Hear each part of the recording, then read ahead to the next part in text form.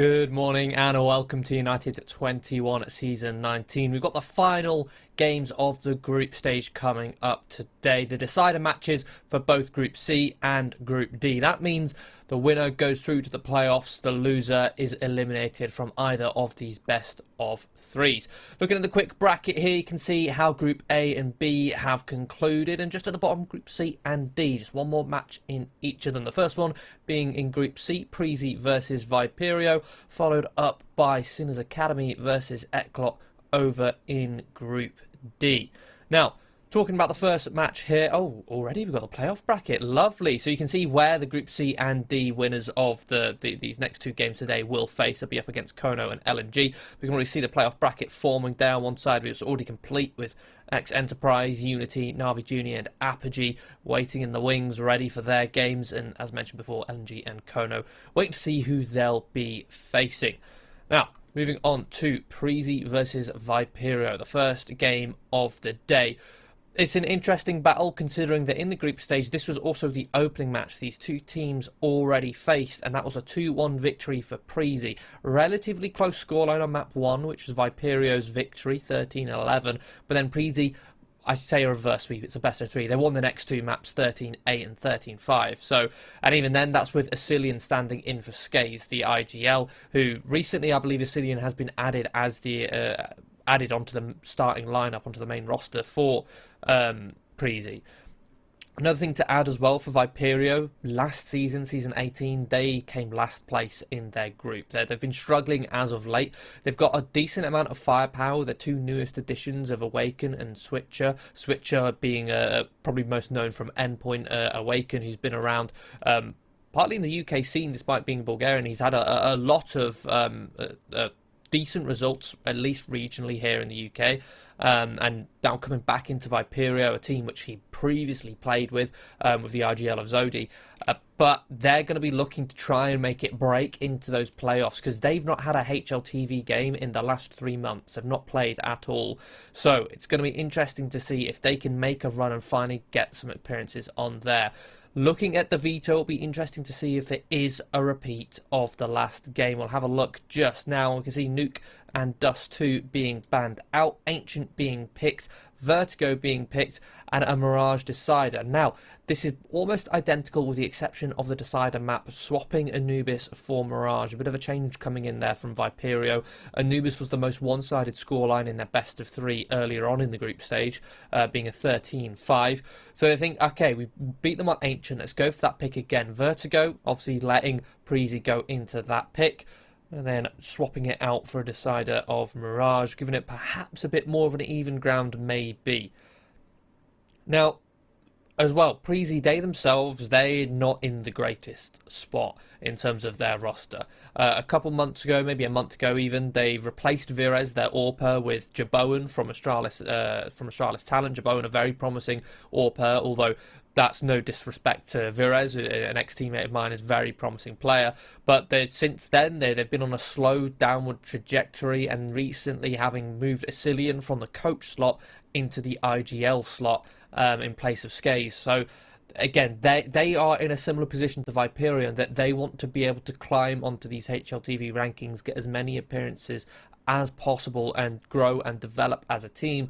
And United21 is a perfect opportunity for them to do that if they can make a playoff run. If they can make it normally to the top 4 is where United21 finds some HLTV games, but you're not going to get any if you don't make it out of groups, and it's do or die, it's sudden death for either of these two teams in this best of 3 series.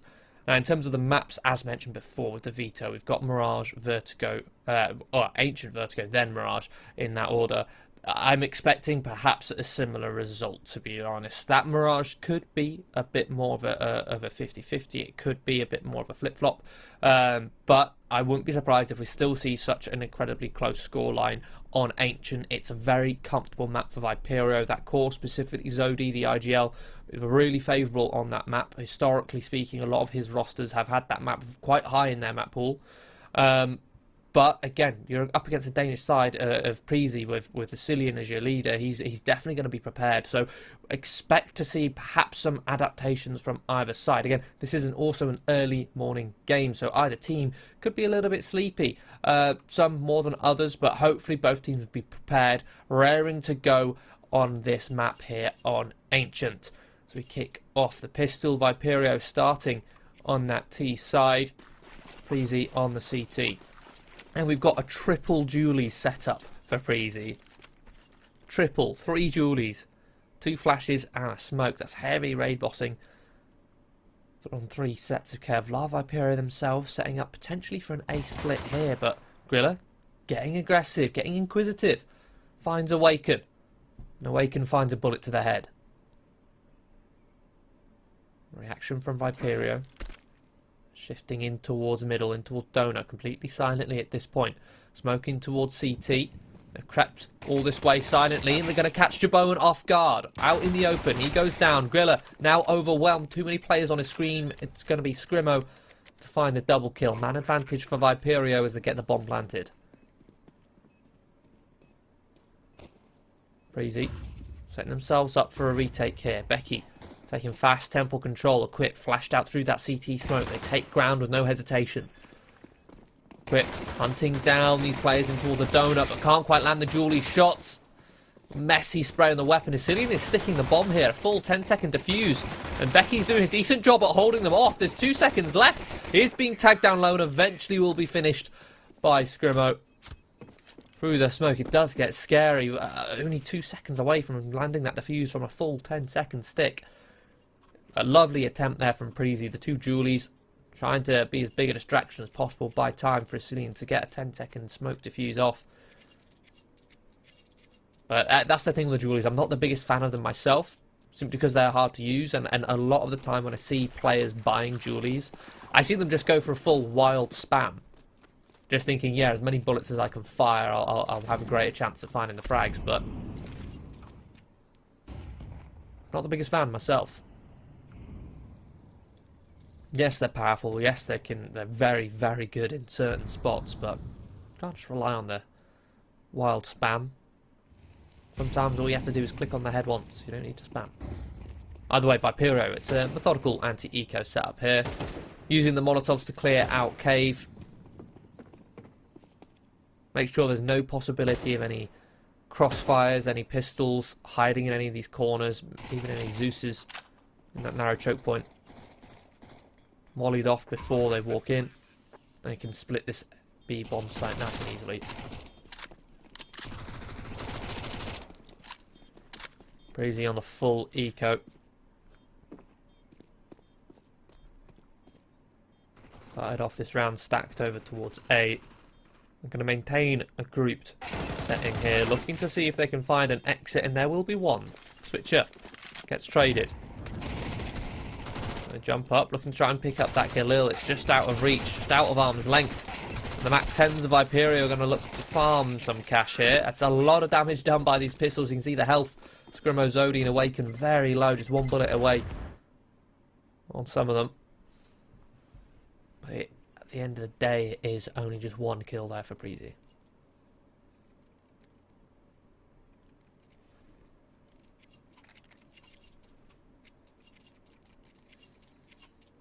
Round number 3, the full investment comes out for Prezi. Bit of a compromise on equip going down to an MP9, but that does mean he can get full utility out and a kit. A more supportive role in terms of taking map control. I say that he's the cave player, and that utility is very important. It's also a location where the MP9 can find some very close ranged angles. Just like that, using that run and gun. Not being static. Finds the first frag on towards Scrimo.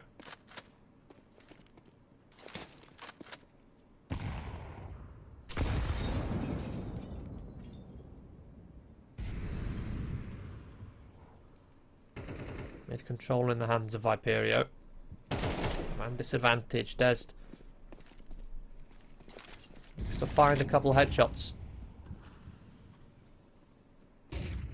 Very deep window smoke from Des. That's just going to give them room to walk behind it.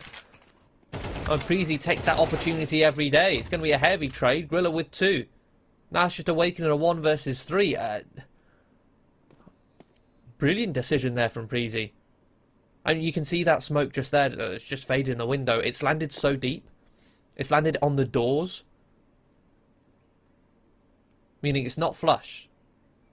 Meaning Preezy could see that smoke and say, oh, okay, that smoke, if anything, gives me cover to walk out into the next cubby, into the next angle. And they're tempted to get aggressive, but they're not just baited in with a single player. It's coordinated. 3 players going for that triple peek, and Awaken has crept his way on towards this open A bomb site and has got this bomb plant. It's a nice little consolation prize with that $600 per player guaranteed. But in the 1 versus 3, he is just going to fall back, try and upgrade from this Mac 10 to the M4. I'm not sure if that's been heard. Not been just being far away enough. Steps heard. Awaken goes for the spray. Equip. Going to be sticking that defuse with the 5-second kit. But, oh. Okay. Awaken just won a 1 versus 3. The odds at the start of that clutch looked insurmountably against Awaken. He had a Mac 10. Gets given all the space in the world to run, find an M4A1S. And I can't help but feel for Equip there. If Equip had stuck it the first time, Awaken wouldn't have been able to shoot him. Where that bomb is planted, just on the edge of the default box, Equip can defuse that in cover. That narrow angle that Awaken was using, Awaken, yes, can see the bomb, but Equip can stand probably a couple steps away from the bomb and still reach it with his defuse kit. And that's what he was doing the first time he tapped the bomb. He was in cover, off axis, off center from the bomb. Awaken couldn't shoot him without moving into an angle, exposing himself to more of the CTs. But then he stops defusing to drop the smoke, and then in doing so moves further onto the bomb, which then puts him into Awaken's crosshair. And Awaken lines the last 2 players up. A 1 versus 3 clutch for him. Viperio a clean sheet so far, 3-0. Preezy back down to pistols. Some upgrades though, 3 Deagles and a 5.7. Seem to be Viperio setting themselves up. And another anti-eco taking cave control. Molotov close, Molotov to pillar, prevent any bait and switches. Make sure all these angles are flushed out. Counter flash from Preezy is good, and it fully blinds Scrimmer, who can't get back through the Brolin hole. But Zodi with a Mac 10. Successfully playing anti-flash.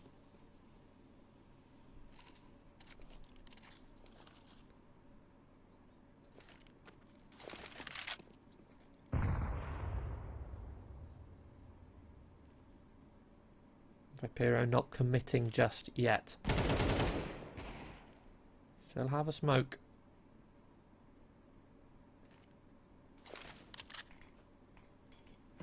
Been burnt out towards short. Preezy have managed to stack a couple players on towards this site. Becky, good for 1, but a quick trade from Zodi's Mac 10. He doesn't overextend into the crossfire either. Very conscientious effort there from the Danish RGL of the international squad. Now it's just the Danish RGL of the Danish squad. 1 versus 3 with this Deagle rotating in. Shifting up short. As soon as he takes contact, the wide swing comes on in. Viperio guarantee their 4-3 players surviving. It's a profitable round for them.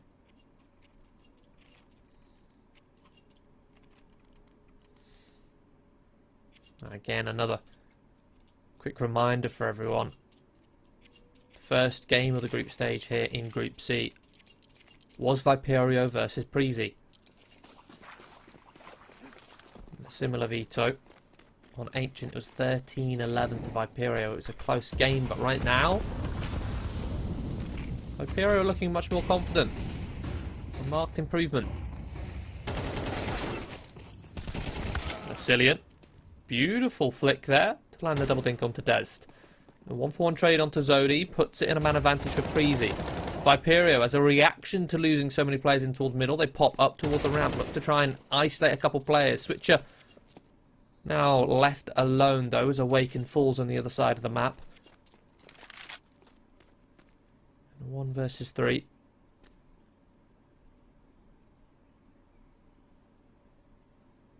Issue is Preezy is a reaction to that pop up towards B. Identified also that Switcher wasn't holding the bomb, so most likely place it's being dropped is the B doors, and they have found it. They've got it locked in. Jaboan overextends. No trade. Player's not ready to swing, but now they set up for the double peek, and it is good. Switcher to pick off a fair few players. That's a lot of economic damage done by Switcher.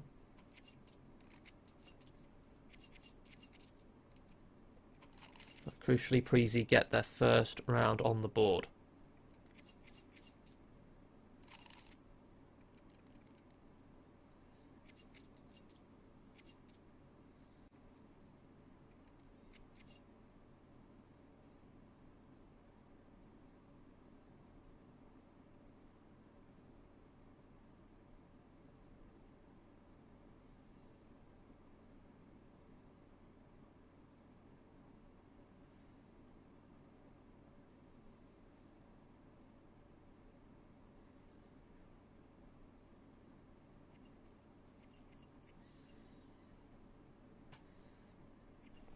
Economic damage is certainly perceivable here. Preezy have to work with 2 MP9s. Yes, they got an AWP out in Jaboan. An extra feather in their bow.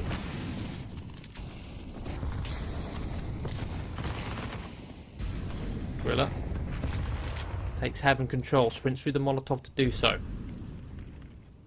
Zodi aggressive behind this smoke. He's going to walk through, but Griller, a great spot to watch for this, but no, Zodi pivots around. Griller distracted by the noise at the bottom of middle. Cillian, though, with the MP9, good for 2, but Becky comes out for a swing. It's a good trade back and forth with a Cillian's double kill, making it the Preezy advantage. Scrimmo in a 1 versus 2 on just 29 points of health. Location last known, locked in towards lane, picking up the bomb. The time ticking where Equip has to concern himself with T-spawn. You can see it's going to fall back through elbow to check that. In the meantime, Scrimmo has found a free entry in towards cave. Jaboan himself playing a little bit more passive here. They don't want to allow Scrimmo to isolate 1 versus 1 fights. And there you go. Jaboan holds a perfect pixel angle. Scrimmo walks into him. Preezy get a second round on the board. And they've tied a second together. Still, only 2 players surviving. So it's not a profitable round. Preezy still going to be down in the dumps as far as their funds are concerned. Although their buy here may not show it. They do have full rifles this time. 3 kits. As well as Jaboan's AWP.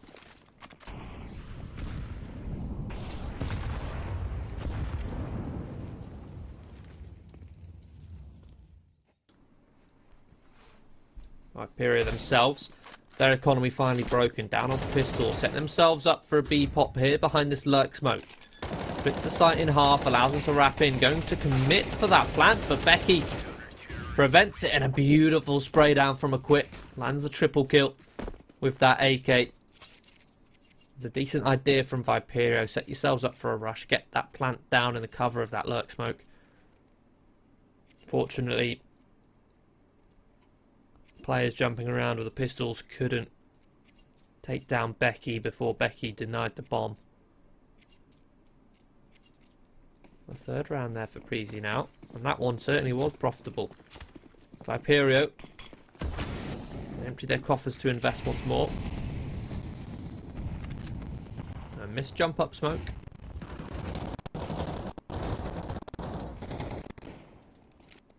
And quit. Whoa, Equip. Zodi is not going to be happy with that. Zodi in towards Heaven. Equip going for that wide swing. And it switches just a little bit delayed. Not expecting a player to run through the smoke. Delayed on the trade. That could have been a free kill for Switcher. But no, it's at the cost of Zodi's life. Griller. again, another missed window smoke. I'm not sure if this one was thrown by Dest as well. But it's given Griller this space to edge round the corner of it.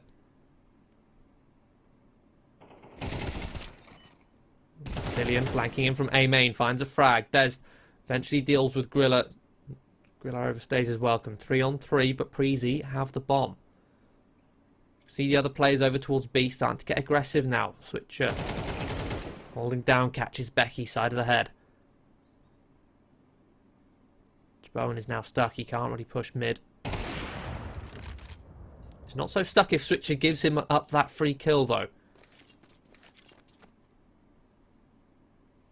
In the meantime, Viper have been able to pick up that bomb, and as soon as they've done so, 30 seconds, they sprint towards this A site. They found a gap in the CT defense, identifying Cillian, holding towards T-spawn. Deep Molotov towards Donut. Dez can take control, post-plant position. Bomb planted for him. Cillian and Jaboin look to retake, coming in from A main. It's not being watched. Scrimmo is in cover though, tucked in behind the default box. Scrimmo hears the utility, pops his head up at the right time. Easy headshot onto Jaboin, leaving a Cillian 1 versus 2. HE's going to blow open the smoke. Cillian does get the better of Scrimmo, but Dez is there to trade after going on that long rotation from Donut through CT. Vipero get a 5th, and they put a stop to the streak of Preezy rounds. And here we can see the fruits of the labour from Vipero, the amount of damage that they've done. And the fact that Preezy's victories weren't clean shows in the economy now. All it took was 1 round win for Vipero and Preezy. Yes, they're not ecoing, but they've not got the perfect buy. Becky is on a 5-7. No AWP on Jaboin.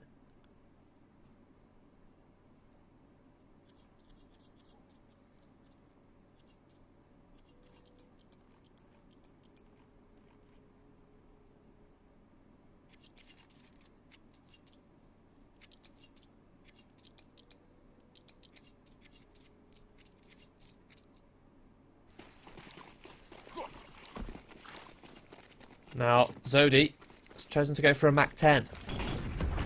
All he could afford, but that's not a problem because Preezy's economic troubles means that they've all skimped out on helmets. Doesn't matter though, because Zodi's already dead. Going for an aggressive play.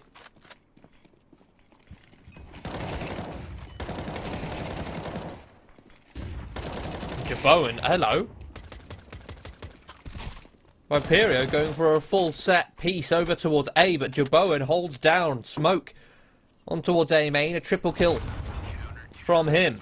Make it a quad with the HE finishes off Awaken. What a hero round from Jaboin. I blinked and I missed it.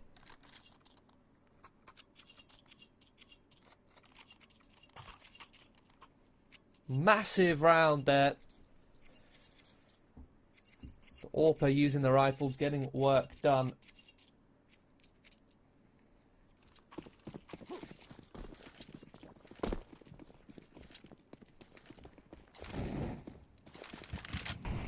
Vipero, just as they'd found the breathing room, they're back down to pistols. Glocks, a single Tech 9 and Awaken. Thriller spots the shadow, drops the incendiary, and mows down 2 as they force their way through, but a lot of damage done. Cillian should be easy clean-up for him. Equipped to find the last on a Mac 10. He can upgrade to that M4, gets an extra kill reward. We're all tied up 5-5. You said this game would be close.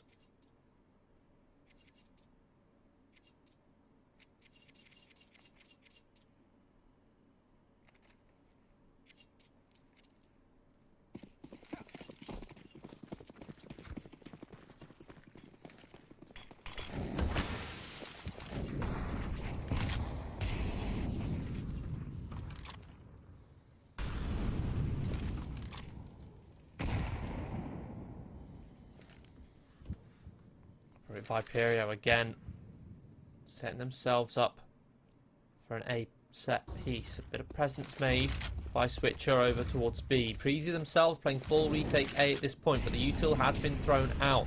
Quick rotation in from Griller, looking to at least find one frag before he falls off. Boosted up is Scrimo, but Griller finds not one but two, more than he bargained for. Although going down in the process, it's an even trade. Zodi, quick trade. That's when Equip activates, flashed in through the temple, mows down two, leaving Switcher on the lurk in towards middle.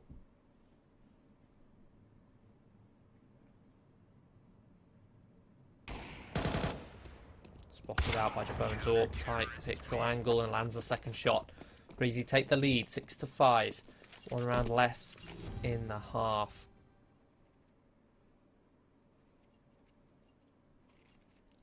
And it's not going to be a great investment for Viperio. Could be worse. They still have 3 rifles, 3 Galils, 2 Mac-10s, handful of grenades. If set up correctly, these weapons could be more than viable. In fact, they've swapped out Scrimo's Galil for another Mac-10. Getting aggressive in towards middle. A Mac-10's wide swing out. Zodi closes the distance, but fully blinded. Swirl and Ecillion hold strong in towards middle. Scrimo and Switcher answer back with 1 each. Cave control taken, 3 on 3. Mac-10 upgraded, BAK. Becky, the lone defender of this B-bomb site, blocks the ramp, dropping a smoke, focuses attention towards Cave. Scrimo and Awaken, they double up. Awaken going first, despite the low health on Scrimo. That's a disaster. Why on earth is Awaken going first there? In what world is Scrimo on 10 HP supposed to trade Awaken there? In what world is that viable?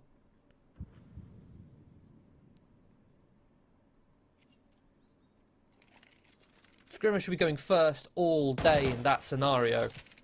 He goes in, dies on 10 HP, the crosshair is then put off. It's then a harder kill for Becky to find Awaken. Now Switcher, no hope in the 1 versus 3. Preezy, after going 0-4 down, they win 7 out of the next 8. Strong half for them, considering the start. 2-round lead. Griller and Equip at the top of the scoreboard.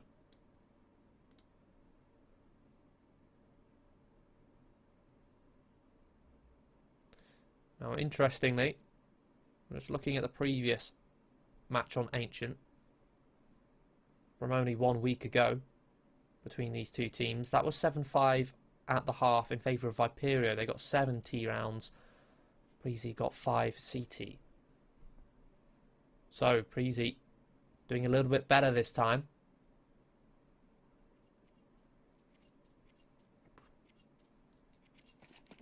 In a prime position to perhaps try and steal their opponent's map pick.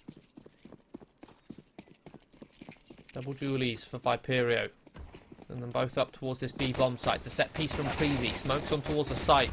Dualies activates. A quick trade from Griller. Awaken, dancing around the pillar. Manages to find 1 headshot. Runs out of bullets before being traded. 3 on 3. Rotating Viperio players locked out behind these smokes. Bomb planted.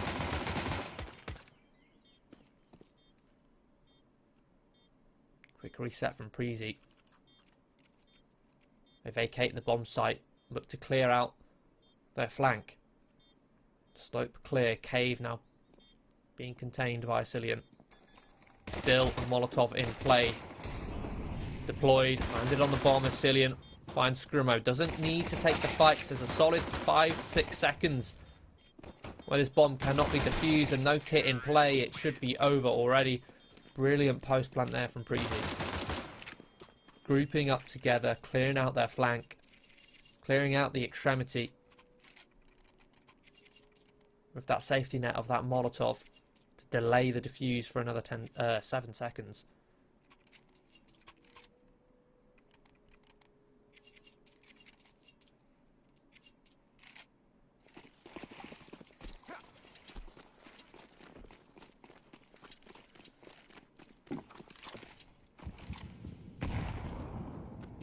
Very promising start. Preezy Already 2 rounds in the lead. They win the pistol, make it 3. Put Viperia on eco, likely to be 4. Grilla. And Becky, with the help of the ceiling, just going to mow down the Viperia players looking for an aggressive play down the ramp. Instead, they walk into the blender.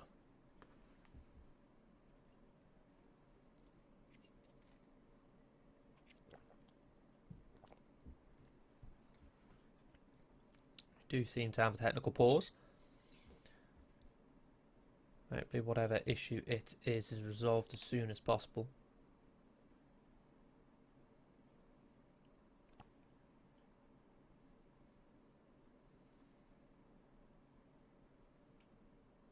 Now, difficult situation for Viperio is that losing that CT pistol, it's such an awful, awful state to be in as the CTs, because you can either go for the second round eco as Viperio did and go for a buy on round number 3.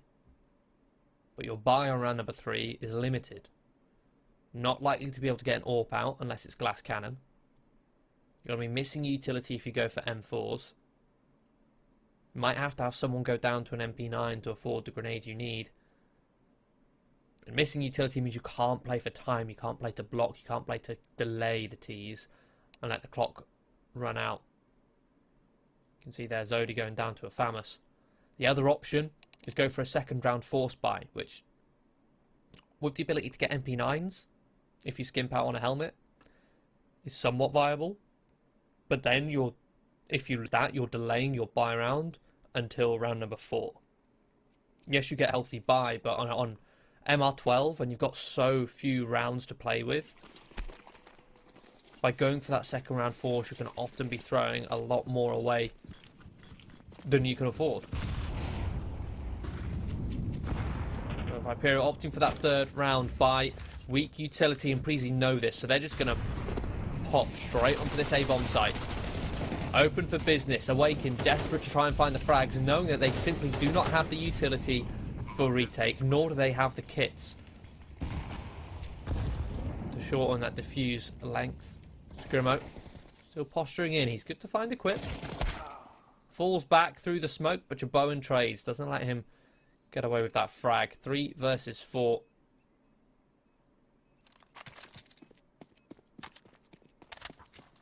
Viperio looking to save. Again, it's a great call from Preezy because they know it's a third round buy from Viperio.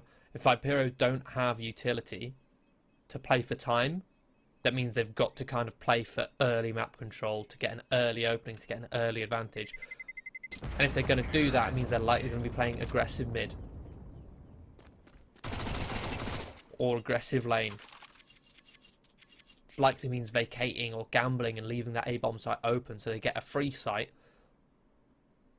Not only is it empty, guaranteeing a bomb plant, but Viperia, because of the economic situation, don't have any kits or enough util for retake.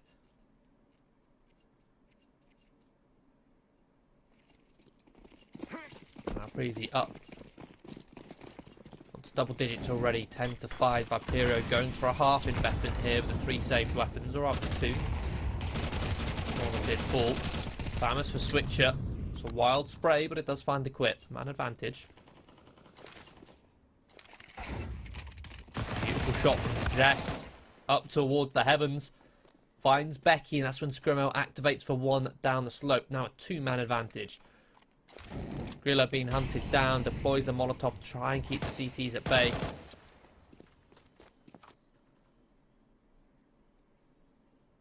Going to fall back through T-spawn. Try and group up with a Cillian.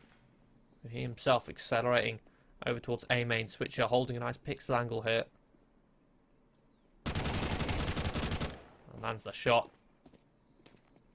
Beautiful fight. Quick trade from Grilla.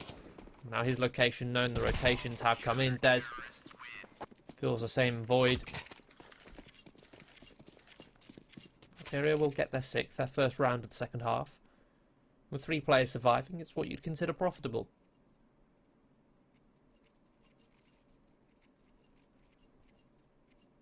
With less reinvestments having to come out than you've saved.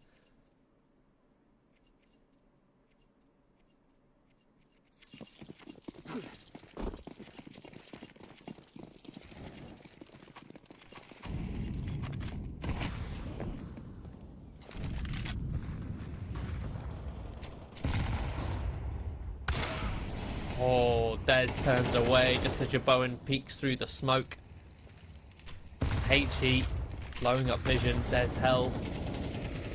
Didn't hold long enough. Man advantage for Preezy. Beautiful ult pick from Jaboan. Counter flash to allow Zodi to retake cave. Does so successfully, but pushed back by the incendiary. He's going to drop a smoke down to block.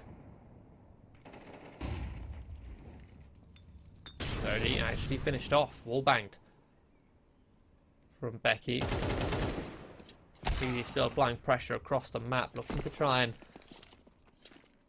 weaken Donut, but in doing so falls to Awaken's AWP. An advantage still in the hands of Preezy. You just have to make sure they trade here. That's the name of the game. Swings into 4 players lying in wait. Awaken now firing pot shots through the smoke. Can be a plant. The incendiary just a little bit too late to deny. Boost over the top for Awaken, but he can't quite see anything. Spots a player, but can't land it through the smoke. It's 2 on 4. Viperio aren't given anything. Switcher getting jumping away to save. Jaboan should have spotted that, and you can see Grilla going for that hunt. I want to remove these weapons away. Asilian already in towards A main.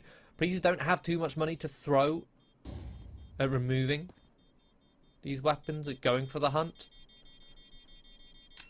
And oh, I just saw that on the mini-map. Switcher was sat in an off angle holding red room.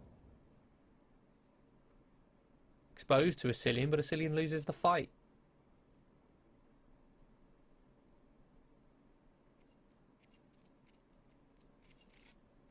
Either way, Preezy up to an 11th. Viperio trailing behind right now.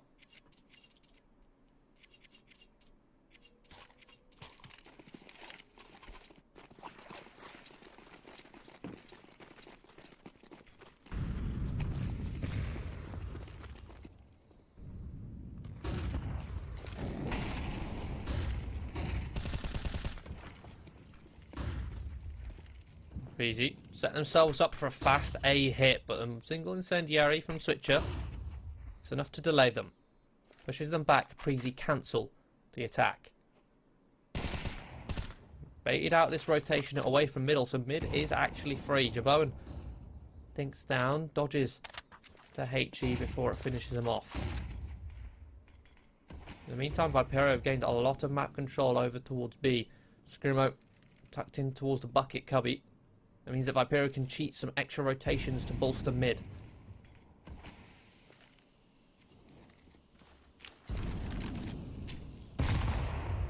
Waken smoked off a quick. He gets into cover. Destin Scrimo going to be finding multi-frags here. Zodi activates then into towards the window. Preezy. A simple incendiary towards A main cancels their plans, and then the round just falls apart. Beautiful reaction from Viperio after identifying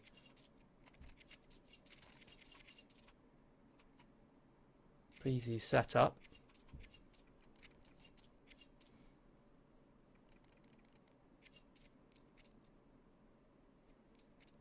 Preezy's money now broken. They choose to go down to an eco. Upgraded Tech 9's brought up. Full of flashes, smoke and a Molotov. Set themselves up potentially for a mid-split here. Deep incendiary towards cave. It's held by 2 players. Mid control taken freely by Preezy, but Scrimo is going to find 2 kills in response. Awaken loves to just sit in this donut. It's a narrow choke point, rather a long choke point, which he can narrow down the angles to either side. And some mind as well. Expects the flank coming in from Jaboan. Warp shot baited out. Switcher does trade. Gorilla now left in a 1 versus 4. Bomb on his back. Scrimo hunts him down. Viperio closing this distance up to 8. Only 3 rounds behind Preezy, but Preezy are only 2 away from winning.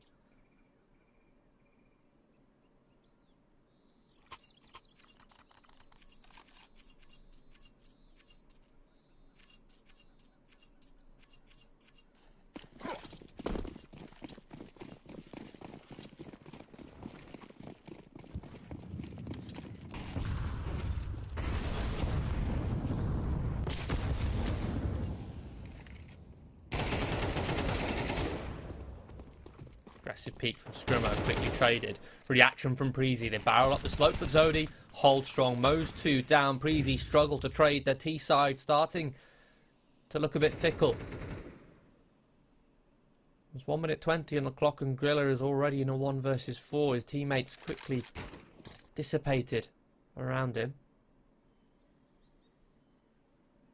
Picking up the AWP and Switcher, the A anchor. Already in T-spawn, it's anticipated. Switcher not going to be happy. The fact that Griller's turned around at the right moment there. Now a 1 versus 3. Again, bomb still not in his possession.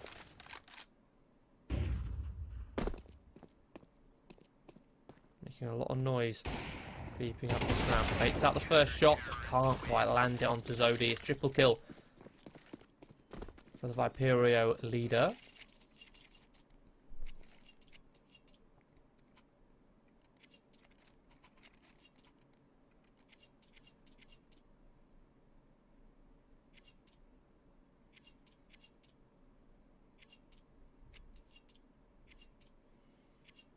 Going to be another eco for Preezy. Viperio are clawing back this scoreline. Piece by piece. Even got an R8 on equip.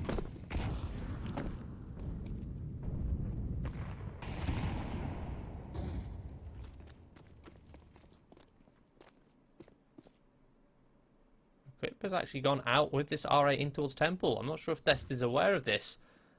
Awaken certainly isn't. This is a massive lurk. He's found the perfect timing. He could either choose to find the frag here. In fact, no, Awaken turns around at the perfect timing. So unfortunate for Equip.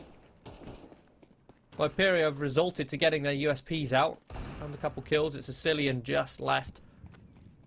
1 versus 5, and he will be hunted down. That could have got very scary with Equip's position there. I'm not sure what caused Awaken to turn around, whether it was a bit of presence made towards the B doors that caused him to turn away from A, and then presence of mind to turn with the USP out rather than knife.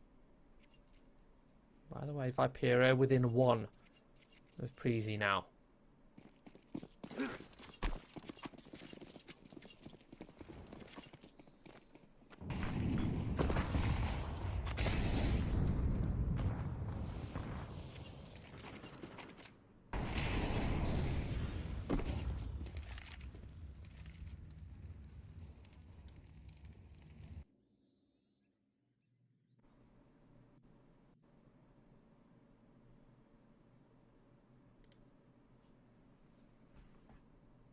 Silence across the map.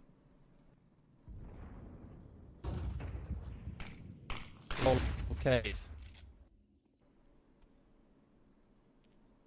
Viperio leaning heavy towards this A bomb site right now.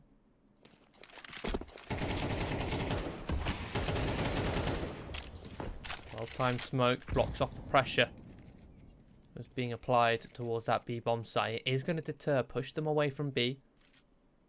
You can see the bomb running in towards T-spawn. This has got an A split written all over it by Viperio. Perhaps couldn't be in a better setup to counter. Smoke drop. It's a bait and switch. Switcher set up, and now Preezy deterred. They don't want to force their way through a smoke in towards Donut where they know there's 2 players waiting. Scrimo tucked in towards the box. Griller lurks out. Scrimo is going to be playing time. The run in from CT from Sicilian. Scrimo activates. Good for 1, good for a second. Sicilian also falls towards CT, leaving Becky in a 1 versus 3. It would be a 1 versus 4 clutch if he wins this. Utility being thrown in his direction, and he will be quickly traded as he finds Scrimo. Viperio have tied the scoreline, 11-11. Preezy, this T side is looking very lackluster. Tactical pause called. And that was the full buy for Preezy as well, bear that in mind. They now don't have the funds to fully invest. Becky seems to be wanting to buy this AK. Hero rifle. They've got full round loss bonus. And the rifle is going to be surrounded by a Mac 10 and 3 Tech 9s.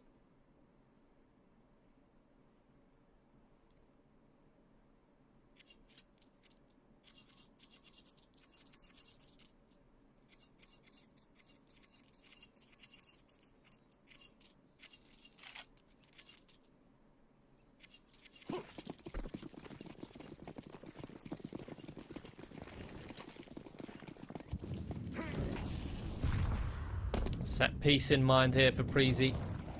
The weak weaponry and the limited utility. Leaning quite heavily over towards A. Perhaps another A split. Bomb working its way in towards middle. With 3 players. They creep in. They know that Viperio like to play passive on mid. They give it up after the first 10 seconds. I'm not sure if Des has spotted the players crossing towards Red Room. If not, they found the perfect timing here. No, Awaken rotates, spots the last player shifting in. They now accelerate in towards CT. Des tries to block them with a smoke, but overwhelmed. The Quip will find him. Switcher now has to play for temple control. Drops an incendiary at his feet in towards Brokey. Prevent them pushing, to prevent them hunting him down. He can hold on to this bit of map control. In the meantime, his teammates are actually blocked in by a smoke that landed in towards CT. They're too scared to push through it. Just in case there's a player hiding in any of the multitude of corners inside Red Room behind that smoke. Bought plenty of time off this clock and plenty of time for Preezy to set themselves up in a stronger post plant here towards Donut. Asilian post towards the CT box, flashed in not once but twice. Good for 1, good for 2 after whipping out the Glock. Only just now traded. It's 8 seconds on the bomb. Viperio have to get on this immediately. Scrimo is going to be sticking it low on HP. Just 1 bullet is enough, and Grilla will finish it with 2 kills. Preezy finally find the T round that they need. They get themselves up onto map point off of a small lapse in timing from Viperio. The moment Des walks away from Donut, they cross middle. They shift in. And I'll be honest, the decision from Viperio to wait out that CT smoke, a disastrous one.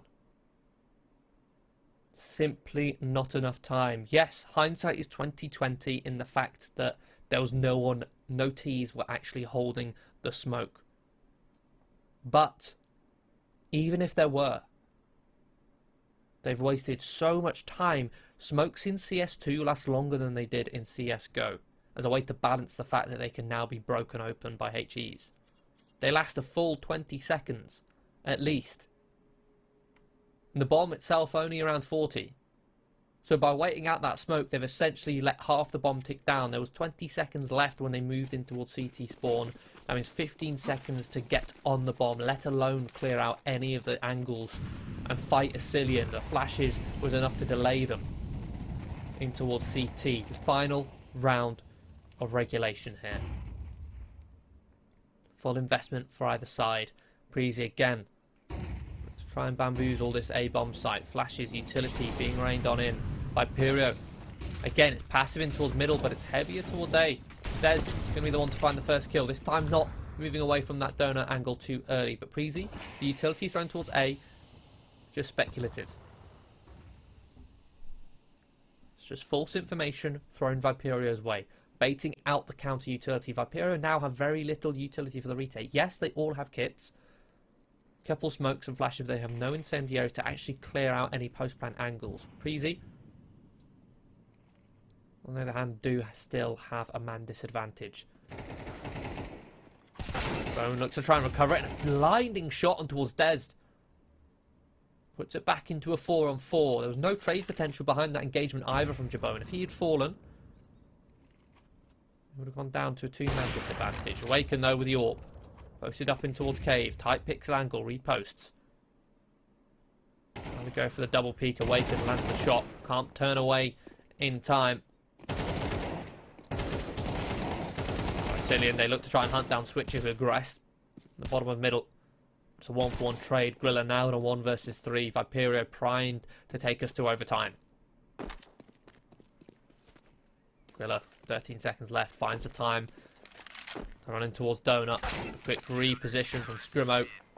Beats him there. Overtime. Guaranteed here.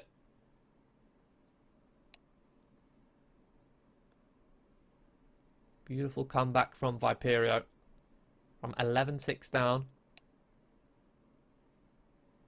To take it to 12-12.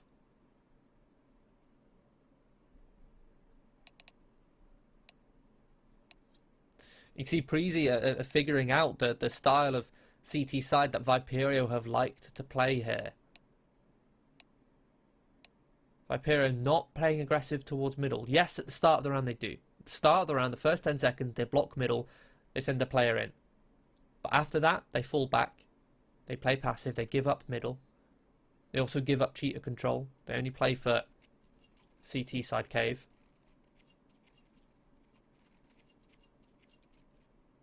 His middle is free for the taking, but it's being spotted. Breezy can't exactly just walk in for free. They managed to get away with it on one round. But even then, it came close.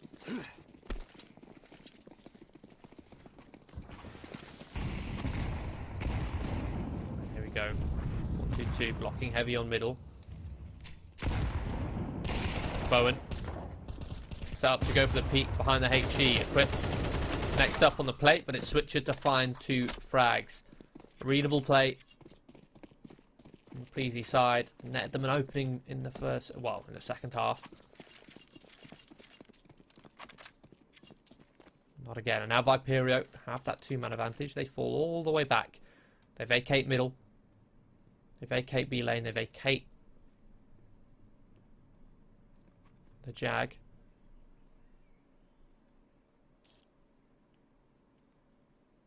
Picking up the AWP.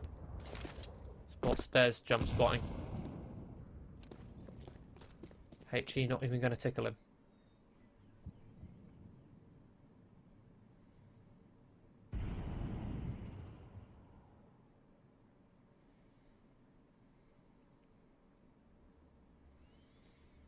Hard spot for Breezy to recover in. Dez rotates. Bolsters that B-bomb site. They now have 3 players to hold. Switcher is in a great spot so that he can watch the cross to red room. A good rotation because this B-bomb site is under attack. Caecilian boosted up, finds Scrimo.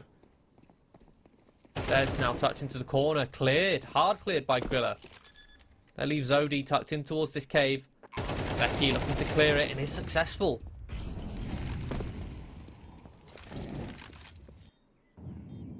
Suddenly from a 5 versus 3 into a 2 versus 3.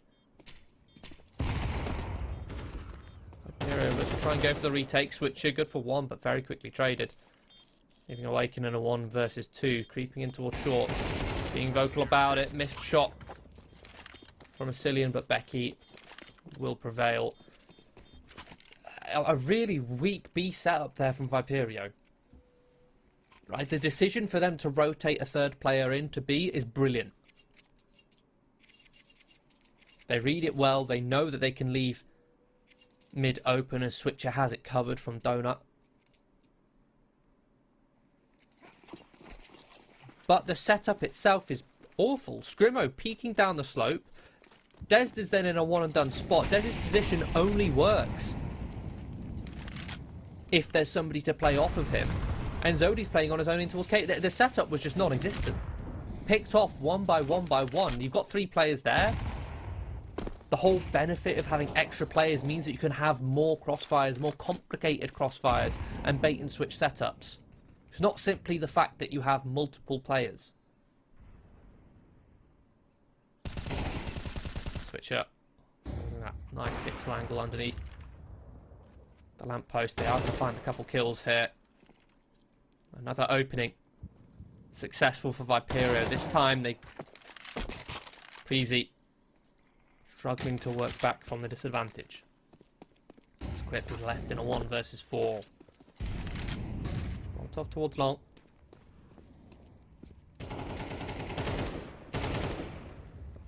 Quip loud. Rotations ensued, but it's Awakened to find the AWP shot.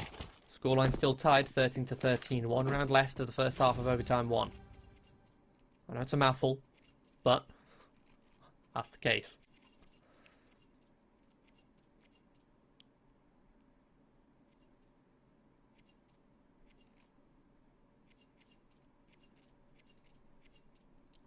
Being in overtime, playing 16k, which means start of overtime, everyone starts with $16,000, so the economy has no concern anymore. Simply comes down to the raw counter-strike. Heavy in towards middle. Viperio. A little bit of presence On towards A from Preezy. He's baited that rotation away from mid to bolster down this A bomb site. And they're going to take their time clearing this because they're blinded by the smokes. Which means mid is now completely open.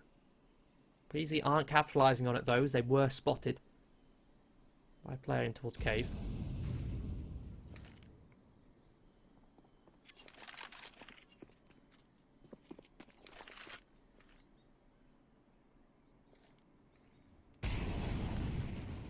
Preezy have walked into mid control, smoking towards window to block information.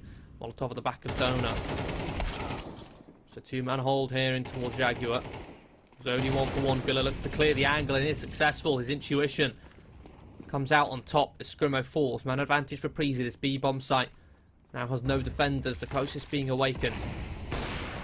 On 4 points of health with the AWP locked out behind the short smoke. With the flash to try and blind Jaboan, knowing likely to be holding that angle, but he lands a very quick shot, but quickly traded in response. It's just Dez in a 1 versus 3.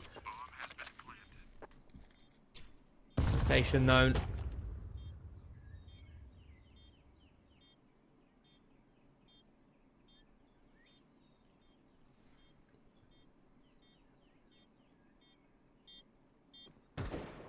Preezy freeze, a good bait and switch here. As soon as any of these players take contact, they can swing, but it's the first point of contact that is successful regardless. Equip secures a 14th for Preezy.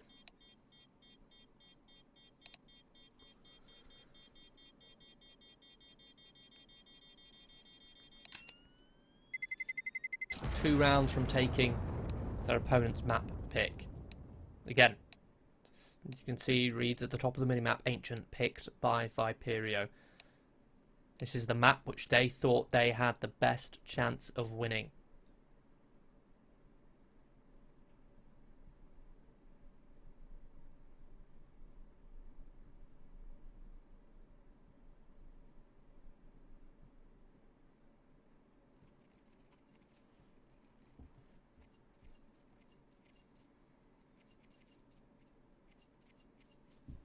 Swap sides. Now we saw in the first half, Preezy went 6-1, with the exception of Viperio winning the pistol. Preezy certainly had the momentum on their CT side. See if that continues or if the reset is enough for Viperio to sort their trouble. Fast pop up on towards this B-bomb site. Good spray from Becky, but can't quite finish off the second. 1-for-1. Viperio commit, and so do Preezy. They push through the smokes, but they don't expect Zodi and Des to be already pushed up behind the square. They push right past them and get shot in the back of the head, leaving Jaboan in a 1 versus 3 to try and recover this. Sprinting in, he himself unchecked. No, Zodi is low, lands the shot, picks up the AK. But no, can't quite recover it. Awaken finds the trade, 14-14. It goes down to a 1 versus 1. I don't hate the attempt there from Preezy from immediately popping on that retake. Setting up before Viperio can. Fighting with force, trying to catch them off guard before they plant. But they just don't clear the close square. I don't think they realised that 2 Viperio players were already tucked in.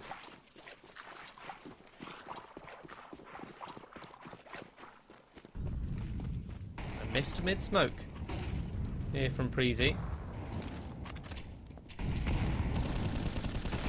Rilla's fully exposed. I don't think he realised either. Gets a kill on towards Zodi, but he doesn't realise he can be very easily traded by Dez to the bottom of elbow. 1-for-1.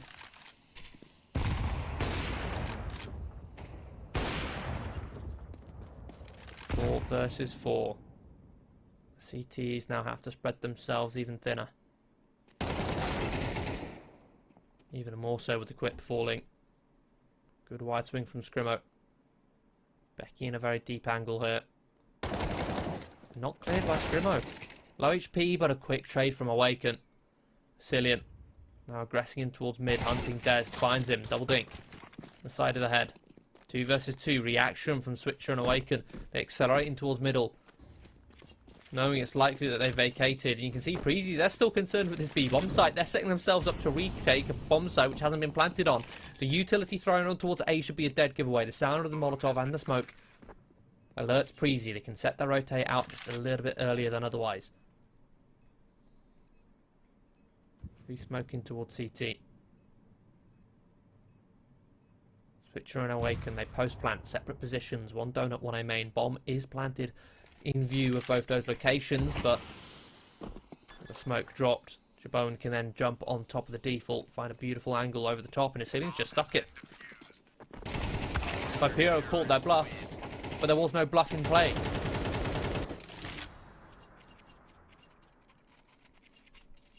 And 2v2 Ninja Defuse immediately from Preezy. It's one of the things which I've seen Ecelian attempt multiple times across this map.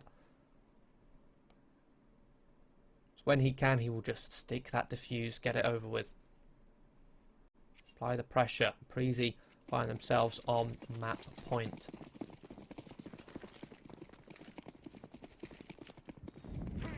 Once again. Again, Griller in towards heaven. HG, jump low from the smoke. Pivots around. Beautiful headshot on towards Dez, who's hiding in the smoke. A lot of damage done. Switcher is going to walk through and he finds a perfect timing. Catches Ecelian rotating as Equip had fallen back. This is a scrappy round. Trades back and forth towards middle and cave. Into the 2-on-2. All four players split up. Looking to butt heads here. Becky looking to retake middle. Doesn't hard clear red room. Steps heard. Switcher can now fall in on the flank. Looks to go and secure the kill. Oh, just about. Final bullet. Find the head. Jaboan gets aggressive. Hunting for Switcher. But Switcher just fell back in towards the red room. Tucked in, and Awaken is planted on A. Jaboan has been absolutely bamboozled here and is being very loud about his rotation. Awaken can now flank in through the temple, catch him in the back, and we go overtime once more. 15-15. We go another 6 rounds.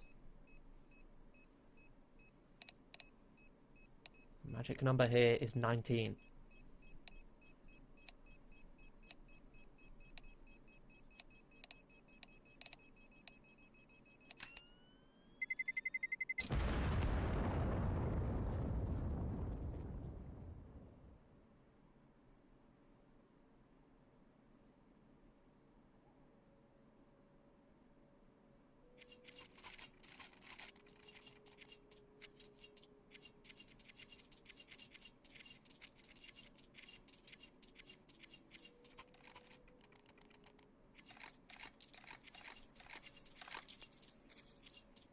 We reset.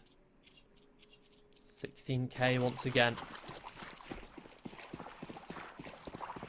Vipero getting very scrappy on their T side here. The individuals coming out to play. Switcher, the newest addition, up on 30 kills already. Equip going to add one to the tally very quickly here and over to OT2. Molotov finishes off Zodi. Man advantage for Preezy.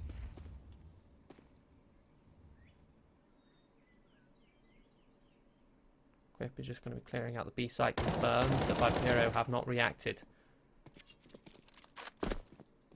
Preezy with the man advantage in a passive setup. 2-1-2, they look to react aggressive over towards A main. In the meantime, Awaken applying pressure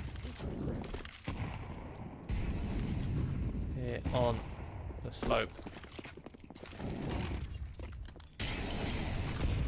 They've identified Preezy playing retake. They can walk up, take this site for free, guarantee themselves a bomb plant. Set themselves up for a post plant. They swing out, they catch Becky with a grenade in his hand, meaning Equip isolated. Good. T flashes, Switcher gonna double up. Another multi-kill on his score sheet. Ecelian, Griller to retake. And coming in silently up the slope, but Ecelian swapping the weapons gives away their location. Brilliant counter util. Brilliant flashes once again from Vipero. Best with a double kill. Up to 16 now for Vipero. They're certainly starting to heat up here on their T side. Looking far more confident. Especially after that comeback to bring us into the first overtime to begin with.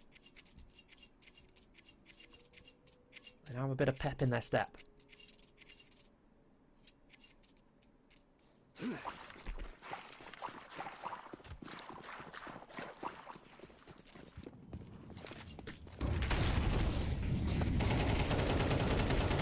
aggressive play in towards middle.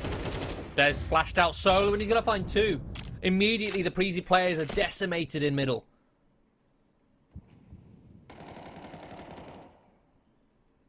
Off of a single flash play from Dez, supported by his teammate of Switcher. They go up onto the play once again, but it's another 1-for-1 trade. In fact, it's 2-for-1. Advantage still leans towards Viperio, but less so as Preezy has thinned the herd. Now they set themselves up for this B site. Hit a good flash from Becky, but Equip can't capitalise, and Viperio holds strong. They get themselves up to a 17th. Preezy are now struggling from having so much success at the start of their CT side in the very first half. It's now all coming up Viperio.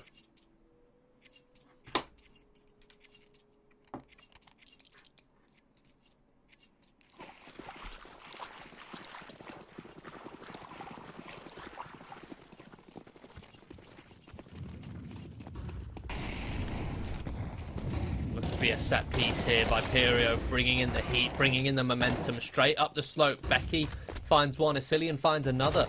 Aggressive in towards the heavens, and Dez again catching off these players rotating. Leg spotted, Becky denies the bomb plant. Zodi and Dest in a 2 versus 3. Utility deployed towards long and a quick headshot. But Ecillion's fast flank nets Preezy at least one CT round here in OT2. See the scoreboard looking quite similar on either side as far as frags are concerned. Switcher a little bit higher than Grilla, up on 34, and Zodi a little bit higher than Equip, up on 18. So the fragging department certainly leaning in Viperio's favour, but only just.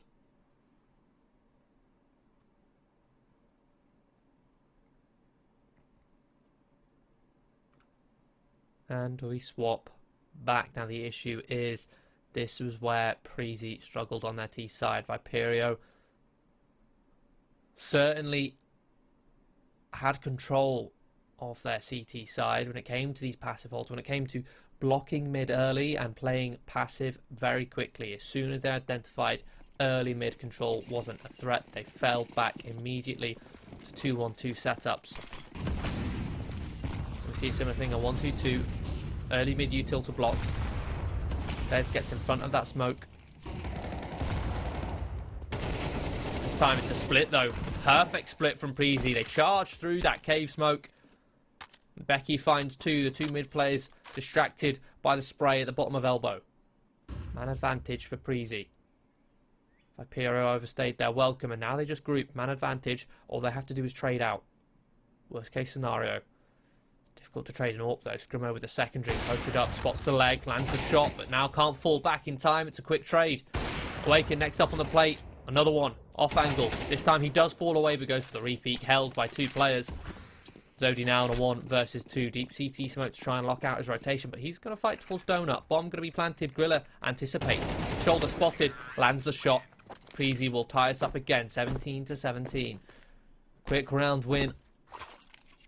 Finally able to capitalise on a slightly weaker early mid hold.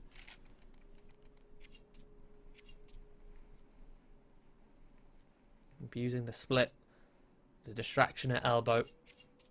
With the hit coming in from heaven.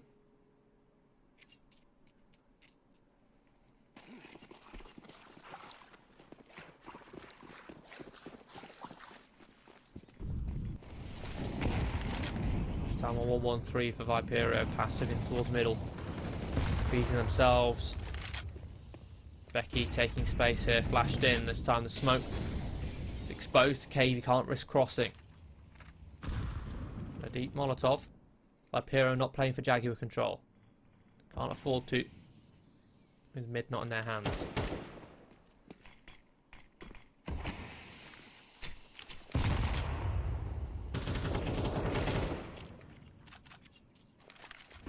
Playing passively, just blocking where they can.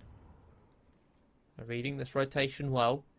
Shifting two players in through CT towards Red Room.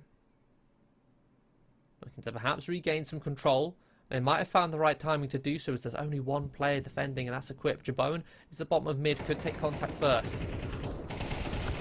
Does so, but then they swing out from the heavens, and it's a multitude of frags going Preezy's way. The timing for them to turn back, retake middle. They cancel out Viperio's push, leaving Awaken 1 versus 4. Identified by Becky. Now accelerate over towards A. Bomb planted, Awaken. There's no reason not for him to go for it.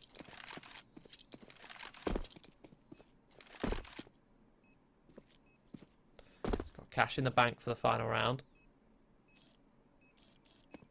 Scoping in towards CT, but Preezy aren't giving him anything. As soon as he finds one, the counter swing comes through. Preezy up onto map point once more.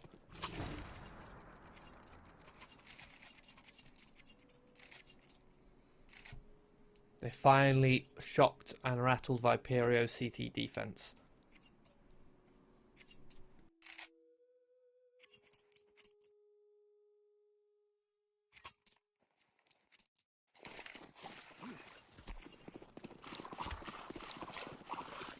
One round is all it takes for Preezy to close this out. This time Viperio. They do forfeit mid, but they get aggressive towards A. The question is, has this been read? Jabone seems ready, in waiting. Over the stairs. Viperio don't push too far. So bait and switch, they hold their setup. Jabone makes a single step towards A main. But the util towards middle, that's the trigger for Dez to start pushing, to go in this flank. Awaken holds towards the donut. First point of contact. He's in a good off angle to find one. But overwhelmed, the perfect flashbang, a free kill. Dez activates on that flank through elbow, but spotted by the players in heaven. 2-man advantage now as they accelerate towards A. Smoking towards CT, and a beautiful spray from Equip. Finds one and is traded. 4 versus 2.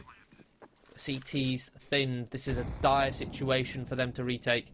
Zodi going to go for hero play through the smoke, but watched, anticipated, leaving Scremo half HP. Location now known. It is the AWP of Vasilian to close it out. Viperio will steal, or rather, Preezy will steal Viperio's map pick of Ancient 19-7. A well-fought battle, an entertaining back and forth map, and that was only the first map of this best of 3 series. Again, last time these two teams faced in the group stage, it was 2-1 to Preezy, but Ancient went the way of Viperio. Now they don't have that. Now Viperio have to win the remaining 2. They have to win the last 2 maps, and we'll have them coming up after this quick break, so do not go anywhere.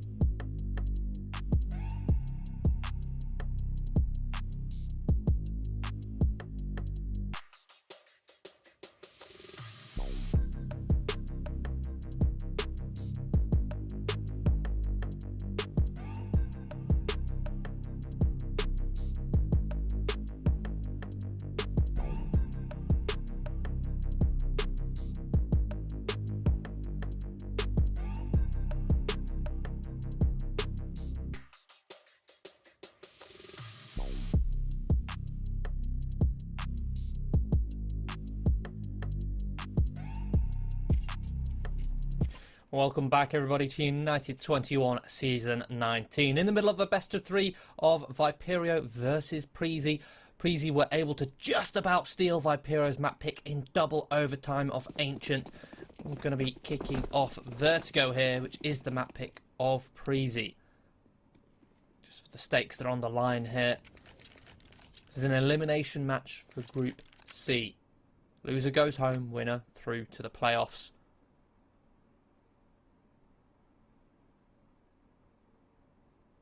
Preezy taking his pistol round slow already. Creep with 4 players. Bottom of the ramp. Spotted out by Awaken. They continue to shift up so as not to alarm the Viperio CT defense. Awaken just falls back to a slightly more passive angle. A retake setup perhaps for Viperio. Smoking kit in play on Zodi. Preezy go for the full A site execute. They even have a lurking play of Becky to try and secure this round. Bomb planted. Nice open plant for the ramp side. I believe Becky took contact, fell all the way back. See Viperio cautious, considerate. The potential that the Preezy player could have shifted up the catwalk. Retake ensues. 5 versus 5. Smoke on the bomb. It's not a very deep smoke. Zodi going to stick it. 2 seconds left. Spam through the smoke. Eventually Jabone finishes off Zodi. In fact, Jabone closes it out with a triple kill. A quad in total for the newest AWPer, Preezy. Valiant attempt from Viperio. Just a little bit more vigilance in defending that defuse, and maybe Zodi could have gotten away with that one. Regardless, Viperio are going to be going for the second round investment. I discussed on Ancient the difficult choice for the CTs when you lose the pistol, whether to go for a second round force and risk losing 3 rounds in a row when you've only got so few rounds to work with, or going for the eco and having a very weak or slightly limited buy on round number 3. Viperio choosing the former, getting the MP9s, not going to try and get a second round break. Preezy don't have the greatest purchase themselves, but they work with the rifles they have. A silly and a beautiful headshot onto Switcher. Accelerating towards middle. Smoking towards elevator. They wait for a quick to clear out CT so they can split it from the heavens. Griller holds for that CT push towards the B stairs. In fact, holds and then some. Finds 2 kills. Zodi still alive on the site, though not cleared out. 2 crisp MP9 headshots. Controlled first. Finds 2 frags, denies the bomb plant, but eventually will be dispatched of. Preezy grouping up all 3 players together. Now they just have to trade out. Worst case scenario, 1 player will die, a second player will trade. Deep smoke. Waker has got himself behind the generator. Spotted out. Deals with a low HP Griller, but that's all. Preezy convert. They get a second round on the board, and that does mean Viperio will be ecoing on round 3. See some upgraded pistols invested. Going for a round 4 buy.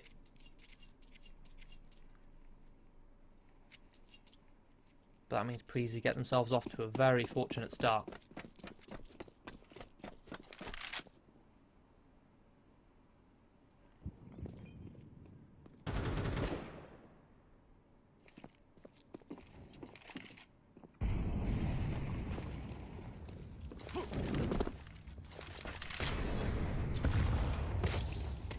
Control of ramp. Earned by Preezy. Equip finds 2. The HE on first. In fact, he's going to find a third. Beautiful headshot towards Zodi. Switcher does trade, but methodical approach from Preezy. They clear out the ramp. Split that A-bomb site. There's not much Viperio could have done.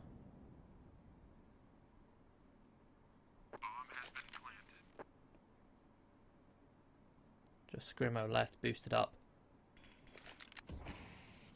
Nothing but a 5-7 to save here. It's going to elect to stay up on this boost, as it's a great spot to guarantee 1 kill. That's all he really wants right now. The round is out of the question. He just wants 1 kill on one of these players with AKs. See if he can upgrade, but Preezy aren't giving him anything at all.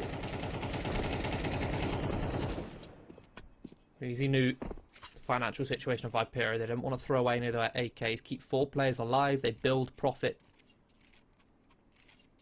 And don't risk giving away a rifle to Viperio.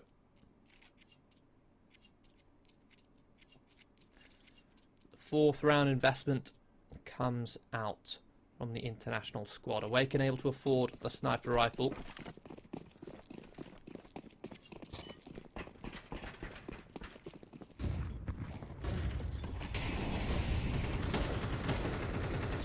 Early blocking utility from Freezy. They deny information towards Gap. Smoke at the top of the slope. So that in case Viperio peek, they gain no vision. And therefore no information. The only info Viperio have is the noise made. Breezy have quickly fallen away. Viperio retake the top of the ramp. HE blowing open the smoke. That allows Awaken to post. They've cleared out all of ramp. Awaken can stay posted here with this AWP. And they can rotate extra players over towards B. This is a good read from Viperio based off the information they have.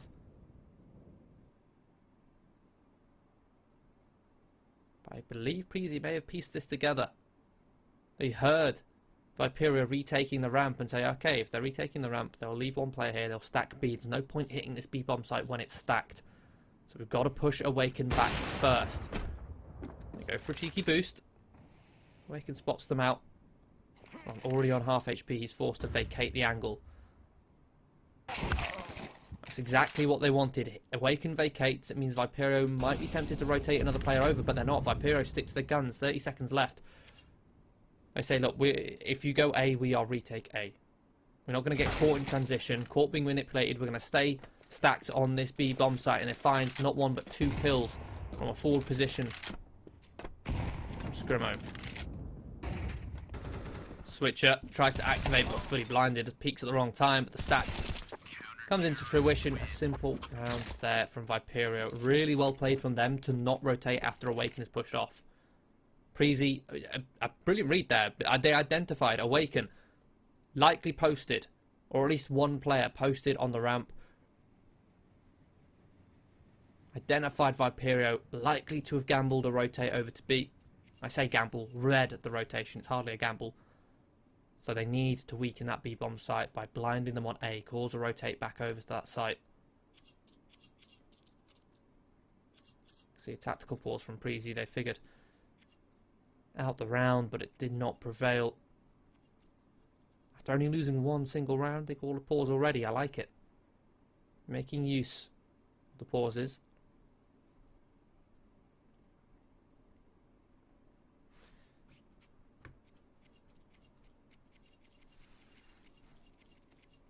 Have a limited amount of pauses. United21, it's still 4 pauses per map. You gain nothing by saving them, and lose nothing by using them. They may as well.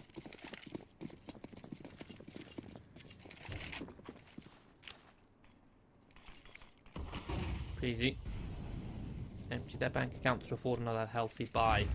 4 AKs, decent amount of utility, but Cillian is down on a Tech 9. Viperio.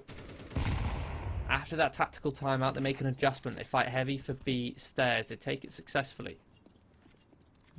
Not contested. Breezy boosting up in towards middle. A quick falls, and that's the bomb spotted.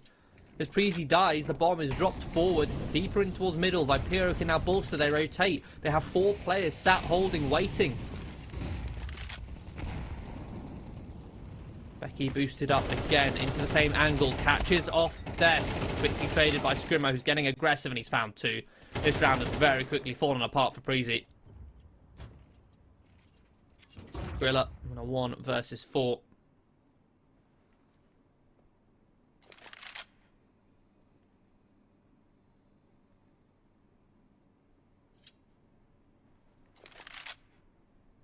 Being hunted. Looking to save into the respawn, but spotted out. Scrimmo already on the elevated ledge. Viperio take their second round with 4 players surviving. That's a very powerful round to win. It looked promising for Breezy. After the tactical timeout, Viperio made an adjustment. Breezy anticipated that adjustment over towards B. Instead, they fight with 3 towards mid, going for the boost, but the player boosting is with the bomb. And just the presence of mind from one player, I believe it was Scrimmo. Already up to 8 kills to clear that boost. And collapses, Breezy panic. Reset. Just Glocks Awaken, nice AWP shot. Being hunted down, drops the necessary utility to keep these Glocks at bay.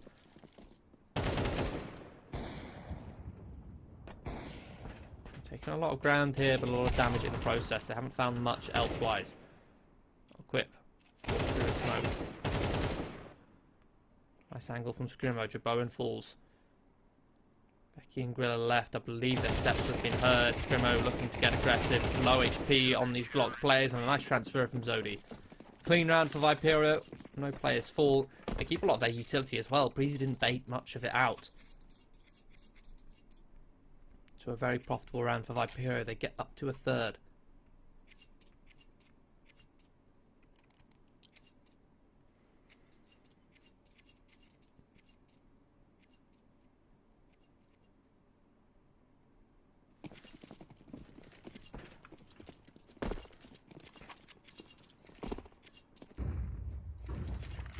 Viperio not starting aggressive towards B here. Instead, they're boosting up Scrimmo in towards mid. A counter boost, if you will.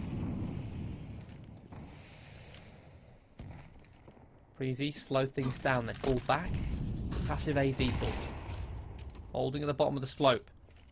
And they're rewarded. Jebowen finds the head of Zodi through the smoke. Man advantage. Now for Breezy. Minute 20 on the clock. They can work with that. I know Viperio on the back foot.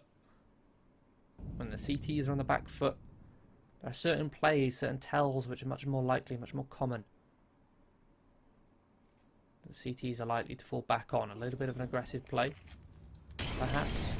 They have the time to wait for it. Good utility. But Awaken, their setup activates. 2 kills, 3 on 3. Beautiful shot from Awaken as he extinguished that incendiary. Des goes 1 for 1. Awaken has fully reset here. Walks back around the ramp. Jebowen has found the timing here and is going to punish. Beautiful from Jebowen. The intuition to find that gap. Molotov going to give his location away as Scrimmo rotates in. And he... and lovely triple kill already there with a nice shot. He can switch up. Rotates in towards heaven. Finds Grilla.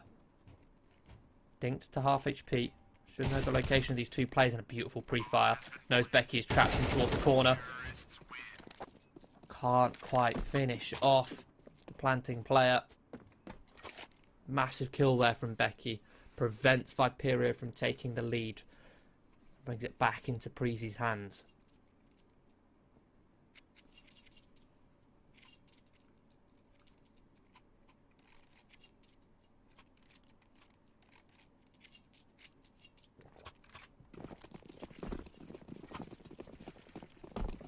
Only 1 player surviving for Breezy. Isn't great for their economy. They empty their bank accounts to Bowen. Able to wield the AWP. But a couple Galils in play. There are some grenades missing from the belts of these Danish Breezy players.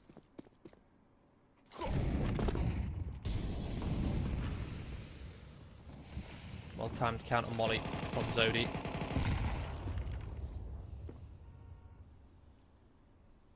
Breezy pressuring gap.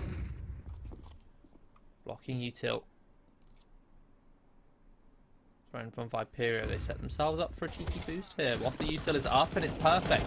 They find 1 frag before falling off safely. And they reblock, re-smoke the gap here. This is an audacious play from Des. Punished. Unnecessary. High risk. Very little reward. You've already got a man advantage. And you've now thrown it away. 1 for 1 trade on a Cillian. Awaken holding strong with this AWP, but he gets a third. No scope. Awaken starting to warm up here. He had his moments on Ancient, but he wasn't lights out. Not the star-studded Awaken that you come to expect. But he's shown glimmers of it more here on Vertigo. A little bit more comfortable, especially with that sniper rifle out on that CT side.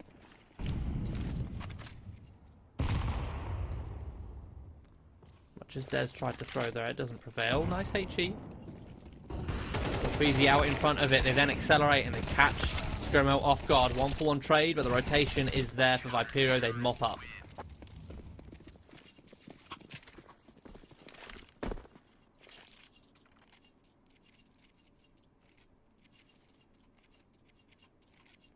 Five to 4, they're taking that lead.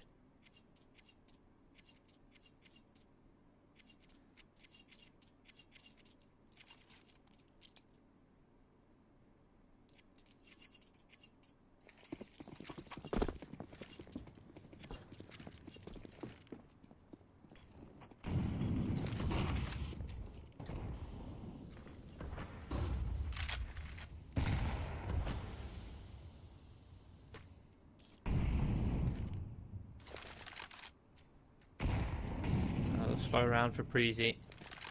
Slow A default. 4 players at the bottom of the ramp. Holding for that aggression. Some util thrown from the ladder room. Try and block Des. Good counter utility. Does a lot of damage. Onto Breezy.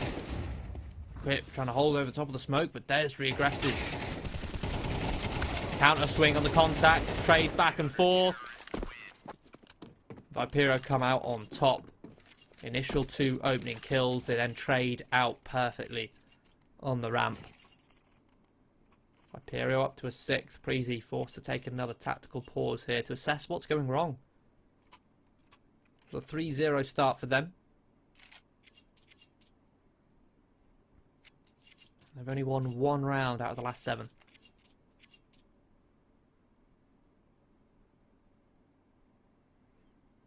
Currently, they're not finding the openings. They play slow. The openings aren't given their way.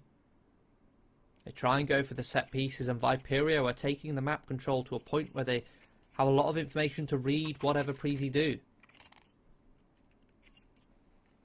I think for Breezy to be able to work these rounds, they need to play a little bit more, not necessarily looser, but play to deny info across the map simultaneously whilst they enact their game plan.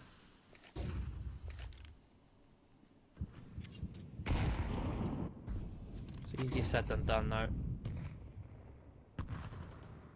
They now set their sights on this B-bomb site. 1 player blocking, making a little bit of noise. That's a quip over towards A. But he falls. And the pistols just... I mean, they're going out with but a whimper. Yes, Sicilian finds a kill. But the health on Griller and Sicilian is beyond low. A single HE down in this corner would finish them off. Well, fortunately, there is none. Scrimo, top of double, spots the head of Griller. Sicilian just 7 points of health. Des will finish it off. Viperio, they just mow down Breezy, attempting some form of a B hit with pistols, but they just end up taking fights against the rifles 1 by 1 at range. Viperio guarantee a lead at the half. 1 round left for Breezy to try and make it as close as possible. Are they going to see an 8-4 or a 7-5? Investment comes out for Breezy. Jabone has a sniper rifle on the T side of Vertigo. Bit of a change. He's going to be posted up towards A. An aggressive play from Griller over towards B. But it's a bit limp. Running through a Molotov. Sprinting at the top of the stairs. An easy peek for Switcher. Anchoring down that site. Done a phenomenal job of anchoring A over on Ancient. And continues to do so here on B.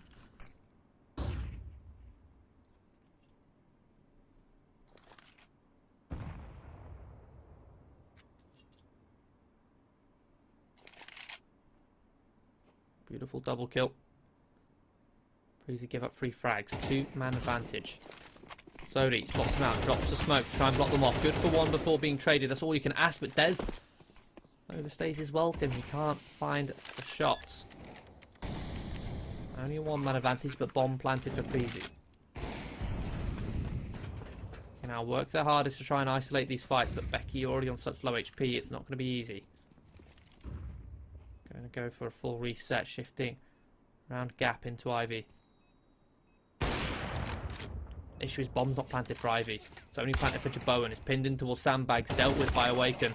Becky activates, but that's all. Quick trade. Bomb can be stuck. It will be an 8-4 half in favour of Viperio. A stellar half. Again, considering this is not their map pick, and considering 1 week ago when these two teams faced, it was a 13-8 in favour of Preezy. That's still a relatively close scoreline. I'm just looking at the actual half score, and in the first half when they faced, it was 5-7 in favour of Preezy. This time it's 8-4, a much stronger half.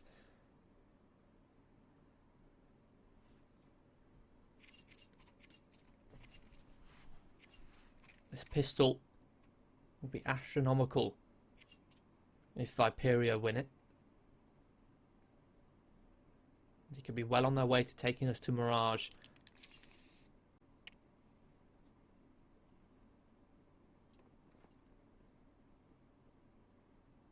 Got double Julies bought up for Preezy. Viperio, they're shifting over towards B. All 5 players spotted out. Grilla catches a glimpse and falls back to the next angle. What a beautiful shot. Anticipates Viperio to have walked all the way up. Man advantage. Slowly falling back, buying time for his teammates to rotate in, and whilst they're here, they activate. Cillian runs in with the Julie's, only good for 1 before being traded. Still a man advantage. Bomb is planted, time ticking. A flank coming in early. But it's too much for Viperio to deal with.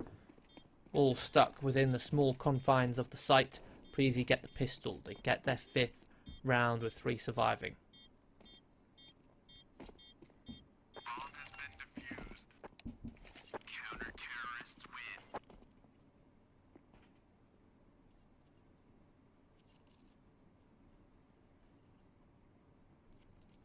The bomb plant could incentivize Viperio to go for a full investment here. And it looks like they will. Interestingly, 4 MAC-10s. Only 1 rifle to Galil on switcher. Handful of grenades. Decent amount of utility, but with the MAC-10s, this could be a dead giveaway of something fast-paced. Currently just deploying blocking utility here towards the ramp. Smoke to deny vision. Molotov a little bit late as being able to get behind it. They're going to pop through the smoke. A good trade. 1 for 1. Des finds a quip. An even better second flash as Awaken finds a double dink. 3 on 3 as Grilla deals with Switcher. And Jabone activates. Beautiful control with the MP9. The superior SMG shuts them down on the ramp, leaving Scrimo to try and lurk. Quickly traded again by Grilla. Well held by Preezy. I love the idea from Viperio. That second round buy, you send your MAC-10s rather than an immediate fast play. They go for a bit more of a pop. They wait a second before activating. The flashes are beautiful. But the trading just a little bit more successful from Preezy. Only 2 rounds now behind Viperio. Likely to be close to a distance of 1 considering Viperio's current buy. Eagles, Tech 9s. An investment of upgraded pistols, and Awaken's already fallen. Currently a very passive setup for Viperio. Perhaps trying to gather information and assess Preezy's default, get a read on them, get some information that they can use in the next round. While in the meantime, burning utility and waiting for any mistake to punish. And there's the first. Cillian falls to the Tech 9 of Des. The weapon not in a retrievable spot. Little did they know they probably could have taken that one for free. Preezy had fallen back. They are reaggressing, taking the ramp control, but in the meantime, Viperio, they shift up towards the ramp. Becky, jump spotting for info. Dealt with quickly by the Deagles. Des goes for a wide swing, close towards the wall, but not tradable. Bomb plant guaranteed, an extra cash injection for Viperio. The retake now being set up, Jebowen fast on this flank. And there you go, he activates, finds one. Now there, Zodi stuck in the site, too much to deal with. Viperio going to be getting that extra cash injection, but Preezy get the round.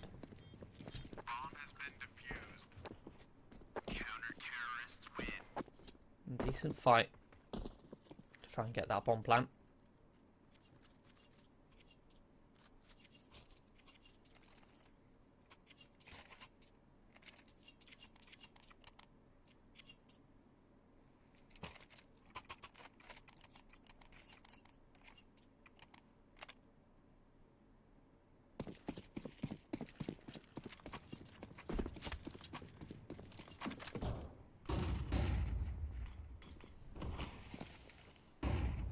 First gun round, the full investment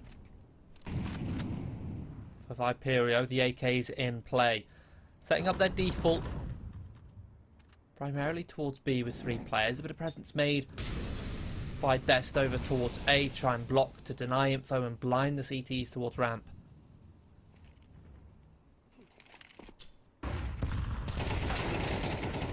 Over aggressive peek there from Grilla. Punished by Awaken. Yes, Grilla gets the information, but loses his head in the process. And 1 minute 12 on the clock.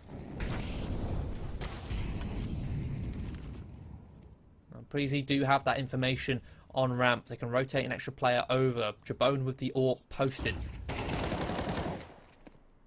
Preezy use their numbers over towards B to get aggressive. A flash play in, but it's 1 for 1. Quickly traded.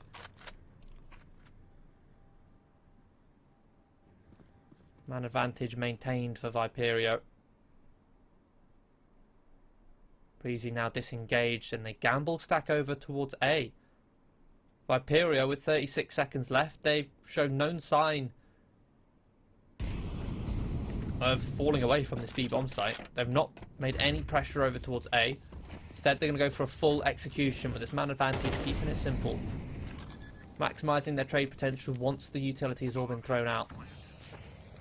Preezy just going to gamble on towards A. They're planted on B. They shall be saving, prioritising their economy.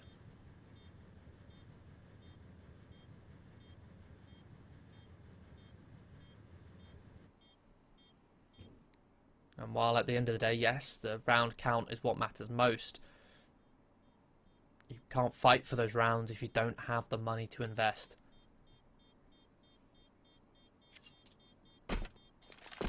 Preezy choose to live to fight another day. Terrorists win. They can buy if Jebowen drops one over. Perhaps drop 2 if he throws for a Famous. Or Grilla will have to go down to an MP9.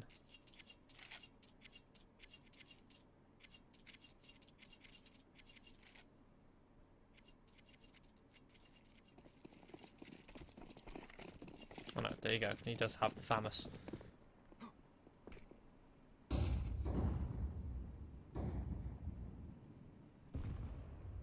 But again, Viperio, they block towards A. They blind with the smoke towards the top of the ramp. Des making a bit of presence. The rest of Viperio, they creep in towards B. They hear little noise as far as the Preezy utility is concerned.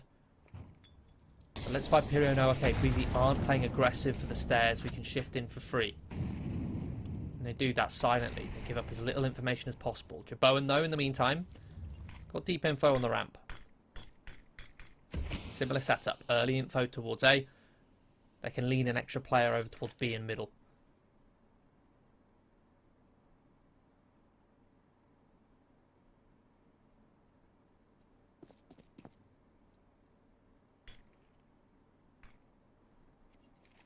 Missed smoke there from Equip. It's going to fall off the map. Means Jebowen still has to stay here and hold. Well dodged flash from Jebowen. Spots it. Coming out, but goes for the repeak. Awaken. The rival Orpa with the AK. Anticipates the AWP's movement. Beautiful headshot. Man advantage. Opening pick. Unnecessary re-aggression there from Jaboan.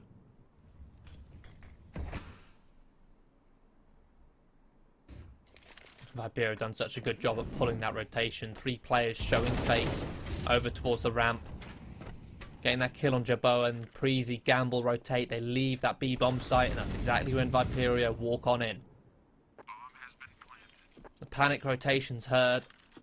It's a free site. Viperio primed and ready to get a 10th into double digits. Preezy, they again elect to save. They simply do not have the funds to go for this retake.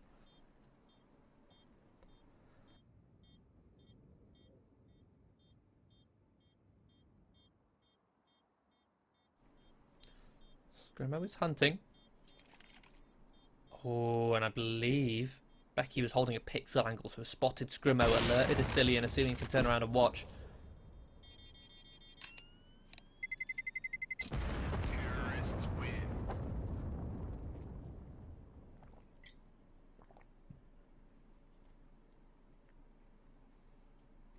So Viperio unable to remove too many weapons away from Preezy. Are going to see a tactical pause, perhaps to see what Preezy want to do with their money here. They could go for a full investment. By all means, they've already got 4 rifles. Make it 5 now, as they are going to choose to invest all the utility. If they wanted to, they could have gone for an eco with 4 rifles. Just would have meant no utility.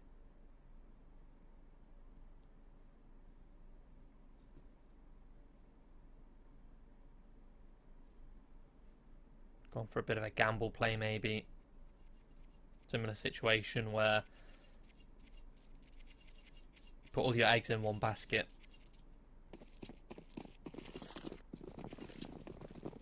Difference is if Viperio hit the empty basket, your eggs are safe. You save them for another round.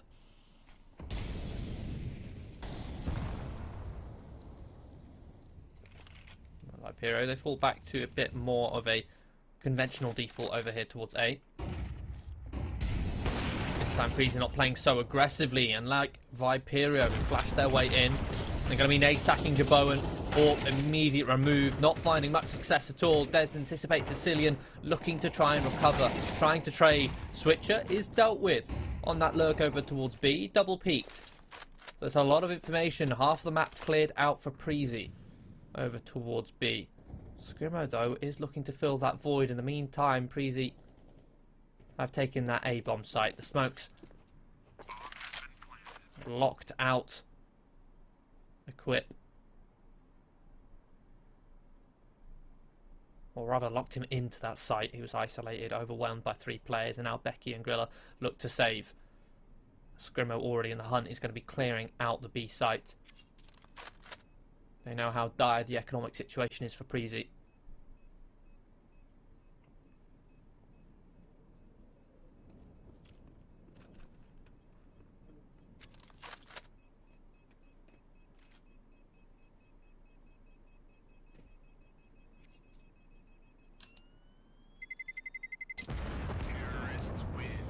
Is closing in. The bomb has just gone off. Goes for the wall bang. Oh my goodness, Scrimo. Beautiful. Beautiful. Knows that there's such little time left. He's just going to go for a desperation wall bang to the exact spot Becky was stood in.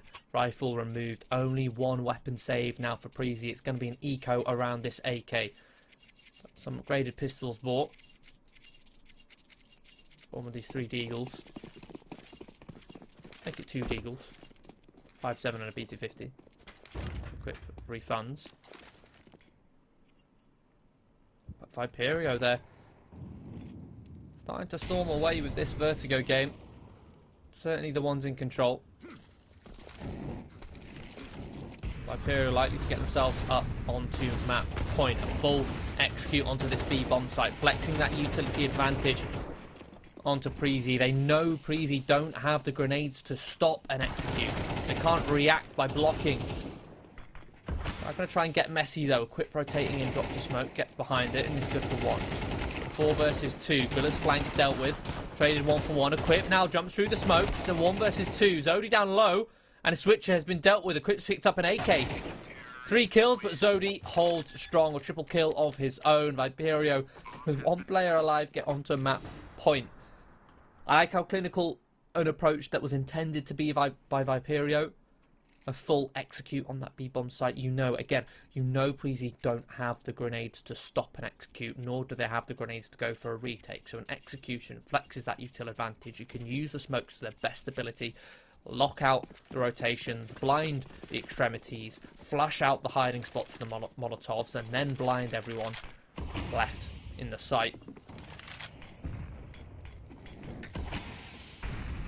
Potential final round here. Des gets a little bit aggressive as the Preezy. They finally take a fight all together, all on the same page, a triple swing, if you will. They come out on top, a 2-for-1 trade. Finally, Preezy are working with a man advantage. What feels like the first time in this entire half.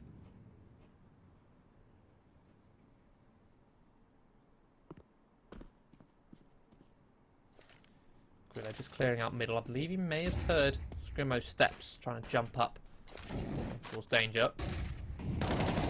Well, dodge flash by Becky, but doesn't dodge the second one. Fortunately, Grilla provides cover. Becky can't be hunted down. Awaken and Switcher, low HP, now have to make their way on towards this bomb site. Utility being thrown in every which direction towards them. Switcher over the top of the smoke. Finds Becky. Doesn't drop. Instead, re-smoke to right-hand side. Attempt to lock out Preezy, but the spray through the smoke is strong. Awaken in a 1 versus 3, overwhelmed. Preezy finally shut down Viperio. But they haven't shut down Viperio for good just yet.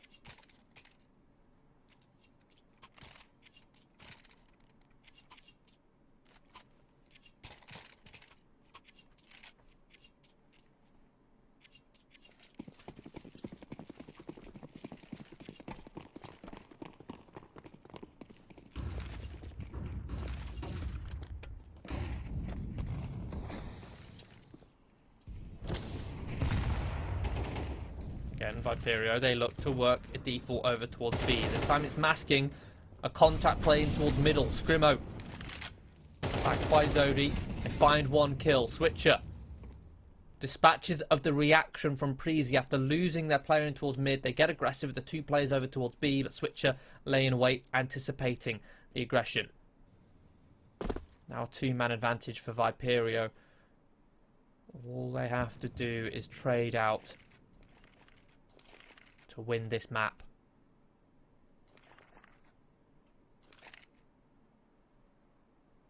And that's why they group, maximise that trade potential. Cillian, very tight angle through that corner, finds 1. Viperio still have that advantage. The opportunity to just trade out is still there. Equip coming on this flank, it's anticipated by Switcher, catches the crouch, shadow spotted. Back into a 2-man advantage. Switcher is going to react. The rest of the players freeze. I like this. Switcher, after getting that kill, he's going to go over towards B, clear that out. Throw a little bit of util, bait that rotate away. In fact, he's not even going to clear it out. He's just going to commit or regroup back with his teammates. As Viperio have pulled 1 player away from B simply from that run from Switcher. Or pulled 1 player away from A, weakening this defense. Even Grilla on his own. Commit to this plant, Grilla. Good for 1. Zodi hunts him down, catches him trading. A Cillian, location now known, locked in towards the elevator, smoked out. Dest is getting jiggy with it behind the smoke. Spotted by Zodi, and that's all. Preezy have lost their map pick. They've traded picks here, a 13-8, an inverse scoreline as to what happened in the first game of the group stage only 1 week ago. From 13-8 to Preezy, instead it's 13-8 to Viperio. A really great victory from them. They looked massively in control on that map, though especially on that T side. The way that they were approaching the rotations, the map control, they read it perfectly. They were dictating the pace. Preezy were constantly 1 step behind, but not only that, even when they looked like they had an opportunity, they'd often throw it away. They might not have played together. They might have given up a free kill here or there, giving Viperio those openings to work with. But that does mean we're going to be going to a third, a decider of Mirage next. So don't go anywhere. We'll be back after a short 10-minute break.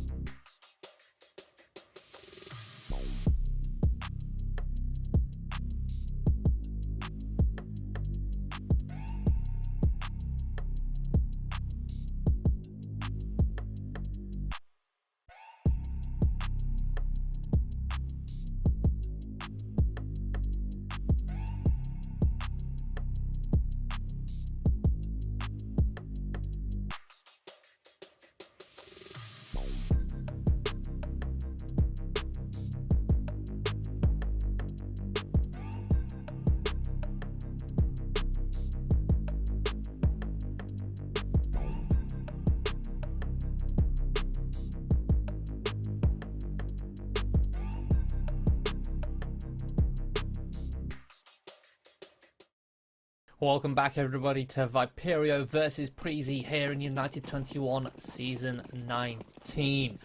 These two teams have managed to trade map picks, with Prezi taking Ancient in double overtime. Viperio managing to find the upset on Vertigo, a complete reverse as to the fortunes of how these two teams faced just 7 days ago at the start of the group stage. On to the third map, which is the decider, and again, reminder for the context, this is a decider game as well within the group stage. The winner comes second in the group, the loser is eliminated when, of course, going through to playoffs. Now, I just want to remind everyone of the veto. We had Ancient, Vertigo and Mirage. 7 days ago, it was Ancient, Vertigo and Anubis. So this time, Viperio decided to ban Anubis, move it to Mirage, which is very interesting because if you look at Prezi's history, their record on Mirage over the last 3 months, it's their third most played map with 8 maps played, but they haven't won it once on HLTV at the very least. So it's not a strong map for them, and judging by Viperio's form, especially coming back off Vertigo, they've got a prime opportunity here to steal this series, get revenge on the opening game of the group stage, and book themselves a spot into playoffs. But it all starts here with the pistol round. Viperio kicking things off. We've got a smoke and a flash in the hands of Awaken. P250 up on Scrimo. Bomb heading its way in towards the back alleys of B. Shifting in towards Underpass. This has got an A split written all over it. One player towards Palace, one player towards Ramp. Prezi, though, on the other hand, they're stacked towards this A bomb site. 2 towards B, 3 towards A. Relatively blind towards middle at the moment. It's only really Asilian spotting towards the top of connector, just making sure that they're not vulnerable. Smoke going to come in towards the top of connector. Zodi spotted out. Pushes back Asilian. He's dealt with by Scrimo. Jaboan trades effectively in the Palace. Quickly think it's trades back and forth, but eventually the rotations come in from short. An oversight there from Viperio as they walk into the blender. They trade out on A, but they neglect the fact that the fast rotation from B, they're all exposed from short.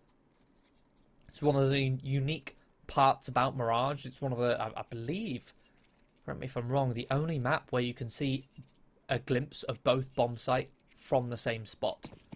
From short, you can see both B and the A bomb site. Very powerful rotation point for the CTs due to that. But Prezi get themselves off to a good start. Viperio don't even find themselves with the bomb plant, meaning it's a full eco for them. This is going to be a classic rush B. I take bomb A, but it's being watched. Scrimo runs out towards Palace. A grip holding, waiting for him. Does deal with him over towards A. In the meantime, the rest of Viperio are mopped up in the B apps. They missed that extra $600 cash injection. You can see that might have helped them out a little bit, but regardless, Viperio can get a full buy. Just missing the odd grenade. That's all.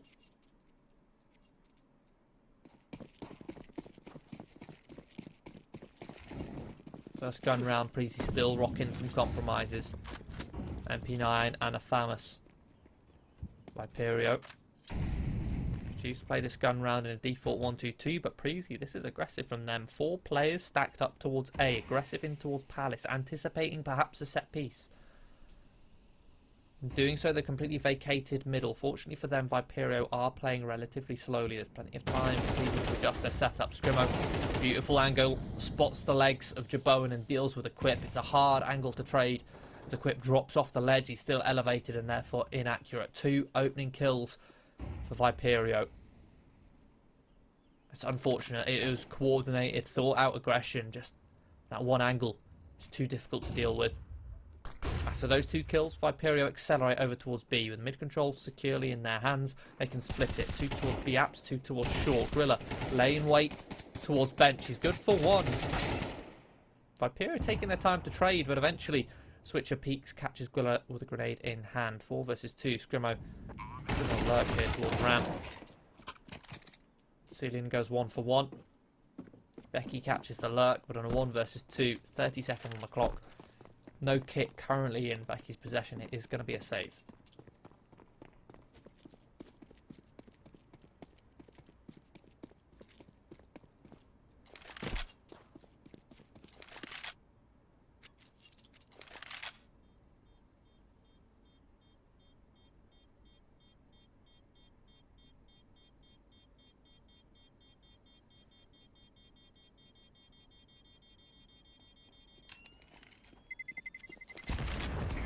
for an exit.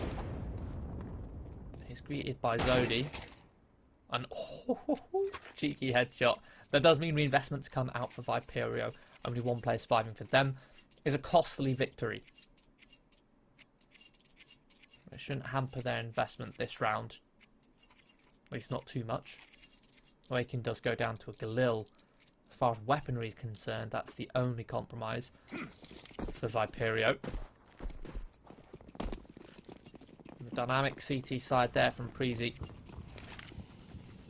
Not successful. It's dynamic again, this time towards middle. Aggression from Asilian. And 4 in hand. Gets himself up on towards Catwalk behind the top mid smoke. Gets himself in a spot. Backing towards short just in case he needs to rotate towards B. Viperio again as a slow 1-2-2, holding passively. Dez has taken top mid control. Flash for the peak, Asilian falls back. Quip does the same.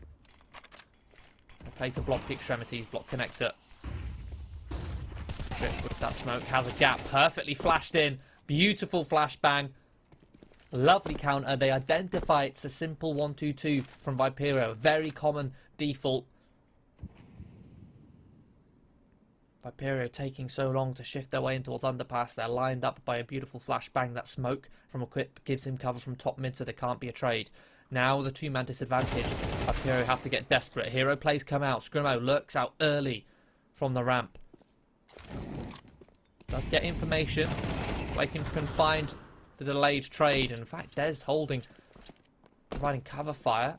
Catches a Quip on the top of the stairs. One-man advantage now for Preezy instead of the two. Waken and Dez are low though. Now location's revealed. Preezy can rotate. Another kill. Dez takes us a little bit of damage, but takes down Grilla. But they do not expect a second player to be in CT. They would have anticipated, if there was two in towards CT, that perhaps Sicilian would have swung with Grilla, or at least right after to go for the trade. But no, he waits, he baits. Very smart from Sicilian to go for that bait play. Means they let their guard down towards CT. Third round for Preezy, they deny. Viperio tying up a second together. A brilliant adjustment with that fight in towards underpass. Orc now out for Jaboan. Still an MP9 on Becky. The funds for Preezy still aren't in the greatest spot. Viperio are even worse off. They're full eco. Nothing but a couple deagles brought up. Sweetshot down to 28 HP from the HE.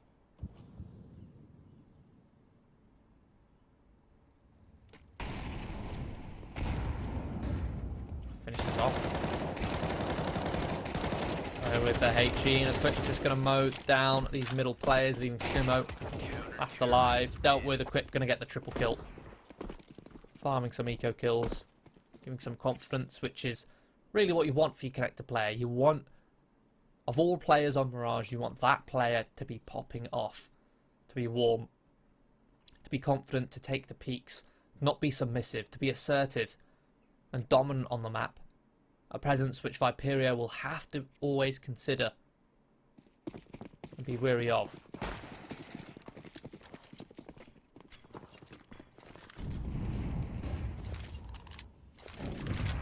Viperio, another investment. This time they're setting up a potential set piece. A bit of presence towards mid from Zodi, and they set up for an A set piece, but Scrimo spotted. Deep angle from Jabone across the stairs.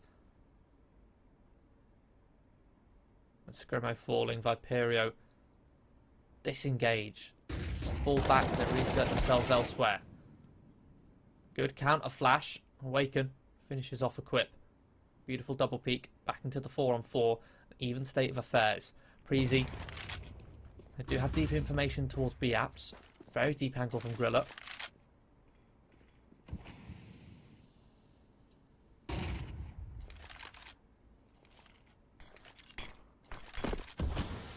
Methodical approach to mid control from Viperio. Pushing back the CTs with utility, getting as much map control as possible here. They are going to be boosting. But it's being held. Asilian spots out Zodi. Zodi still gets across though. And Jabone caught in a difficult angle, close range with the AWP. Does fall. Becky flushed out by a Molotov. This A site defense has crumbled. Billy and Asilian look to rotate in. Asilian, cover of the smoke, pushes through. The Molotov tickles him down. The audio cue given. Breezy can anticipate. Or rather Viperio can. Asilian literally on 1 point of health. There is a flank coming in from Grilla in towards Palace, but the bomb planted in a 4-on-2. Grilla could perhaps go for a late ninja defuse if Viperio let their guard down. Or with the Asilian removed, their attention now turns away from CT.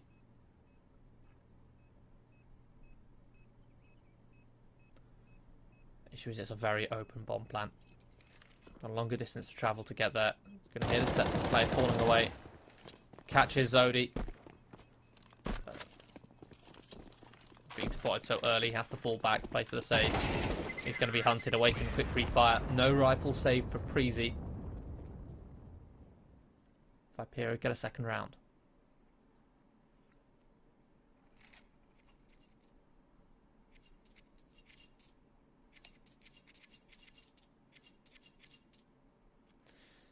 Do see a tactical pause coming out from Preezy. I like how sparing, or rather how often Preezy liking to use these tactical pauses. They don't waste them by not using them, if that makes sense. I often feel like it's a waste to end the game and to have not used any tactical pauses. Preezy like to use them nice and early. Discuss their approach to rounds before the lead slips away from them. And especially this round of all rounds, considering their weaker utility. They don't have all the incendiaries that they need to block, even missing a smoke on a quit. So they've got to make sure that what little util they have is as effective as possible. Flash from Asilian going to get aggressive. Misses the jump to try and creep in towards the top mid smoke. I believe that may have been heard. There's just going to creep in front of it. Good flash. Asilian holds the off angle. Quick trade from Zodi. 4-on-4. Asilian doesn't get away with that kill. In the meantime, Viperio are setting themselves up just to contact and walk out of Palace here completely dry. And Awaken and Switcher combine for 2. They catch Preezy players not aware. And they lock out a quip in towards connector. With that smoke, another 4-on-2.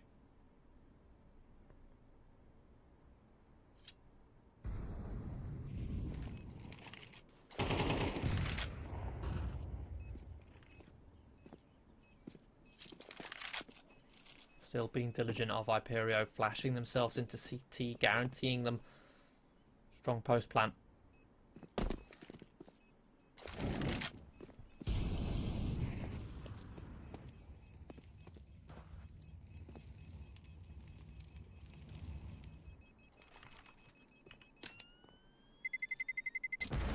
Preezy look to save these 2-on-4s. I know they don't have the greatest economy. Would be ecoing otherwise. I think they will still eco around these 2 rifles.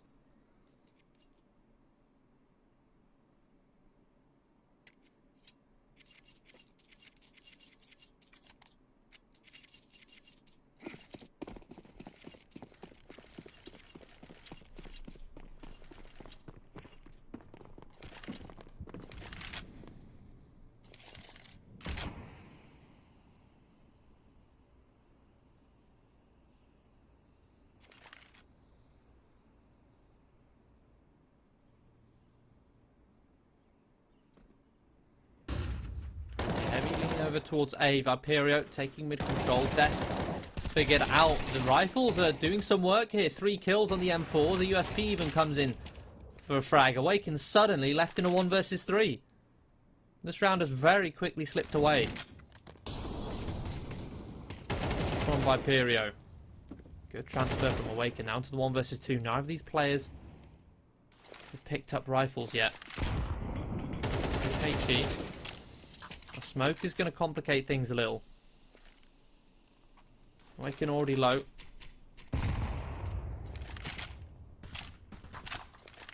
.50 does have the bomb on the back. Assyrian has been able to find it at M4. Waking just creeping down the ladder, seeing if he can get away with it, but no. Becky had that under lock and key. Yeah, Viperio, they go for a 3-2 split over towards A. Still a bit of a contact, and they walk into a stack. The rifle in mid finds the two lurkers. And it's a disadvantaged walk onto that A site.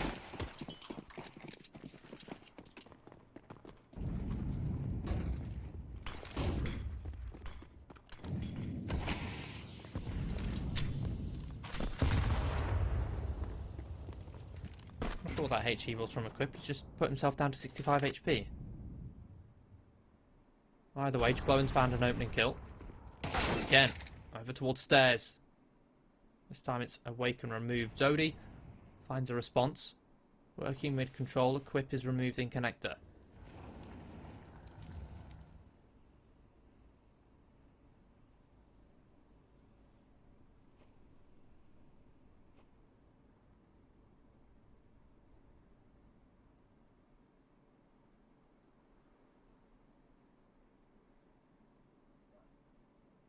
Four on 4 minute on the clock.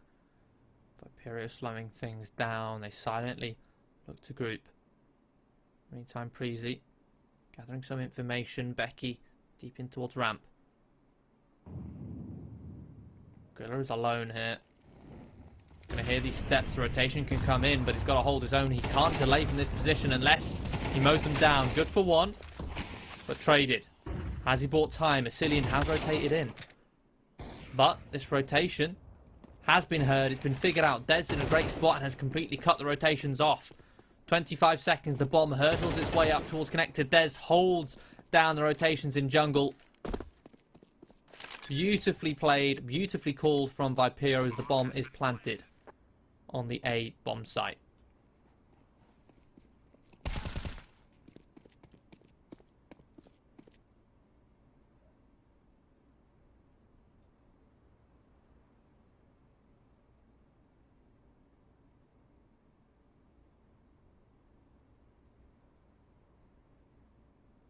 Sulan is just going to be clutching onto this M4, looking to save. But just the beauty of that call from Viperio. Full rotation baited out. Yes, they're committing towards that B bomb site. They go 1 for 1. But Dez in the prime spot to cut those rotations off. They have a plan B. Sprint back towards underpass. Viperio get a 4th on the board. They remain within 1 touching distance of Preezy.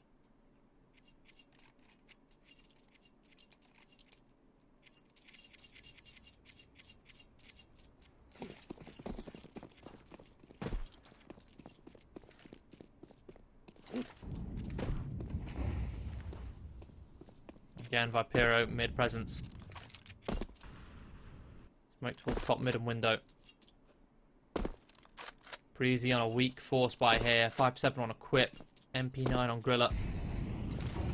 It's going to be a site pop following the utility. The smokes are deployed towards connector and jungle. Becky in a great spot. Drops smoke towards triple to provide cover. And Becky lands 2 beautiful headshots, but it is traded. 3 on 3. Viperio disengaged. They don't need to commit just yet, especially with Zodi's lurk as he cuts down Jablowen. Man advantage now in their favour. There's still a minute on the clock. And they freeze. They're reset. Preezy now in a dire spot. Beforehand, they would have rotated that extra player over Griller. Or rather, Assyrian would have joined Griller. But now Griller is on his own as Assyrian is kind of forced to rotate back over just in case Viperio are heading towards B. Griller's going to have a lot on his plate here. Tucked in towards dark. With only an MP9. And a smoke. 36 seconds left. Viperio just going to be contacting out. Awaken taking point with Yorp. The Rifle of Zodi ready to trade. Switcher also coming in late from Palace. Toss going to give the game away. Awaken goes to clear. Does fall. Not traded. Zodi unsuccessful. Timid. Apprehensive at taking that fight. Gorilla's gotten away with 2. He should no way have found that kill. Awaken's whole job there was to swing out and die for Zodi to trade, but Zodi not successful. Switcher now in the 1 versus 1. Asilian rotating in. Switcher has an inkling. Puts himself in a strong spot, albeit one and done. That's all he needs. Jiggling, spots the angle. Low on bullets, but finishes the frag. Safe pair of hands. Switcher gets the 1 versus 2 clutch. As scary as it gets there. Tying the scoreline 5-5, but most importantly breaking the bank for Preezy.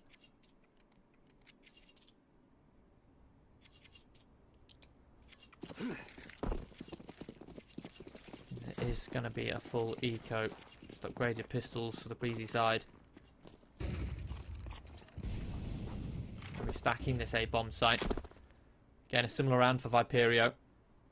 Plays this in towards middle. Early utility, but a deep flash is perfect. Fully blinds 2 of them, but there's enough players for Viperio to just mow them down.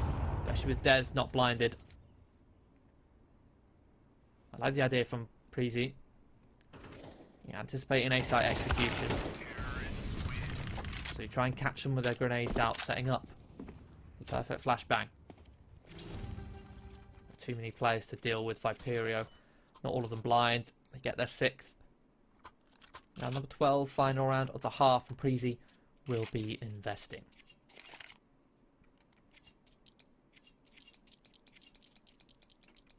So far, Preezy started this half strong, but Viperio more and more in control as it plays out.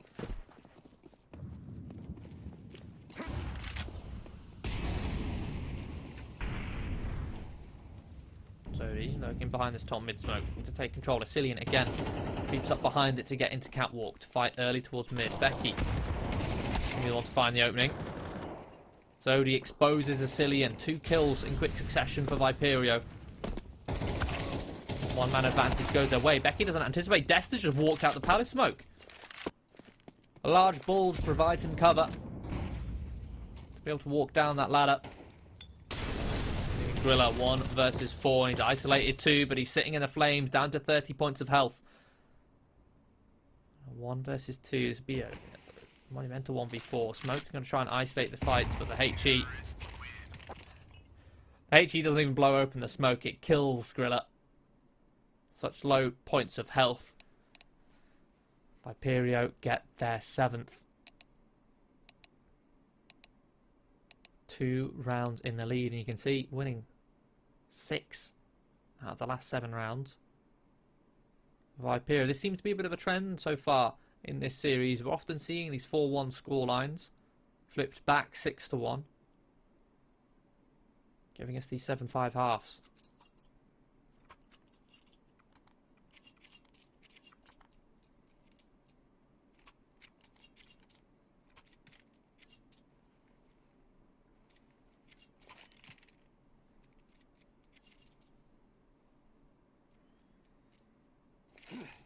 Pistol round. A large amount of util here for Preezy. 3 flashes, 1 smoke. Make that 2 if you include the insta window that's already been thrown. Second smoke deployed. It's going to be towards the bottom of connector. Guising it. Making it look like it's going to be a short split. But Viperio getting aggressive. 2 pushing in towards underpass. A brilliant flash pushes off Awaken as Preezy charged through that connector smoke. The A-bomb site vacant. Open for business. Clear for the plant. Viperio have a lot of information with this fast flank coming in from B apps. They take the first kill. Cillian isolated in the bottom of middle. Reaction for Preezy. Fighting towards jungle. Take a post plant, but all 4 of them here are kind of locked in. Fortunately, they find the frag. Switcher now has to try and hold his own. The quad kill somehow finds 1. There is a kit in play on Zodi, but no smoke. In fact, the smoke would have been dropped. Zodi looks at the bomb, taps it. 3 seconds on that defuse. Des just has to try and delay. Zodi off axis from the bomb. This time the ninja defuse is successful. Brilliant ninja attempt there from Zodi. You could see him just on that X-ray trying to find that bomb, but he didn't want to land on top of it. Again, for those who aren't aware, you don't have to sit directly on top of the bomb to defuse it. You can sit off axis. You can sit maybe 1 or 2 steps away from it in a 360-degree circle around that bomb. So rather than sitting directly on top of the bomb, knowing that the Preezy players are likely to spam exactly on top of the bomb, he sits as far away from it as possible where he can still reach. They don't find him. Griller going to go for that wide swing. The bomb plant does give Preezy this investment. Allows them to get 5 Galils. They are just going to contract it out, take these dry fights, and it's successful. Trading out, that's all that matters. It's why Mirage is such a fickle map. Why a lot of people tend to dislike it, because you can get caught off guard by these sorts of plays. At the end of the day, it's your own fault if you do get caught, especially in a round like this where you know Preezy's got the bomb plant, you know they're going to go for a second round force, at least they can, and you know that if they do, they can likely go for full Galils with no utility.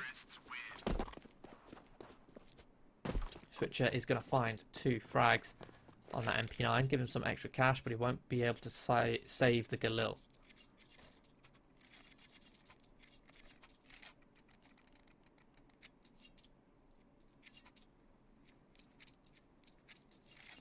A second round break successful for Preezy. Now Viperio look for a third round break of their own. A double kill on that MP9 gives Switcher some extra cash. He can afford a rifle, go for the FAMAS. Everyone else buying 5.7s around him. Again, Preezy. Similar to how Viperio playing a bit of presence in towards middle of the top mid smoke. Whilst they contact towards A. Trading out successfully. Pip coming in on this lurk. Deals with him. It's just Switcher with this FAMAS and the 1 versus 4. He's not even been able to get it involved yet. This was the ace up the sleeve for Viperio. All his teammates have fallen before he's able to fire a bullet. Triple kill for Jaboan. Preezy up to 7.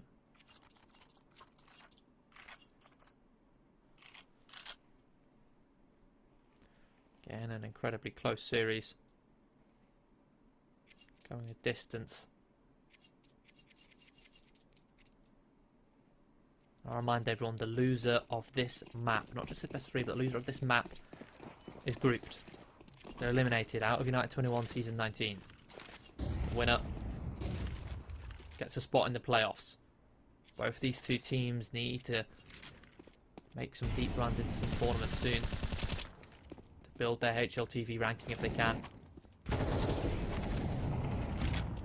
Viperio just full eco stacking this A-bomb site.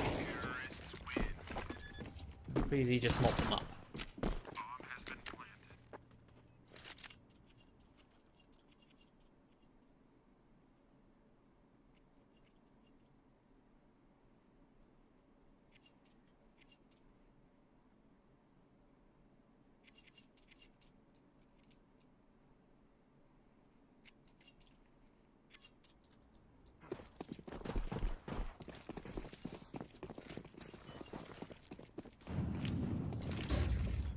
The next investment for Viperio.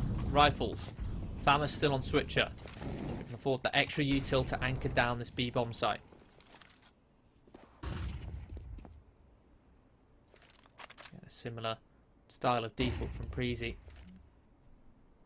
Cillian flashed to take top box's control. HE softens him up. Deployment of that smoke should give away his location, or at least reconfirm it. Preezy setting up very quickly for a B pop here, bit of presence in towards middle. Taking connected control. Quick finds Scrimmer, that's an early kill on towards short. They can now accelerate in towards apps. There's still 2 players lying in wait. Viperio had a lead on towards this site. The FAMAS from Switcher is good for 1, but the incendiary trades him out. Messy spray from Awaken. Does leave him to be punished by Jaboan, and now it's Zodi and Dez. Dez already removed, trying to creep out the door early.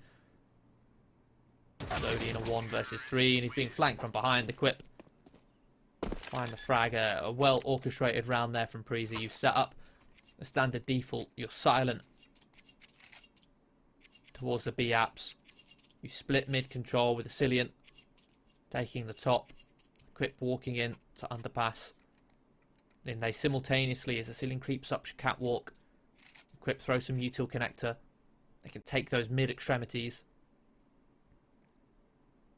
They find one frag on short and they accelerate. They pop. Even with Viperio having that stack of players. Breezy are back in the lead.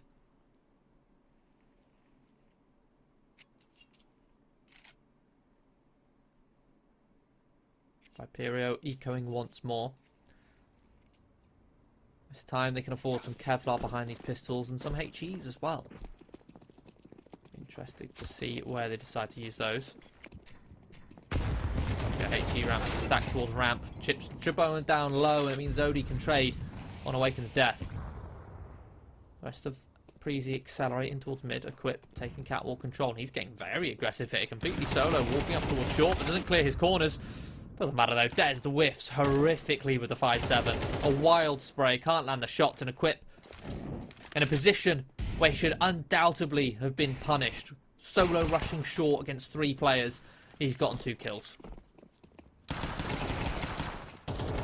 Switcher does eventually finish him off. Tucked in towards the boost on default box, and he's in fact going to find 2 kills, and that's the bomb dropped in the meantime. Zodi, with that AK, has found another 2. Somehow, Viperio win that round. Preezy, very sloppy from them. And I'll be honest, that round, considering Equip's play up on towards short there, could have gone even further into Viperio's favour. That being said, if Equip did go down in the first kill, maybe they're not baited into short and baited into that B-bomb site where Switcher had a trap set for them with the 5-7. But Viperio keep this a tied game and they take a second tactical pause.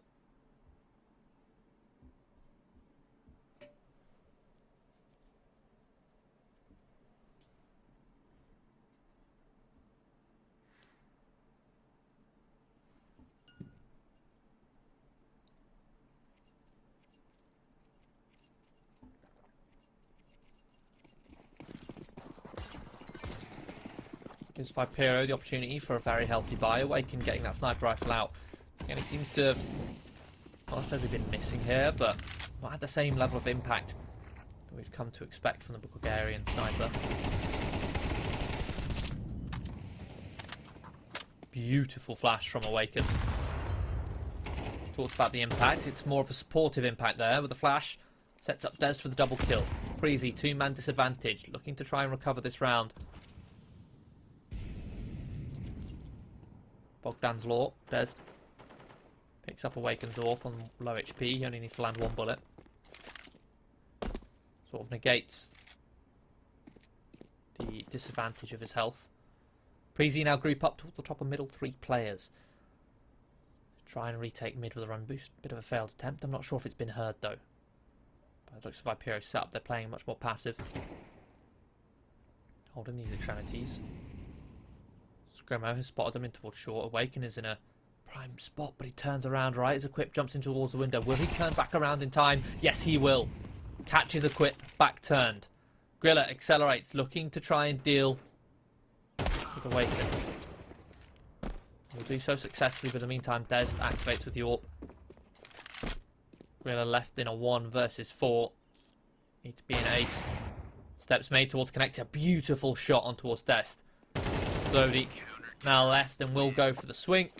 Finishes him off. Viperio up onto double digits.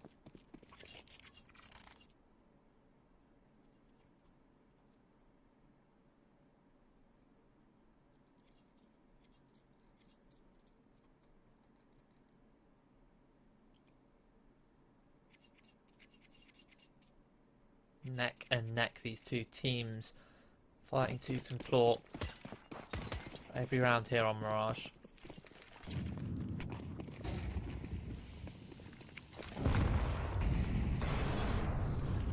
The short player again, aggressive behind the smoke, but a anticipatory HE. Resilient puts him down low. Sound cue heard as it sponges off his body.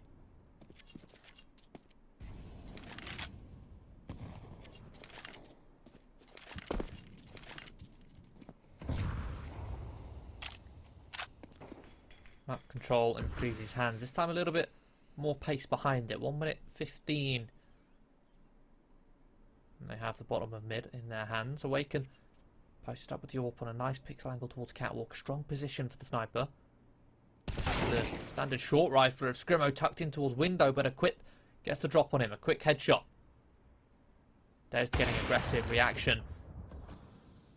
Does spot out the bomb. That's a lot of information. But at the cost of a life, and Viperio can't afford to lose too many lives right now. Already a two-man disadvantage. Breezy with 40 seconds left. Don't want to commit too aggressively here. They're going to smoke top connection, push their way into control. Awaken. Spots the players walking in. By the looks of things, Viperio are going to gamble, stack this B bomb site, and look to save.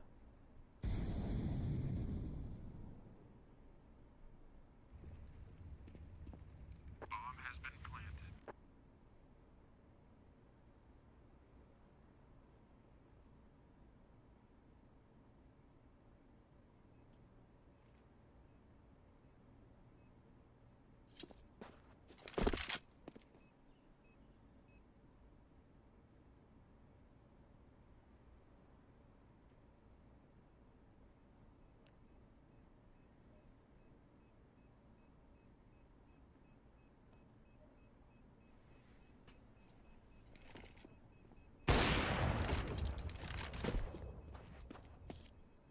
Breezy hunting speculatively. Terrorists win. Again, they do not have a well built up economy right now, so they'd rather hold on to the rifles that they do have to make sure that they have the best opportunity on their side of the table.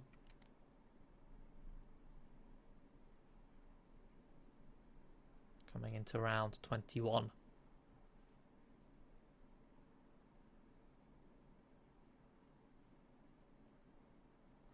Another tactical pause from Viperio.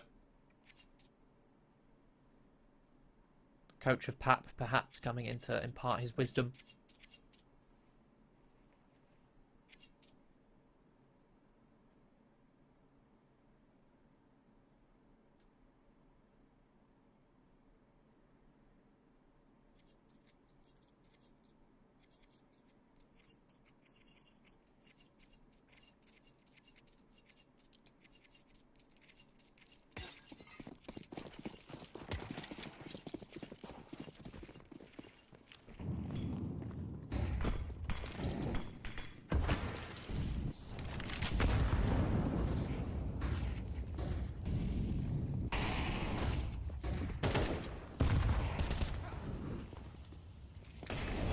Aggressive fighting towards mid from both sides, but it's just a ruse this whole time. Breezy was setting themselves up just to instantly pop this B-bomb site. They've done so successfully. 2 opening kills on towards Catwalk.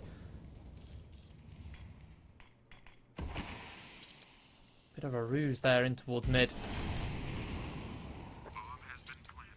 Catching Viperio off guard, which is ironic because I was just thinking in the first half, Ecillion, as the short player on the CT side, was constantly starting through mid, going up through Catwalk by jumping through the top mid smoke. We saw Scrimo attempt that a fair few times as well this half, and I was just thinking that when Ecillion was doing it, why wouldn't Viperio try and counter it, exploit that, if they were aware of it, that is, by hitting that B-bomb site where there's only one defender before the short player gets up into short, and it seems like that's what Preezy just did against Viperio. Bit of presence in towards mid, smoke towards the top of mid. Just pop that B-bomb site, knowing there's not likely to be any defenders. Preezy up to an 11th, closing in on victory.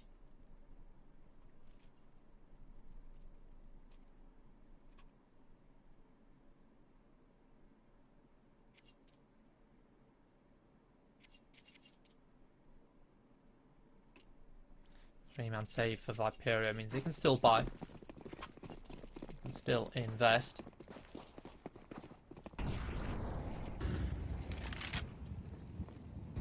They set themselves up for another A-set piece. A bit of mid-presence sold, utility thrown, keeping these mid players, keeping their attention towards middle and away from this A-bomb site. Zodi lays in wait, jump spots. It's a quick pop from Preezy. They accelerate, fighting in towards jungle. The HE blows open the smoke, but in doing so, Scrimmo exposes himself to Becky's crosshair. Waken looking to try and hold down Connector, but spam down Becky with a second kill. Already a 5-on-2. Viperio then might just be looking to save once more. This has been the case over the last couple rounds. Ironically, after the Viperio timeout was taken, and Becky on a triple kill. Some beautiful calling coming in from Preezy.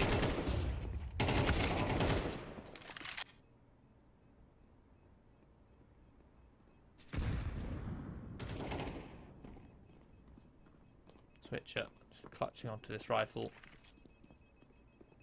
And I think Preezy might not check in, considering Cillian had lurked all the way out of B in towards market.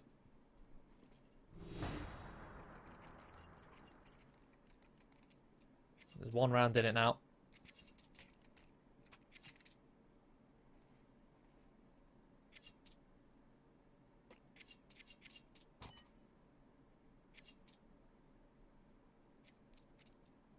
Again, these saves means Viperio can still afford to buy.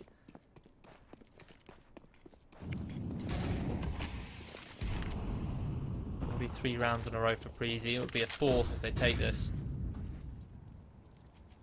Cillian again set up mid-presence. Early utility. This time Viperio are set up with the AWP in towards Ticket Boo. The stack in play, but it's picked apart. Both riflers fall, only good for one. Awaken falling too. It's the A bomb site in possession of Preezy, with the 2 rotators of Viperio locked out behind the utility. Cillian in a sticky spot, needs to try and hide himself in a good position, but it's cleared out by Scrimmo. Perhaps spotted the leg as he moved through the smoke. 2-on-2. Flash through the smoke, but it actually fully blinds Scrimmo.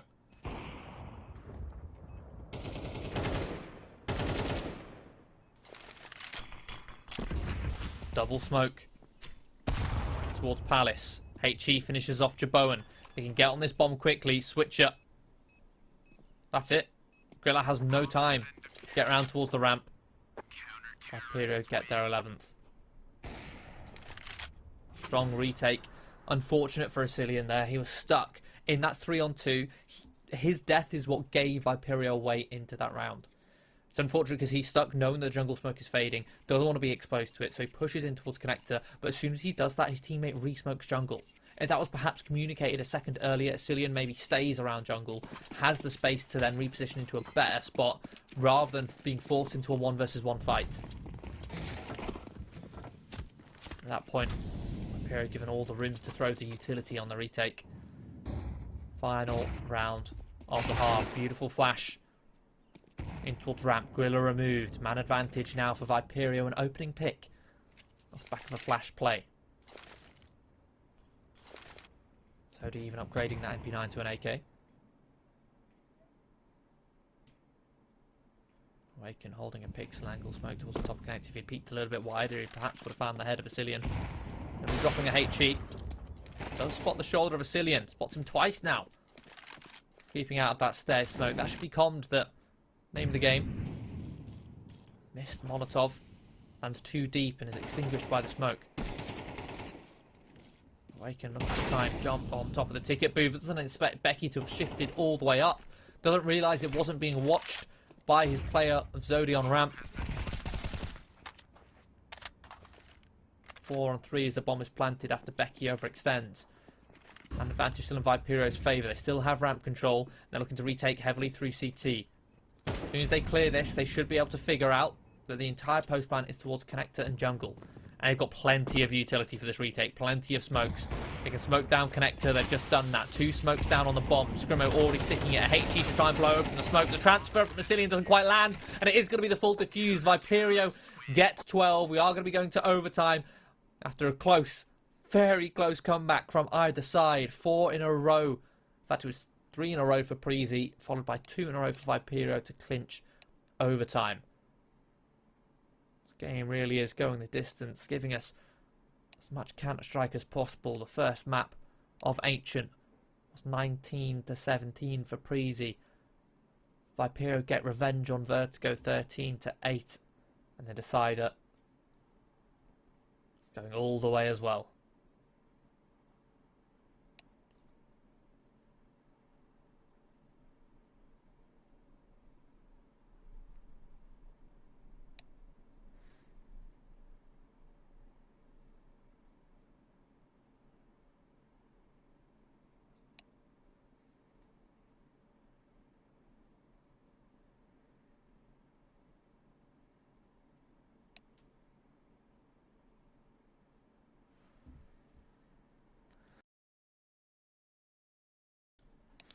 Adjustments made from either team. Pretty much a game of chess right now. Who can be one step ahead? Read their opponents, find the openings, find the positions to exploit. We saw last round, that final one, Viperio going for that flash play on towards the ramp that netted them that advantage. It almost slipped away from them, but a strong retake, plenty of utility.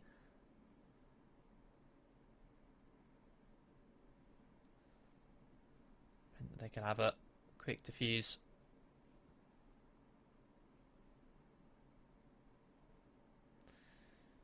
A short pause whilst we wait for both teams to get ready.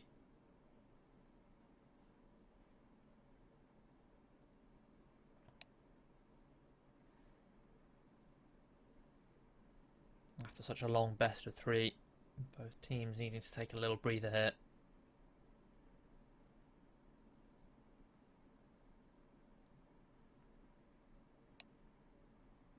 Before they go into the final stretch, the final leg. Again, one of these two teams will be eliminated from the tournament. Loser of this map.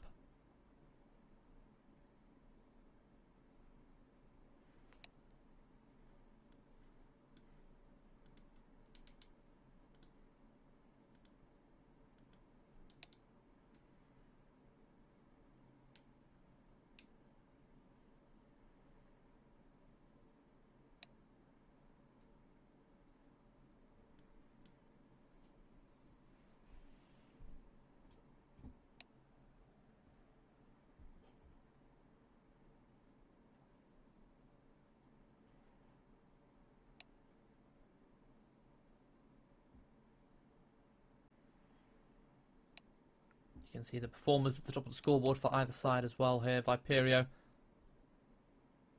Currently Dest. Top of the scoreboard. I mean, look at the frag distribution. It seems to be much heavier in Prezi's favour, despite the amount of saving that Viperio did in that second half. Becky and Grilla, the ones to find the multi-kills.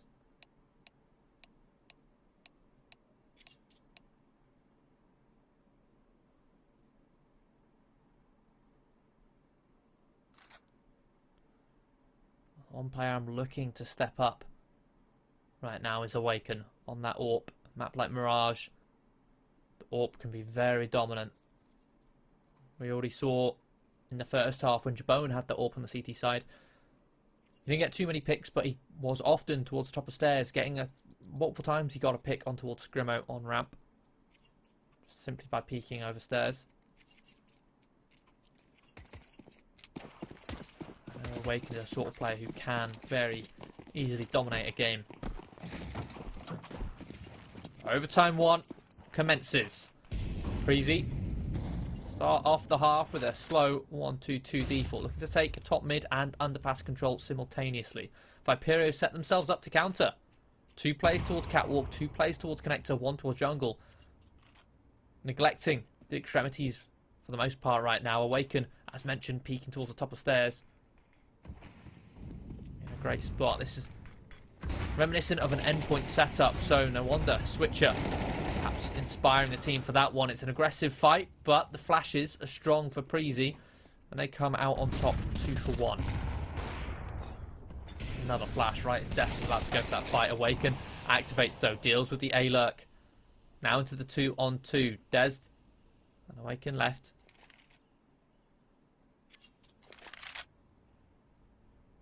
Cillian goes for the full reset. Destin Awaken might just bolster down and connector here. Becky going to walk through the smoke. Quick flick. Awaken takes it. I'm not sure how much information Becky got there. Whether Becky spotted both the CTs or not.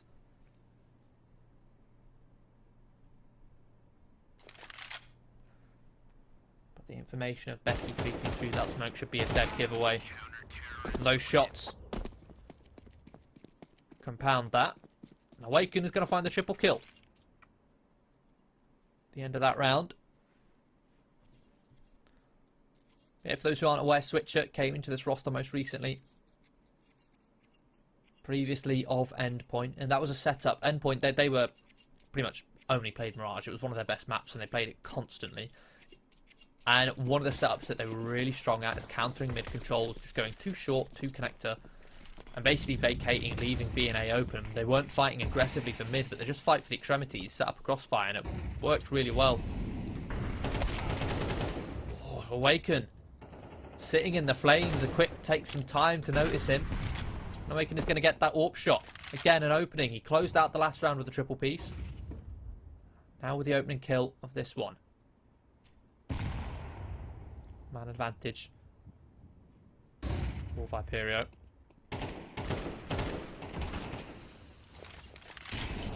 Towards Winsdow and connector. Line the CTs, push them back. Can now no longer see what's going on in middle. Awaken. Closest player, but walks into the AWP shot and Jabone gets a collateral. Lands 2 shots. I believe if Scrimmer was a little bit more tucked, maybe Awaken gets the drop on Jabone, but instead Jabone, I think he might have only spotted Scrimmo first there, and that's why he shot. And it's opened up this B bomb site. 3-on-3. There is still one player in Grilla far removed from the action right now who's sprinting in to try and go for this flank. Breezy just have to try and delay, try and set up Grilla's flank. Switcher's flank of his own is foiled and Grilla activates. Zodi now left in a 1 versus 3. Down on 19 HP. There's no reason to save here. Got every reason to attempt the clutch, but it's not going to be successful. Grilla holding the cross from Market. 13-13 off of a collateral AWP kill from Jaboan.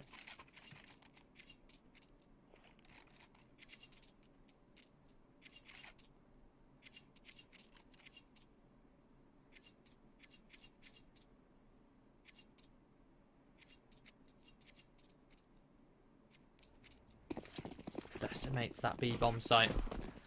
We remain tied.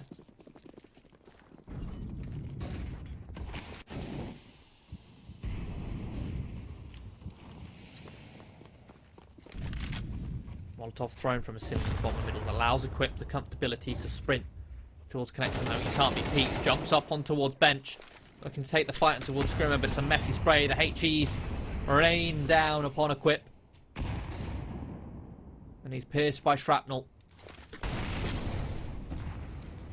Cillian. Flash gives him the timing to change cover. He's flashed out by the incendiary. Find a perfect peek. Anticipates Scrimmo's boost. Well, the first time he's been caught up there. Another boost from Awaken. Over the top of the smoke. I've not seen that one before. Sneaky. Lands a leg on towards Jabone. Could have been a kill. I believe he might have even been able to spot a Cillian there. Instead, they're just going to go for a dry peek. Jabone caught off guard in middle. In fact, Cillian is going to flick and land the kill. Jabone just tucked down, low HP. Going to go for the wall bang. Does damage. In the meantime, they're walking out of A. Awaken has to turn around, focus on his flank. Both do. But it's a beautiful transfer from Grilla. Missed shot from Awaken. Zodi decapitated. It's just Switcher in a 1 versus 2. Both these players essentially 1 point of health, but it doesn't matter when you got the AWP. Jaboan steps up to win that round, just as he did the latter. Preezy go 2-1 in the first half of overtime. They need now only 2 rounds to close out this series.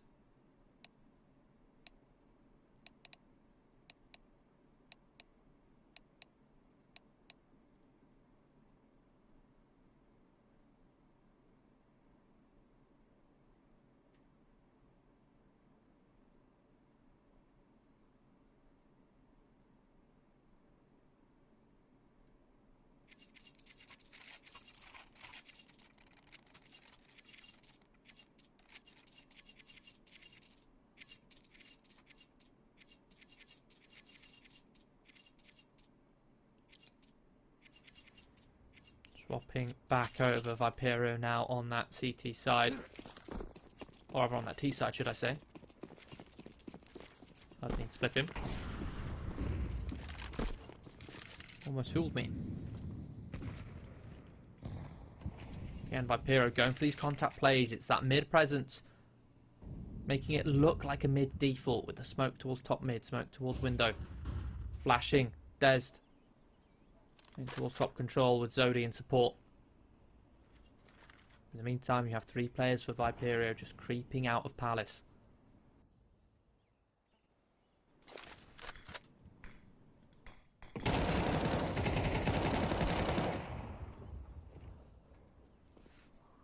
That might be mixed trash.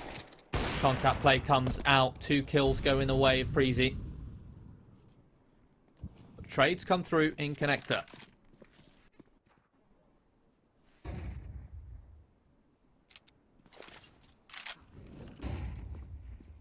3 on 3. Site belongs to Viperio. The utility going to be locking out Preezy. They can't deny the bomb plant. Strong position from Zodi. Can just hold down jungle. Now Preezy have the kits. Only got 1 smoke. And Awaken is picking them apart. 2 kills already. And Grilla. 1 versus 3. Does land the headshot onto Awaken. Going to be dropping the smoke on towards that bomb. Has the kit. Isolates the 1 fight. Now there's only 1 rifle in the form of Des to try and deny this defuse. That's if Des can get there in time. Grilla does tap the bomb, but a wild spray from Des closes it out. We are tied once more, 14-14.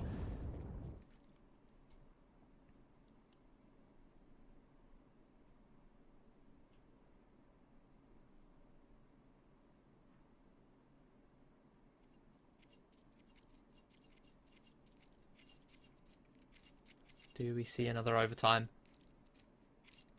Or will one of these 2 teams win 2 rounds in a row to close out Mirage?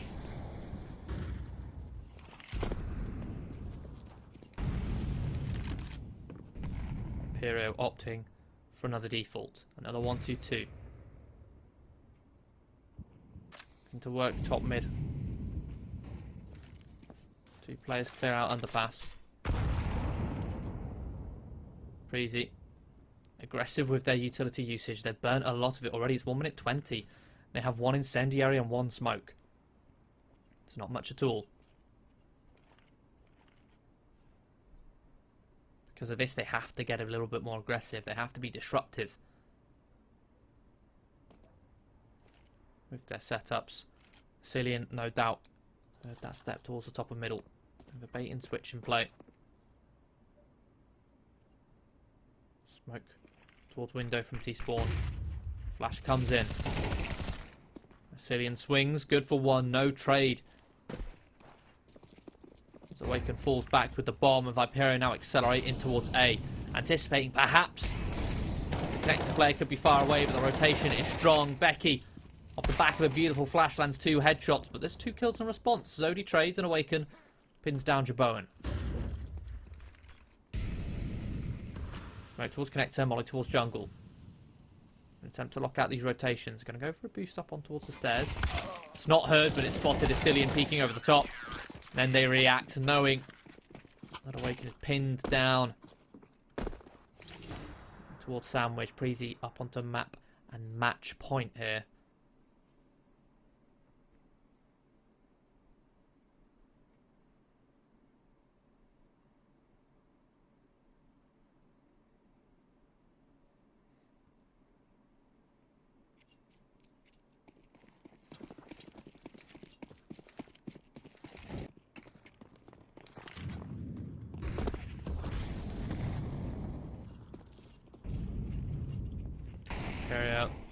Now backs up against the wall. 1 round away from being eliminated. An opening pick from Awaken once more. Stepping up here in overtime.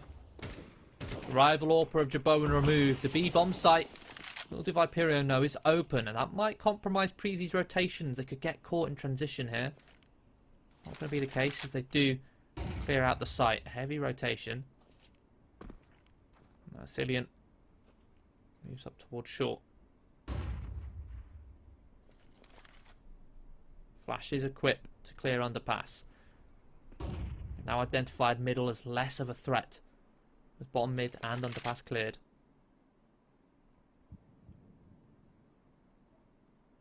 Cillian falls back to the B-bomb site.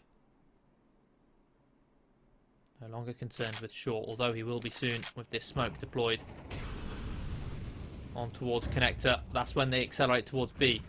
Cillian, the lone defender, has got to play for time to bait the rotations in. Good for one. Almost good for a second, but Scrimo finds the trade. Zodi, in the meantime, holds down the rotations on mid. Viperio don't have to worry about short right now. 3 on 3. Clearing out mid, but Zodi out of bullets. Can't quite land the shots. Man advantage for Preezy. They've got kits in play. They've burnt their last smoke. Unless they pick one up off the floor. Got nothing to try and cover and into defuse. It's a hard bomb site to crack, but the positioning for Viperio isn't the strongest. Awaken not on a great spot here, but he isolates one. Scrimo holds his own on towards short. Leaving Grilla 1 versus 2. Time ticking. There's simply no time to deal with both of these players. The trade comes through. We're going to go to overtime once more.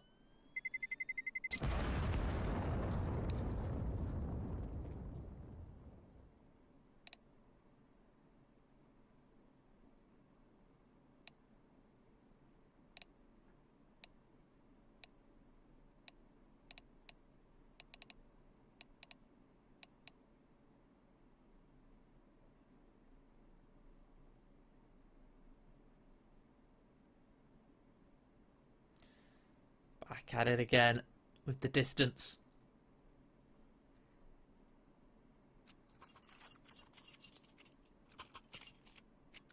Viperio successfully closing out a couple rounds there. Patient in the mid rounds, waiting for the right time to strike. One thing I'm really impressed with Viperio is their ability, once the rounds slow down, their ability to read the opponent. The way they work, gather the information that they have, they can piece together the puzzle.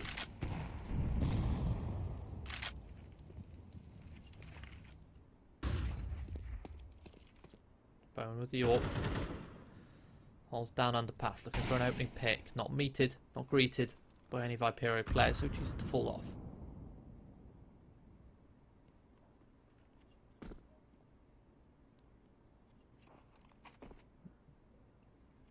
Preezy controlling their hands. They just leave the two players equipping a Cillian to hold the extremities. The Orpra Jaboran rotates off. Bolsters that A-bomb site. Gives Becky some support.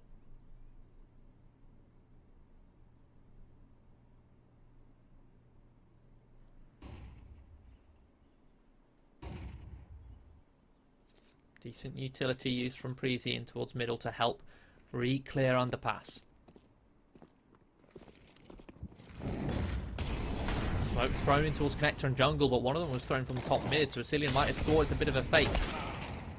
But Viperio are committing, and they're walking straight into Jaboan's Orb, who's somehow been able to find two amongst the flames. Awaken and Dez. I think that just Dez did a 1 versus 3. I believe Cillian will be able to piece this together. He spotted that the smoke for top connector came from TV. It came from outside B apps. Well, that should give the game away. Des now spotted. Shifted up connector. I'll try and isolate the fights, but won't do so successfully. Preezy back in the lead.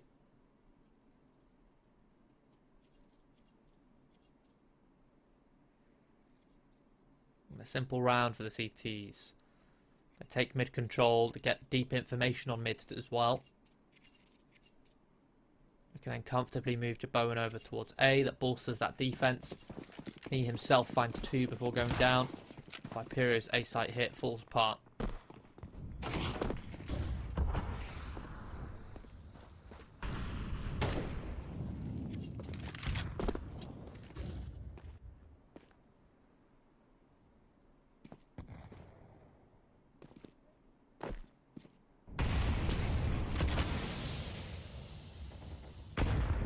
Stairs, given the freedom to work top of middle. Incendiary forces him to burn his smoke, which means he doesn't have another one to smoke off window.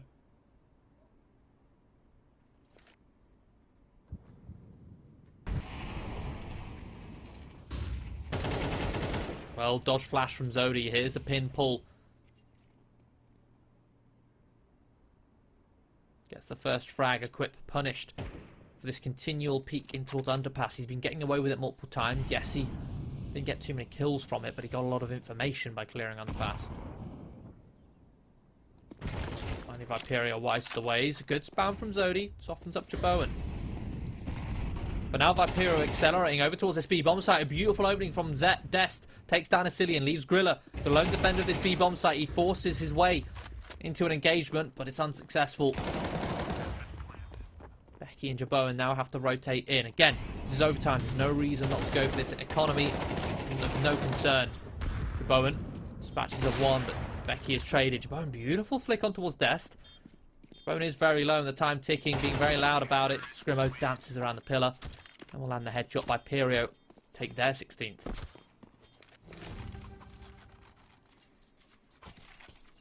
Looking for the magic number 19 here in overtime too.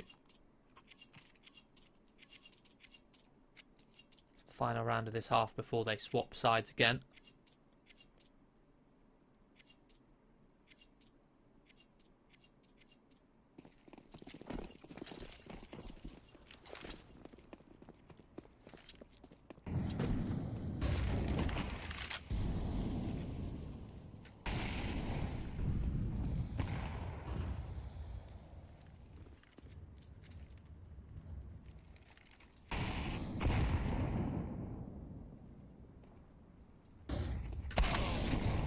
Strong flash, but Jaboan not blinded. Doesn't quite reach his gaze. And with the AWP, finds an opening kill. Speaking of the AWP, Awaken creeping in towards underpass. Bit of an unorthodox location for the sniper rifle to work. Molly. And towards connector. Perfect time to push back these two CT players who are just about to reaggress and establish a setup. Awaken now has the room to go for a contact play here. Viperio very split up right now. A lot of solo angles. Deep around the corner and a quick flick onto Equip. Oh, oh no, Awaken. After a beautiful kill, a 1v1 fight, it was high risk. Rewarded for it, he then accidentally killed himself. Fortunately, Asilian will overextend in towards Zodi's crosshair, hiding on towards Catwalk, a little off angle. Viperio set themselves up for this B site here. Zodi going to be coming in late towards Catwalk. Jaboan finds the shot on towards Switcher before pivoting around, whips out the Deagle. And a beautiful round from Jaboan. Both AWPers really stepping up here in overtime, finding the impact necessary.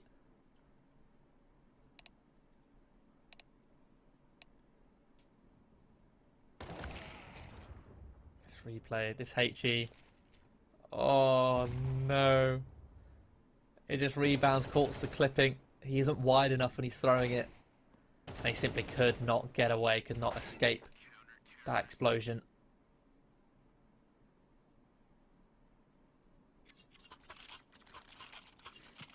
The question is that going to be a tilter? Is Awaken going to be head in hands? Was there a desk slam? Because all of those things will not help his chances if he gets tilted.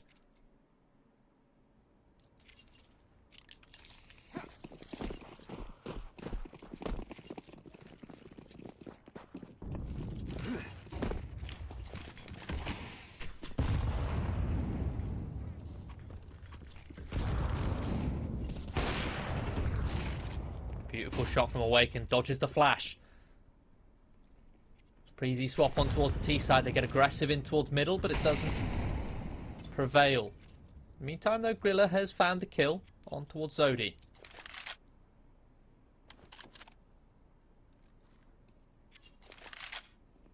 Punishing that peek towards the stairs, puts it back into a 3-on-3. It does still, however, favour the T's. It's Viperio.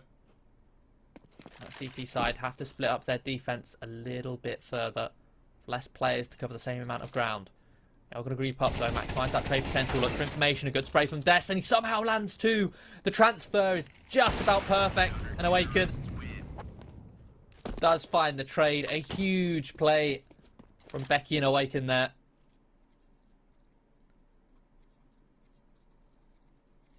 Or rather from Des, sorry. It's been a long game. Been a long game. Contact playing towards middle, getting that information, the trade potential with Awaken, the double spray down, last bullet before he dies, lands the headshot on the second player. 17 to 17. Again, the magic number is 19. If it goes 18-18, we go overtime once more.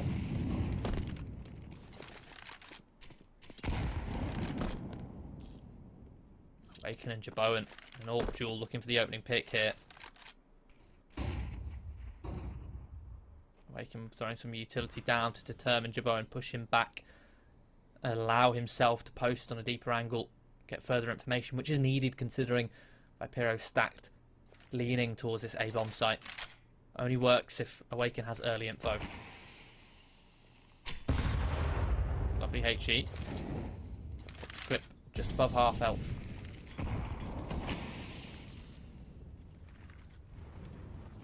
Breezy setting themselves up for an A-split here. 4 players creeping in towards connector. A deep Molotov in towards short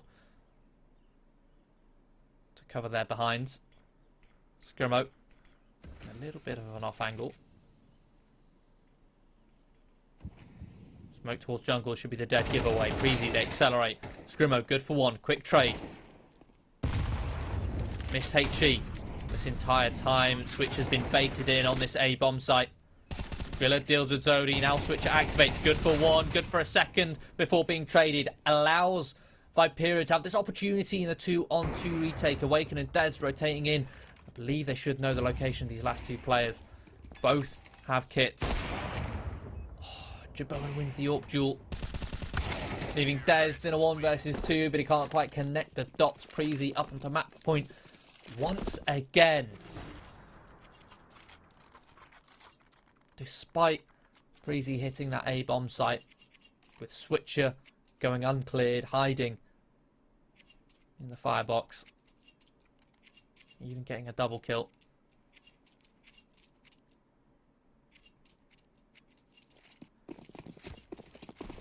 Breezy, who are again 1 round away from victory. This time they set themselves up. It's a similar setup, to be honest, from Viperio. In fact, it's almost identical. Awaken, deep angle over towards B. It's stack over towards A. Switcher hiding once more. It's a full A site execute from Breezy. Counter util is in play. Grilla, the opening on towards Scrimo. Viperio locked out the site with the exception of Switcher hiding. Dest is going to get a little bit scrappy here and towards the smoke, but if anything, that's actually saved him, as they themselves have fought through, and he jumps through, finds 2 kills. Brilliant opening. Again, Switcher is yet to activate. Finally, he does. Lands the dink, but is quickly traded. Only good for 1. It's still another 2-on-2. Grilla plants the bomb. Becky takes connector control. Spots the leg of Awaken. Baits out the shot. Jumps into an advantageous angle. And last bullet transfer. Hits Awaken. Zodi now in a 1 versus 2 location. No, lands a lovely headshot. Down onto half health. No smoke. Say no smoke. Just dropped it on the bomb. But Becky goes for a wild spray. Anticipates that Zodi's not on it and lands the headshot. It will be Breezy taking this series 2-1. Viperio could not quite get revenge. It was such a well-fought effort, going double overtime on Ancient on their map pick, getting revenge on Vertigo 13-8. A reverse score is what they saw in the first game of the group stage, but then to go double overtime once more on Mirage, it gets so close, within touching distance, but Viperio are going to be eliminated here out of United21 Season 19, coming 3rd in Group C. That means Breezy make their way into the playoffs in 2nd place here in this group.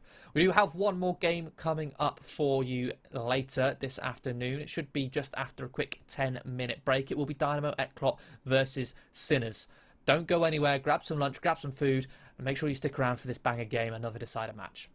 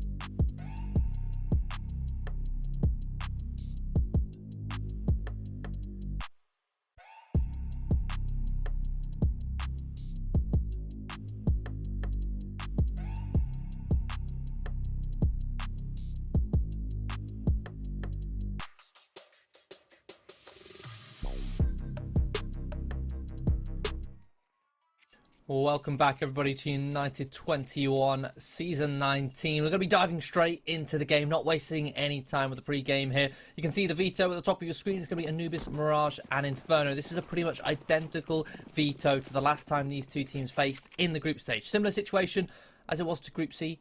Group D, Dynamo ECLOT versus Sinners Academy. They faced in the opening stage, and it was 2-1 to Dynamo ECLOT.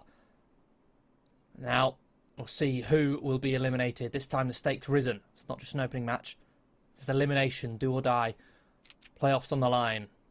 ECLOT going to be creeping in towards this B site. There's a stack lying in wait.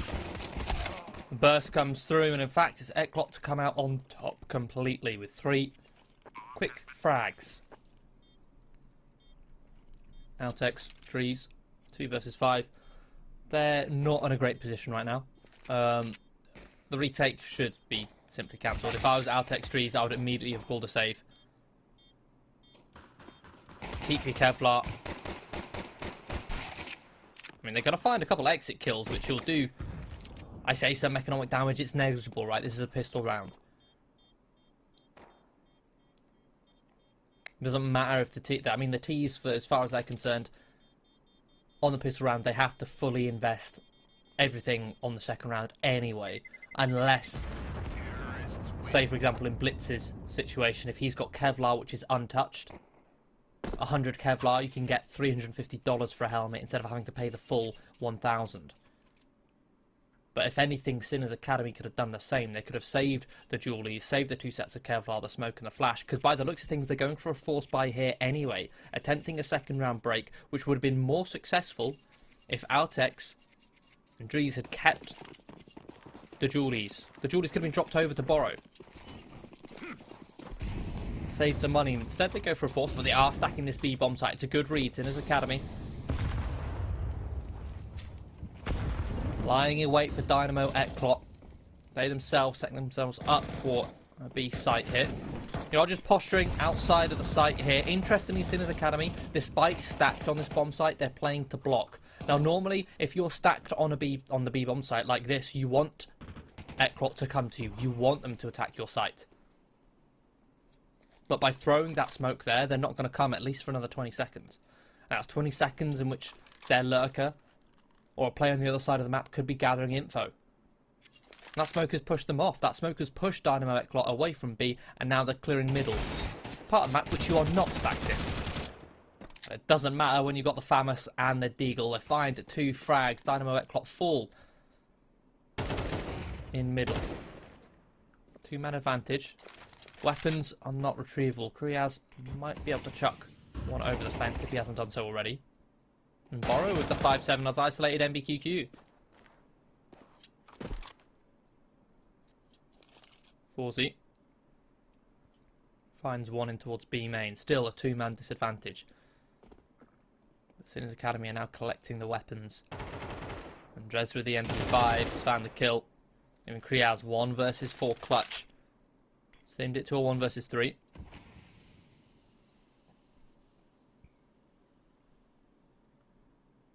Sinners Academy are very split up right now. Very easily isolate these 1v1s. That flash actually hit Dalian. It's confirmation for Kriaz as to his location. The damage as he swings out. The double swing comes, but they're low HP. Fortunately, Dries comes in to close it out on the flank. That was a really strange round across the board. You got a second round force buy for Sinners Academy, tempting a second round break. They stack the B bomb site, but they also block the B bomb site. So if you, again, I'll explain. If you're stacked, you want Dynamo ECLOT to come to B, so don't push them away with utility. Either way, they push them away, and it somehow goes into Sinners Academy's favour. They split Dynamo ECLOT up. ECLOT aren't thorough with their utility when it came to clearing mid. They're open, vulnerable to a double swing from Temple. And the round crumbles out of Sinners Academy's hands, or out of Dynamo ECLOT's hands, into Sinners Academy's. Early tactical pause from Dynamo ECLOT after losing only 1 round.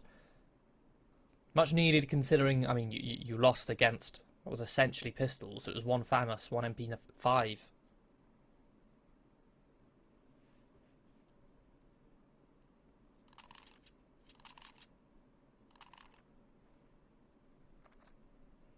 And as soon as attempted a second round break, Dynamo ECLOT attempt a third round break. A force bite. Mac 10 on Kriaz. The only primary weapon, everyone else with upgraded pistols. 2 Tech 9s, 2 P250s. Plenty of utility. This reads to me a bit like an A rush or an A execute at the very least. Sending 4 players already over to that side of the map towards Carpet. A bit of presence made by Detour.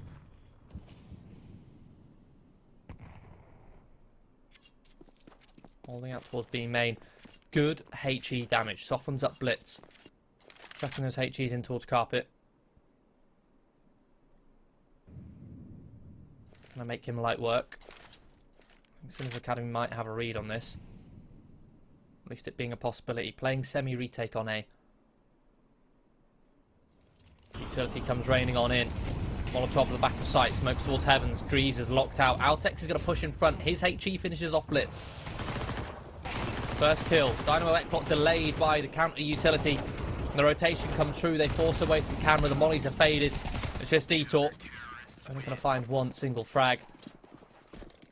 I get the idea from Dynamo ECLOT of full execution, but they didn't actually make use of any of the util. They throw so many grenades that, but by the time they're like through the A main choke point, by the time they're actually fighting on the site, the Molotovs are faded.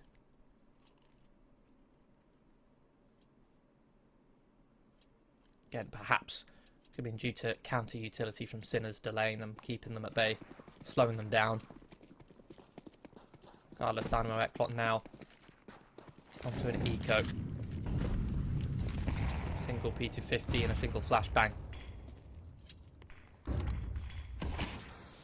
It's Forzy with the flashbang.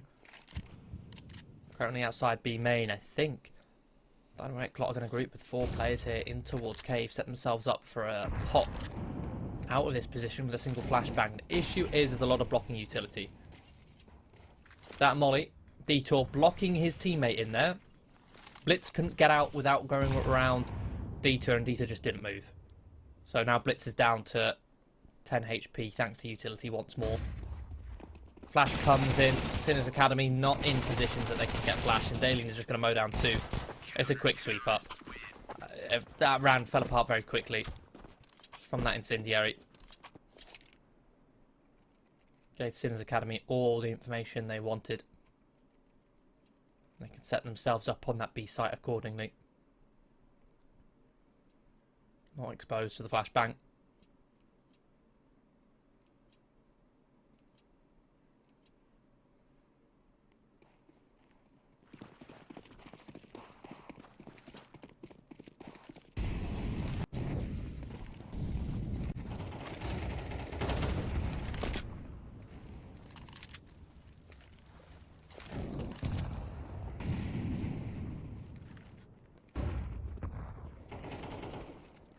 Five. Sinners Academy getting aggressive here with the MP9 of Altex. Taking water control. The HE is definitely going to soften him up. Dynamo got the pieces together. Blitz attempting a peek through the window. Going for a little bit of spam. And Altex down to 3 HP. Not going to be able to get away with it. Kriaz goes for the spam and gets the kill. 1-man advantage for ECLOT.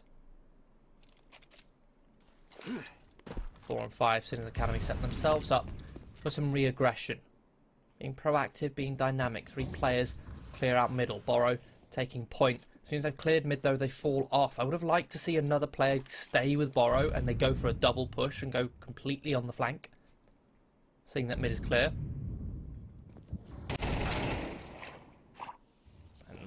Forzy and MBQ, they just hold for the drop. Borrow trying to drop on a timing, but it's a little bit too early.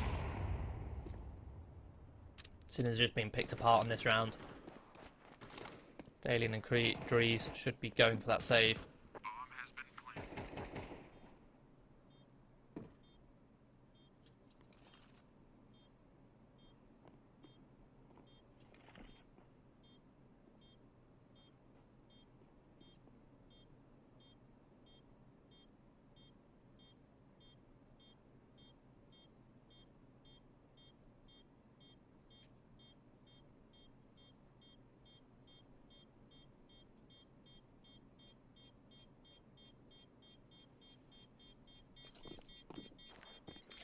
be keeping these weapons alive, build some bank. They should be able to buy once more, Sinners Academy. Terrorists win. Daly and Audrey's can drop over to Outex or Borrow. In fact, I think Drees can drop too. Be at the cost of utility. Could go for a compromised weapon. There you go. Full investment. Outex should soon get full util as well. There you go. The only compromise being a FAMAS. Still 3 kits in play, but no sniper rifle. Not on Sinners Academy, at least Forzy has got one in his hands.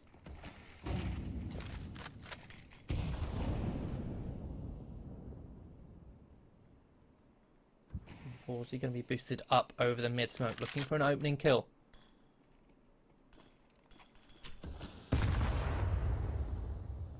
Attempted a HE to soften him up.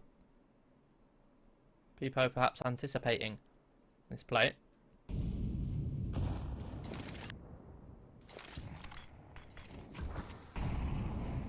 Attempted a HE in towards camera. Not going to work. Sides across the map.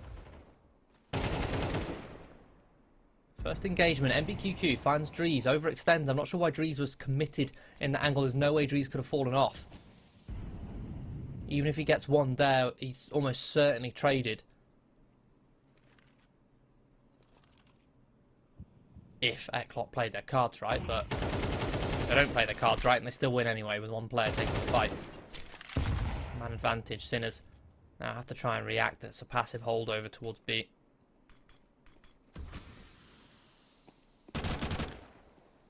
Borrow. Shoots the booty of MBQQ. Identified as a retake setup. They're holding strong. It's down into the 3-on-3. The utility is going to lock out the rotations. A good Molotov. Blitz quickly extinguishes. Kriaz now looks to take this fight. Wants to push back these CTs. They're unsure about the possibility of a flank. Temple smoke fades. Kriaz comes out on top of that duel. Quickly traded by Peepo. Forzy with the AWP. Rains down Fury. Maybe Borrow in a 1 versus 2. They know he was already located and spotted on this B-bomb site, but quickly traded. Forzy's AWP comes out on top. Dynamo ECLOT tied the scoreline.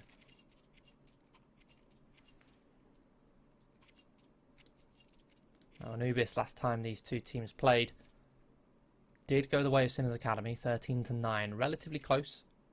Was the closest map in that series, in that best of 3. Also, looking at the history of their map pools on HLTV, Sinners Academy have only played 6 maps in the last 3 months, so there's not much to go off of. But Anubis is their joint most played with 2 maps, a 50% win rate.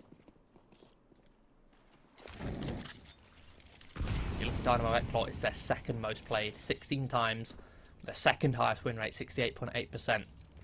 But even if this is Sinners' best map, again, it's hard to determine if that is the case. Even if it is their most comfortable map, it's a very good one for Dynamo ECLOT.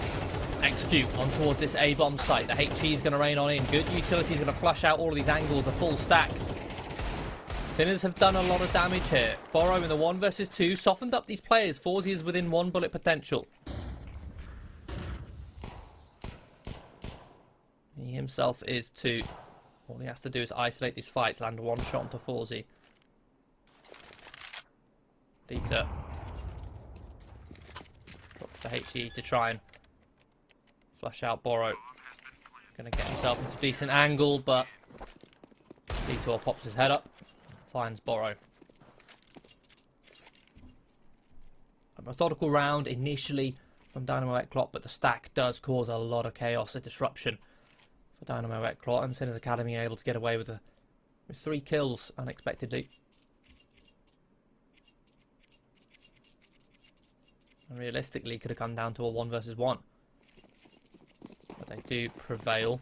A lot of damage done to the Dynamo ECLOT economy. You can see Kriaz and Blitz with next to nothing left in their bank accounts.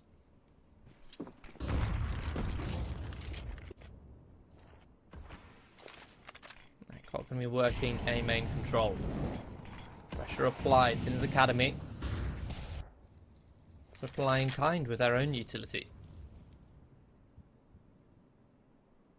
But the usage is good from Dynamo ECLOT. It keeps Sinners Academy at bay. Keeps them in this 2-1-2 setup.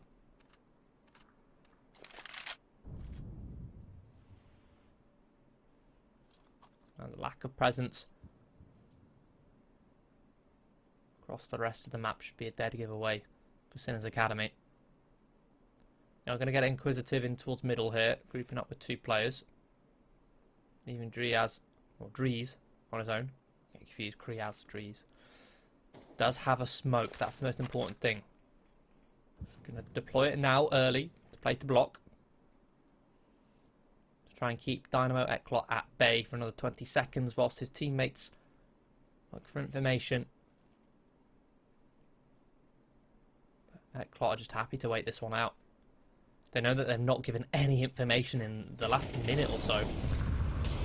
Smoke fades, they go for the pop. Utility towards a pillar, it'll flush out anyone there. Good counter flash, keeps them from entering. Grease holds strong for 1 and holds a 2-man tower to mow down another 2. This site hit from Dynamo ECLOT is quickly falling thanks to the rotation from Sinners. Forzy, 1 versus 3. Deals with Dalian but quickly traded by Peepo.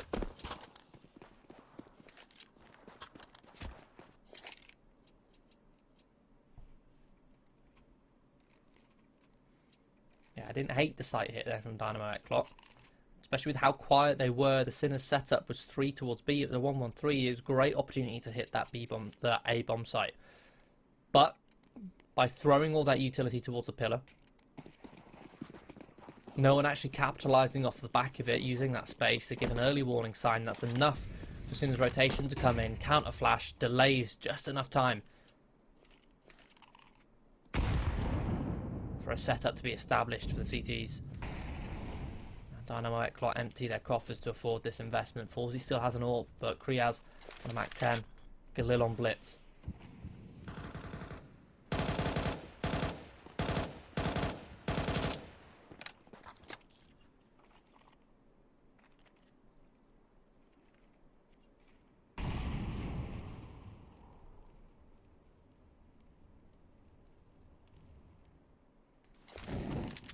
Slow hold for Dynamo ECLOT waiting. Any Sinners aggression, the incendiary. Push Kriaz off the bridge.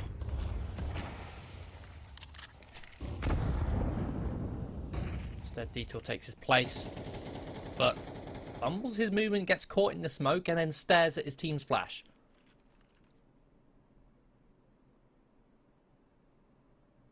Utility drained from both sides, to be honest.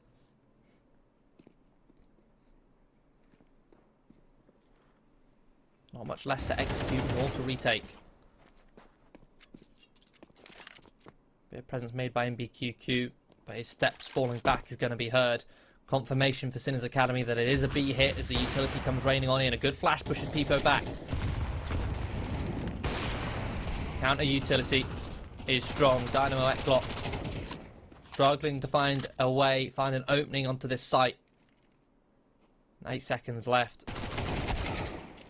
ECLOT are going to turn around and save the 2 weapons that they still have. Counter-terrorists win.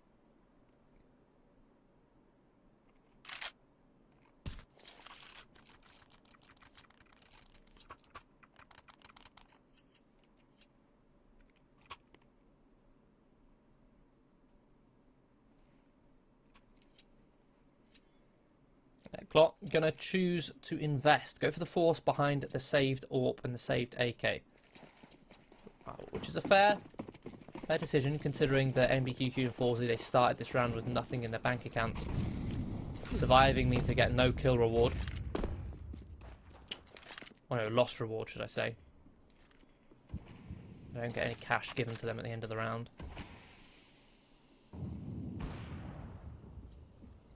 So they're going to try and match their funds with the 2 saved weapons, but one of them already removed. MBQQ picked apart by Peepo's AWP. Fortunately, Kriaz is able to pick up that rifle. It doesn't go completely to waste. This is a decent read from ECLOT. I'm going to be shifting in to hold this B bomb site, which is currently vacant. It's being held very passively by Dalian. Flash comes in. Site going to be cleared. Ian still holding here. Should communicate that to his teammates, especially the fact that the CT cross is not smoked. Bomb does safely get across under the cover of Forzy's AWP. Ooh, another missed HE.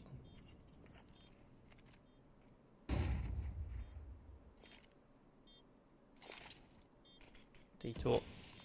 Fading the smoke. They catch trees off guard. They are going to be rewarded with a kill. Forzy's AWP also activates. This flank is going to come in now from Borrow. There is cover. That smoke towards the site. It's going to be messy. Altex finds two. Destroys the two players coming in from Temple. Now just Kriaz and Forzy. Location should be known, but Pipo can't get away with picking up that AWP. Altex a good flash. Keep Kriaz at bay. Altex will be able to save his rifle, but Dynamo ECLOT with the force buy behind the AK and the AWP succeed.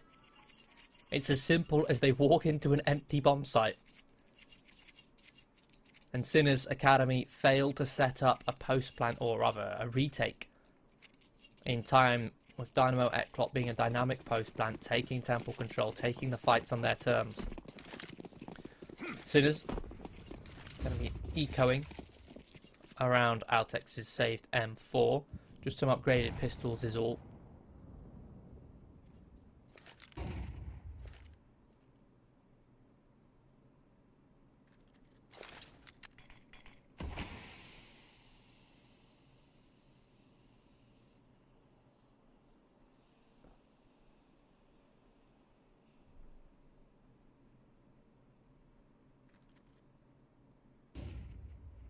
Limited util for Sinners Academy being burnt here to block connector. It's the right spot. Well utilised smoke, but Forzy going to be taking point with this AWP. Missed shot, overwhelmed by the 5-7. Good trade from Kriaz.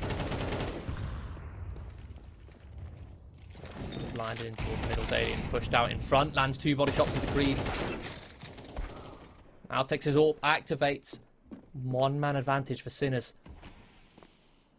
Detour now with the Mac 10 of all weapons look to work. Way on towards this B bomb site. He does have the bomb on his back. If he goes down, it'll be disastrous. Pipo hiding on the site. Barrel spotted. Detour can now try and close the distance. Fully locked in. Goes for the swing, but the Pipo body spam lands. Not 100% sure what Detour was trying with that peek. I get that he was trying to close the distance, get him, kill him, but I don't know why he started running behind the pillar. Giving Pipo the chance. In all fairness, it's a difficult angle, but you can't argue that he didn't fumble that.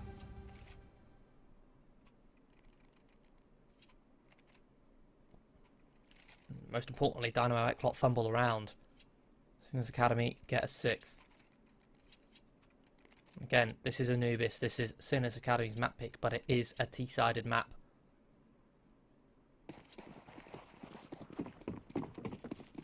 And look at the investment on the final round of the half from Dynamo ECLOT. Not a rifle in sight. Only one primary weapon. Forzy is still working with a Glock. Just so we can afford utility for this set piece. It's a fast A split through in towards middle. Pipo finds one, deploys utility. Falling back, happy with his life. Dries provides some cover. And MBQQ and Forzy desperation jump through a smoke. Altex flies in wait. It's just blitz and he's going to get spammed down. A whimper of a round.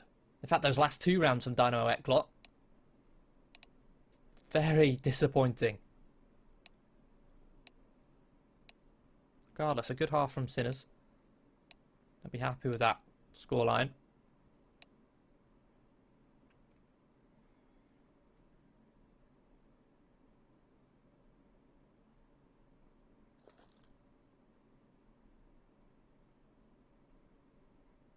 Half time, we swap sides.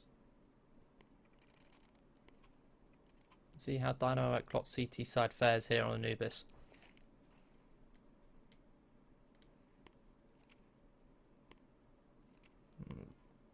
Now, last time they faced, ECLOT were only able to get one CT round on Anubis. Already a tactical pause being called before freeze time can expire. Again, I'll add further context to the previous stats. It was only 6 days ago that ECLOT and Sinners Academy faced in the opening match of Group D. 2-1 to ECLOT, but Anubis was the one map that Sinners Academy won. And that was a 13-9 score, and it was an 8-4 half to ECLOT. They took the lead by 4 rounds. Here they're falling behind by 2. It was then a comeback from Sinners Academy to go 9-1 on their T side. Not a good situation for Dynamo ECLOT. Their CT side on Anubis seriously let them down. They need to have made improvements over a short 6-day period. Or at least identified the mistakes that they made if they want to recover this. It's a fast sprint into the bridge for Sinners Academy, dropping into the water to split this B-bomb site. Smokes going to lock out the CTs. Bomb plant should be guaranteed for BO3 here. It's an open plant too, gets away with it before the spam comes in. Flank comes in, blitz, good for 2. It's a promising start. And now they overwhelm the connector. Altex left. Not a single frag goes Sinners Academy's way. Dynamo ECLOT a clean pistol round win, although they do forfeit the bomb plant, which means Dynamo ECLOT have met their expected number at least of 1 CT round. They've met their record from 6 days ago.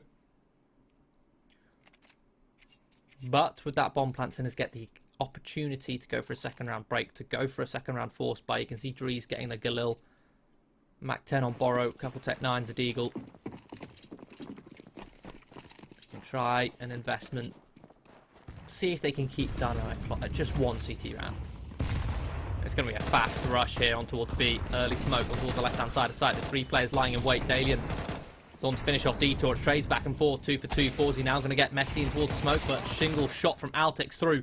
Kriaz comes in to bail ECLOT out with a double spray down on the MP9. BO3 left in a 1 versus 2 bomb, not in his control. He's pushed all the way through to CT. And ECLOT are getting curious. They're not resting on their laurels. Due to that information, MBQQ turns around. Couldn't have been a better timing for Kriaz to search that B site there. After getting 2, jumps out. Make sure they're not locked in towards Temple. By doing so, that clues up MBQQ to turn around. A brilliant read. Dynamo ECLOT double their CT rounds from the last time they faced. Scoreline tied 7-7. And they're likely to make it 3 rounds here, with Sinners Academy going for an eco. 3 Deagles and a Tech 9. See what they have in mind with this purchase. Again, I always like to see some sort of set piece on an eco. When I say set piece, I don't necessarily mean a full execute, but at least a plan. Because this round is different. You're on pistols. You can't just go for a default. You can't just look to see if you can win the fights. You've got to have some sort of win condition.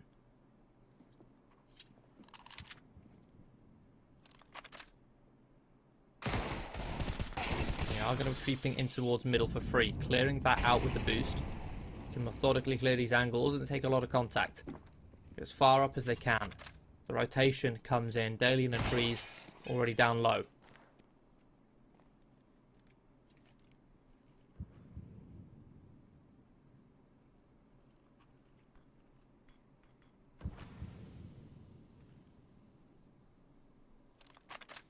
They maintain a slow pace round, not wanting to alert Dynamo ECLOT, allowing ECLOT to burn their utility across the map. And they've set themselves up in a promising round. That Dynamo ECLOT are blinded towards middle, and somehow Altex has got his way in towards Temple, potentially flanking this site.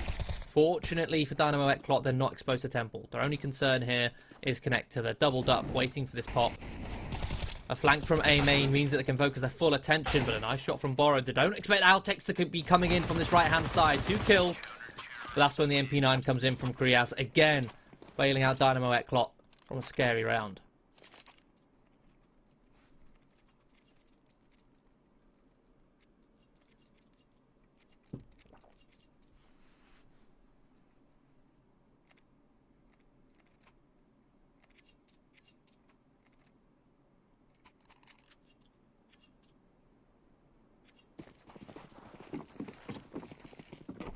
First full buy round of the second half. Full AKs for Sinners Academy. Instant A main smoke to block MBQQ's vision. Burns a counter smoke. Some speculative util in towards middle.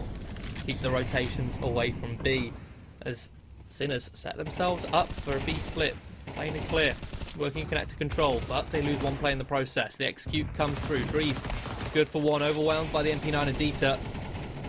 The rest of the players locked out with this smoke towards B main. There could have been a timing. There was an opportunity there for them off of that connector contact to pounce on this B bomb site, but they've missed the timing. They missed the window to secure this site.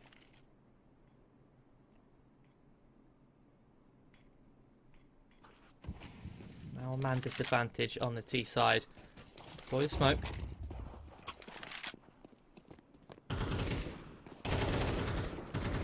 Beautiful shot. Dieter overextends.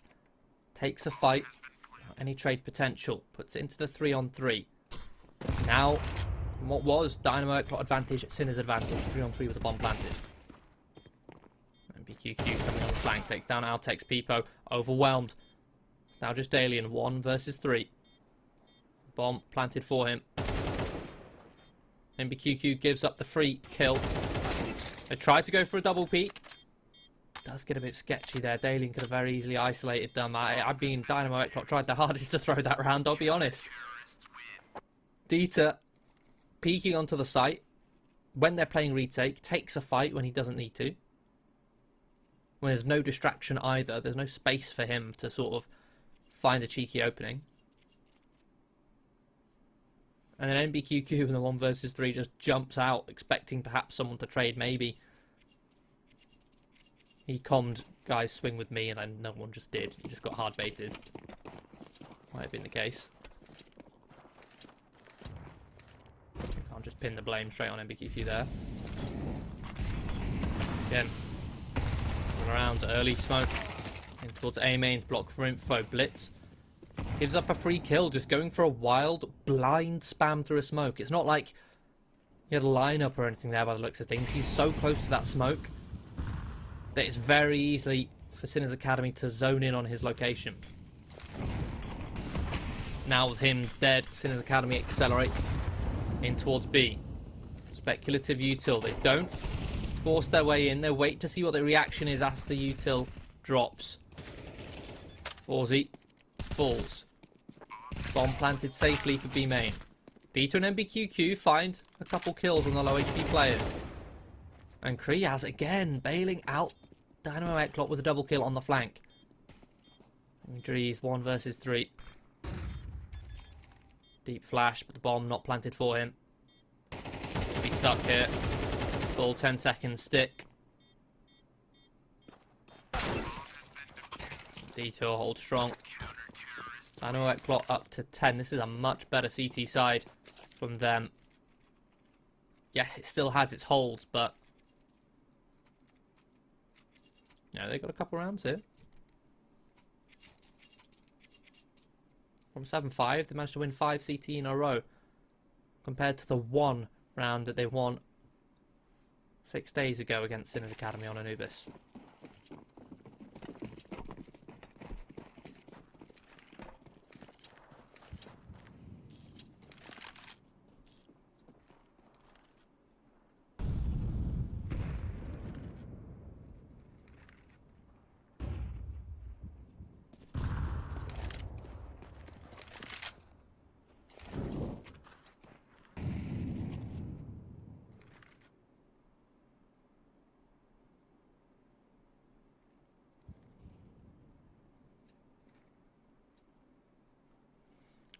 Slow gun round here.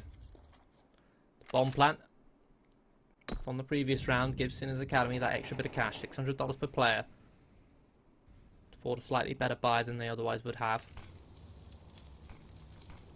This time setting themselves up for a similar execution on B, but it's a fake. It's a ruse. They've conditioned this B bomb site multiple times with this utility, And every time they threw that utility, they played slow behind it. But Sinners read this. Or have Dynamo ECLOT read this. They bolster down A main control. There's just Peepo left in the 1 versus 3.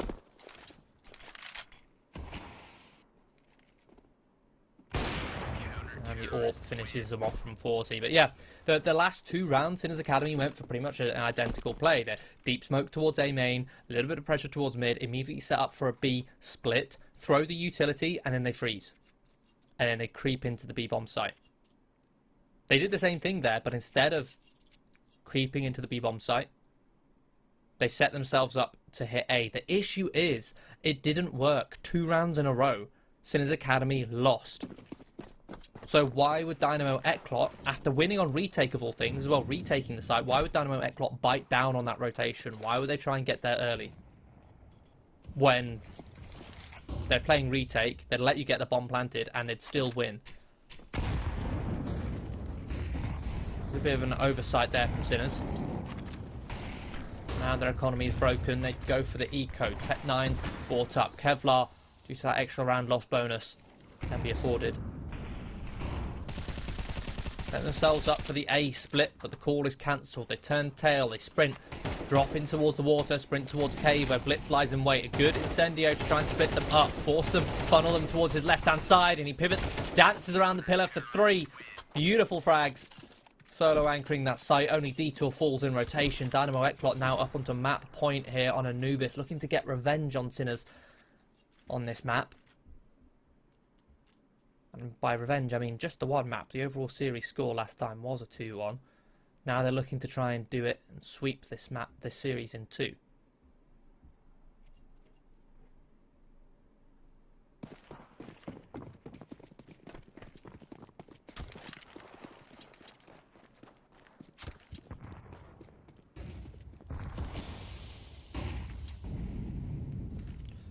One round is all ECLOT need.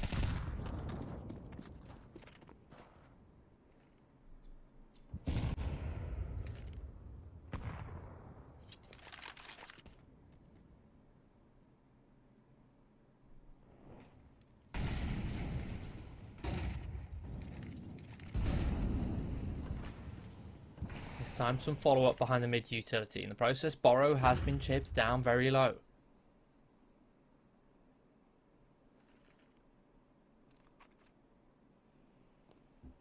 ECLOT again, really comfortable at playing retake B right now. They just have 1 player defending it. They've already identified Sinners' struggle, even when Sinners get the site on B. ECLOT just win the retake. Blitz holds strong. The solo defender finds 1. There's no trade potential behind it. The rotation then comes in from Detour to help him out. Blitz has still not been dealt with. Holds strong. Good transfer. Beautiful round from him. And it will be 13-7 victory for Dynamo ECLOT. A massive victory. Again, considering that last time they faced on Anubis, it was a 9-1 half. Dynamo ECLOT were only able to get 1 round. There, they were flawless. They didn't drop a single 1-8 in a row. Beautiful from them. We're going to be moving on to Mirage next, which is the pick of Dynamo ECLOT as well. So stay tuned. Don't go anywhere. We'll be back after a quick 10-minute break.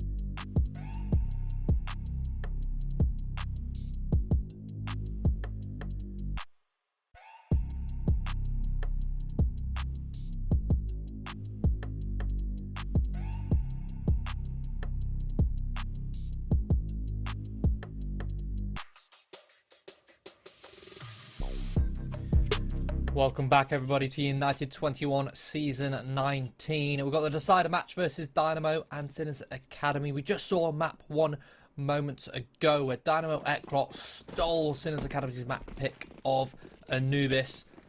The dominant CT side. A little bit of a micro comeback as well.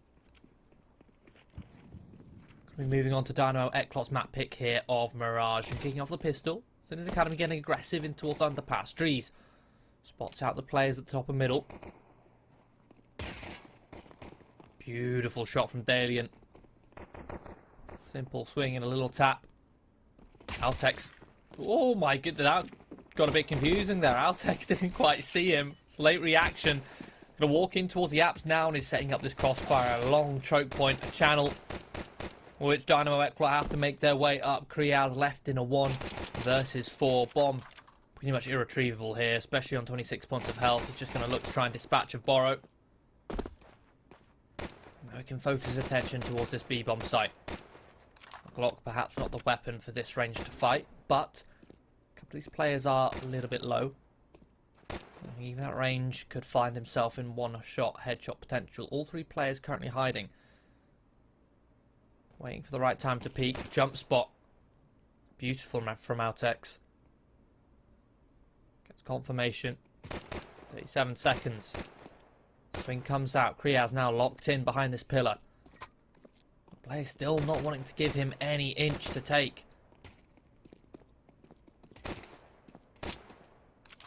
The USP would have run out of bullets by now, but the Glock still got plenty left.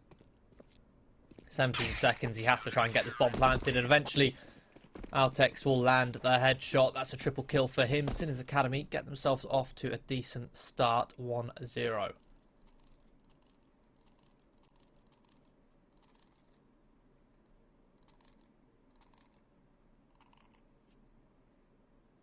No bomb plant for Dynamo ECLOT means full eco for them. Sinners Academy going to be investing 3 M4s, 2 MP9s. MP9s are able to afford some extra utility to perhaps play a little bit more supportive. I like this from Dynamo ECLOT. It's just going to be a full pyramid. Full block stack ready as a firing squad. The thing is, Dalian in this angle, he could very easily, if he wanted to, isolate a lot of those fights. Peek each player 1 by 1. But he's got the information. The stack disassembles.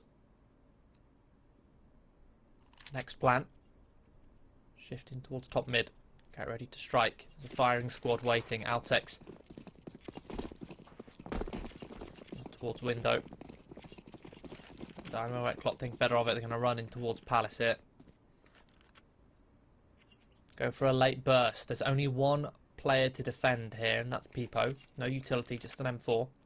He can very easily be overwhelmed, and if he goes down, they can plant safely behind default. Only util to stop that plant is on Borrow, which is in apps. So they can't even be mollied or naded out. Peepo simply has to do his best to survive. Waits for his teammates to take contact. Dances around triple. Finds 2.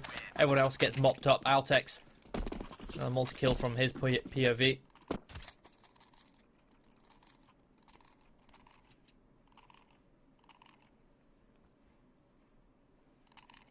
Clean start for Sinners Academy. But here comes the rifles. Here comes the buy round. The Dynamo ECLOT.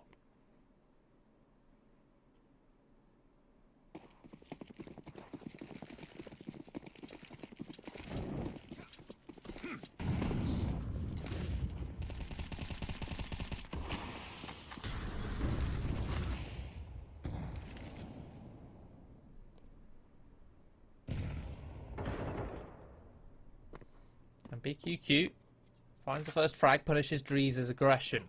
There's information at play though. Sinners Academy are leaning, stacked here with 3 players ready for this hit, but it's a full pop. They catch them with grenades in their hand. Dieter finds 1, but Dalian is going to find 2. Low HP, being hunted down now. Eventually he'll be finished off.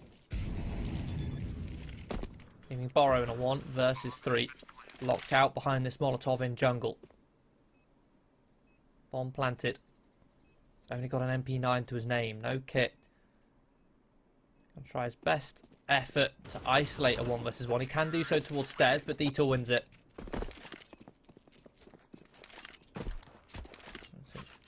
Dynamo ECLOT.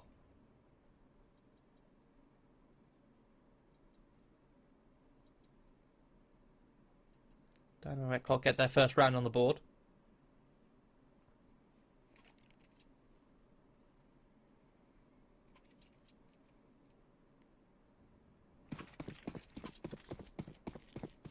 And not only that, one single round and it's broken the bank for Sinners Academy. They're going to go for a full eco.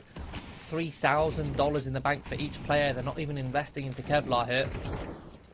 They said, look, we'll fully forfeit this round. See what we can do with pistols, but next round, that's where our sights are on.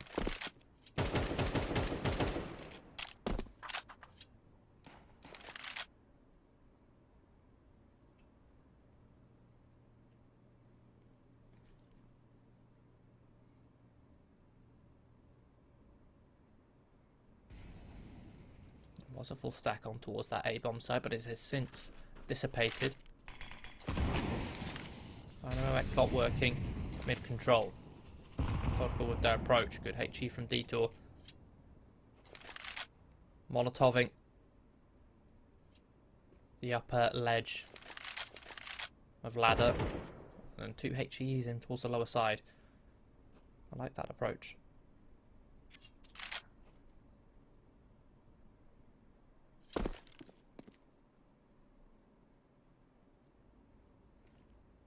Slowly making their way up towards connector here. 40 seconds left on the clock.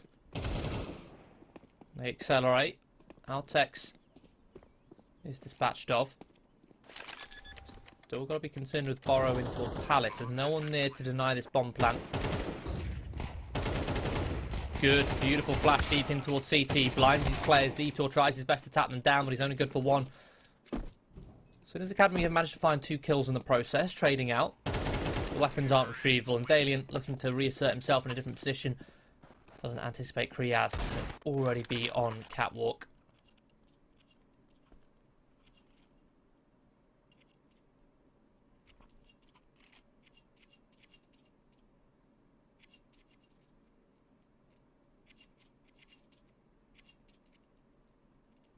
Here's Sinners Academy's reinvestment. That 3k, knowing that their loss bonus was so low, that's why they saved 3k in the bank. Because they could afford a full healthy buy just about. Warp up on Peepo, missing utility on him and Daly and everyone else. But everything else is decent as far as the investment is concerned. I don't know where ECLOT setting themselves up. It's just going to be a dry contact play here on towards the A-bomb site. They pop out. Util being deployed. Sinners Academy not wanting to overpeak. Dalian finds a perfect time to catch Detour mid-flight. Slowly, Dino ECLOT are being whittled away. They've not done a good enough job at locking out these rotations. They're still incredibly exposed to the extremities. Bomb dropped, 3 versus 2. The one saving grace for Dynamo ECLOT is this flank from Forzy. Question is, will it get checked? Ooh, just in the nick of time it's turned around, which means Forzy's only good for 1 before being traded. Same for MBQQ over towards Palace. Sinners Academy get their 3rd round on the board. I'm not sure what the idea was for ECLOT there. I think they just wanted to hit a timing gamble, hope that Sinners Academy weren't playing so aggro on that A, or weren't playing so leaned towards that A site. We're playing leaning further towards mid, but the issue is with that A site, the reason why it's so easy to retake for the CTs is because on that T side you're so exposed to all the extremities, and Dynamo ECLOT simply didn't lock Sinners out from those rotations. They didn't blind them at CT, they didn't keep them locked in towards connector. They had so much room to fight on the stairs in towards jungle, kill them as they crossed, and now the economy is in a weak spot for both teams. There's only 1 player survived. So there's a big swing round. The loser of this round will be ecoing. Most likely. You can see the compromises on either side. Mac 10 for Kriaz. Galil's on Blitz and Detour. MP9s on 2 Sinners players, but a fast pop flash in towards mid. Borrow caught. Dalian with that MP9 struggling to trade at range. So one of the M4s removed. Detour can then upgrade. Beautiful peek from Peepo. Finds the right timing before the smoke blooms. Catches Detour. 4 versus 4.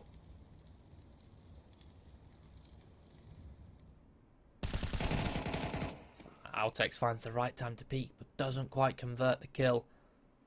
That MBQQ has found so much space and a beautiful timing to walk out of apps. Peepo caught. Altex, in a difficult situation, there's not much he could do there. No real cover on short for him to work with. 4 on 2. Since Academy have been picked apart. B-bomb site. Open for business. Kriaz does fall. The rotation from Forzy is quite far away. Drees gets the information. That's MBQQ's rotation. Stallion left, 1 versus 2. Already think down low. Knows now the location of both of these players. He's picked up the kit. Forzy gets the information that he's sticking it. There's such little time. 0.499 seconds left. Less than half a second later, and that defuse would have gone through.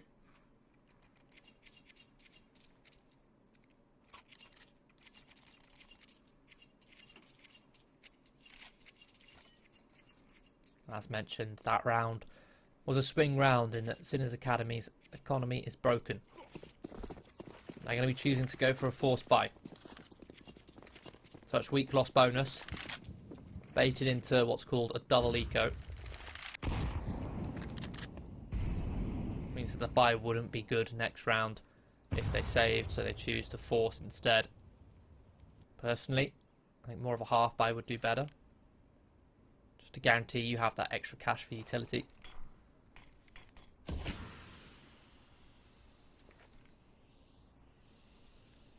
Unless Sinners Academy can pull off some wizardry here. And I'll likely bring that up in a couple of rounds' time. Still not out of the question. They are stacked on towards this A-bomb site. I don't hate it. The rifles, full execution, so far being successful. Dalian has picked up an AK and Kree has his lurk. Caught, 3 on 3. Fortunately, the AK removed from hand. Altex on low HP. 3 players survive for Dynamo ECLOT. As scary as it gets there, the fourth buy doesn't work out for Sinners Academy. Now you can see on the left-hand side of your screen there, the loss bonus for the CTs is $2,400. They get $2,400. At the moment, the player with the most amount of cash is Dalian with $2,300. The least is Peepo, $1,950. Do the maths. 1950 plus 2,400 is only 4,350. That is not enough for a perfect buy. They're going to be missing utility, which does limit their options, simply because they bought and forced in the previous round. Obviously, this round is just a full eco. 50 invested for Dalian. And he, as mentioned before, was a player with the most money. He's now down below Drees. Only with 2,000, he'll only have 4,400. Yes, you can get an M4, Kevlar, but you won't be able to get a kit and utility.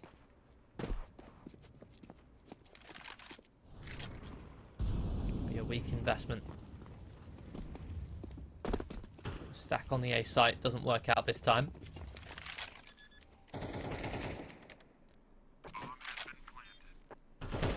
ECLOT plant on the B-bomb site. Kriaz looking to farm some eco kills.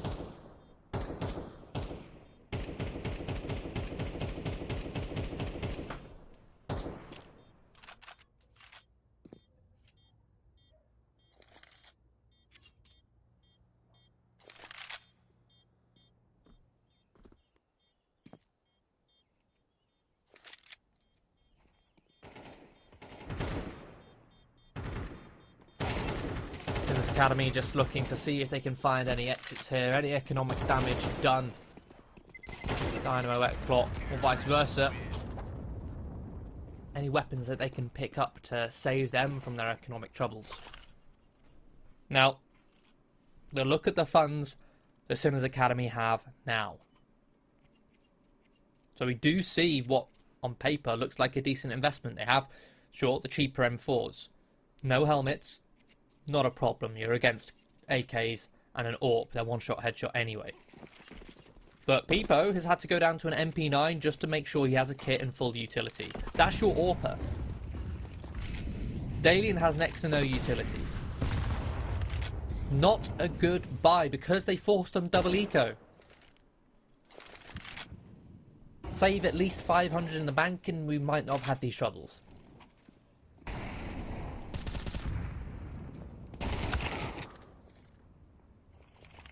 And already this forced buy is falling flat. Because of their limited options, because they don't have the utility to fight aggressively for mid, they go for a contact play onto the ramp and walk into the crosshairs.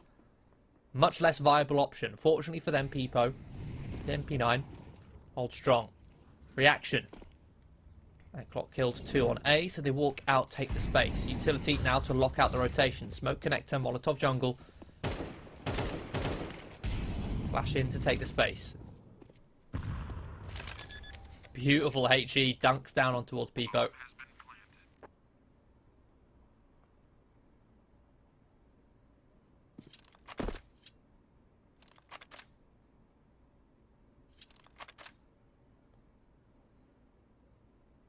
Now Tex and Borrow look to save.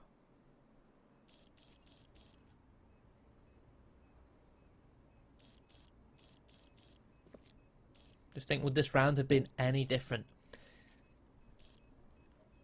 if Finland's Academy didn't force on the double eco? If Peepo could have afforded an AWP? Maybe it wouldn't have been. But at least the chances, the possibility would have been greater. That's what Counter-Strike is about. It's all about odds. It's all about the possibilities, increasing the chances, not just the round win, but every duel, trying to increase the chances of winning the duel in your favour.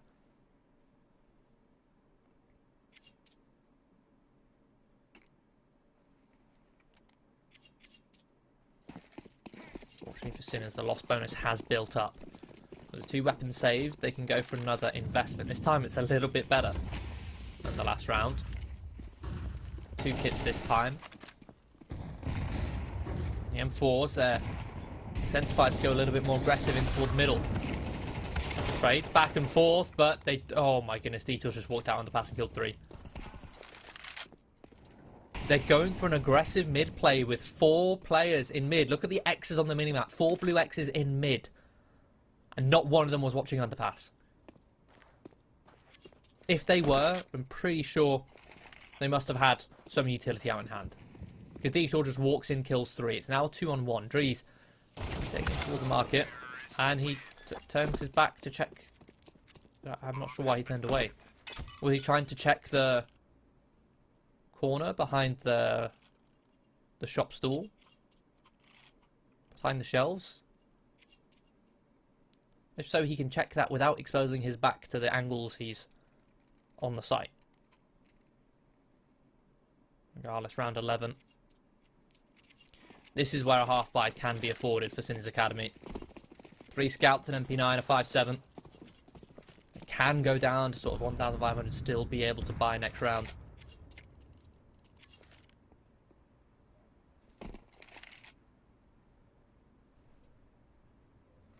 The MP9 with one of the scouts defending A, the other 3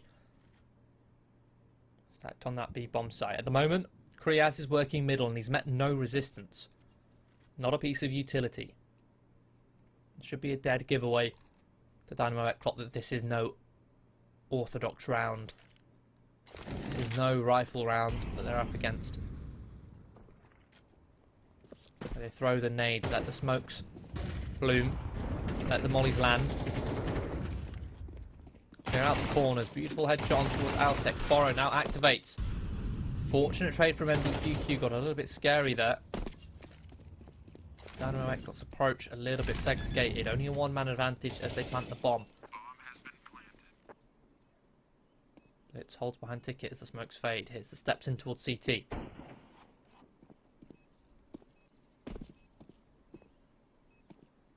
A lot of noise here. Dynamo ECLOT can completely play off Blitz's contact.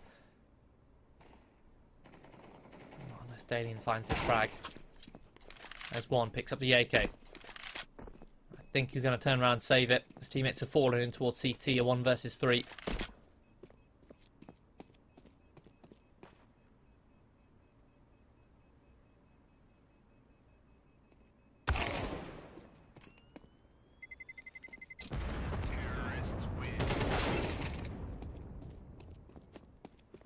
Not even going to be allowed to save. Hunted down.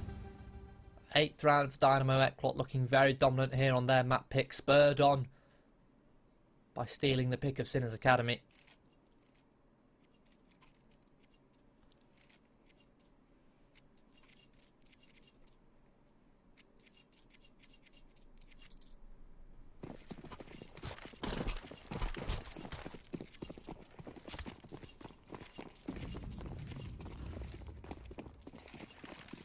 Final round of the half. The investment comes out for Sinners. They're playing a bit of a 1-3-1, heavy in towards middle.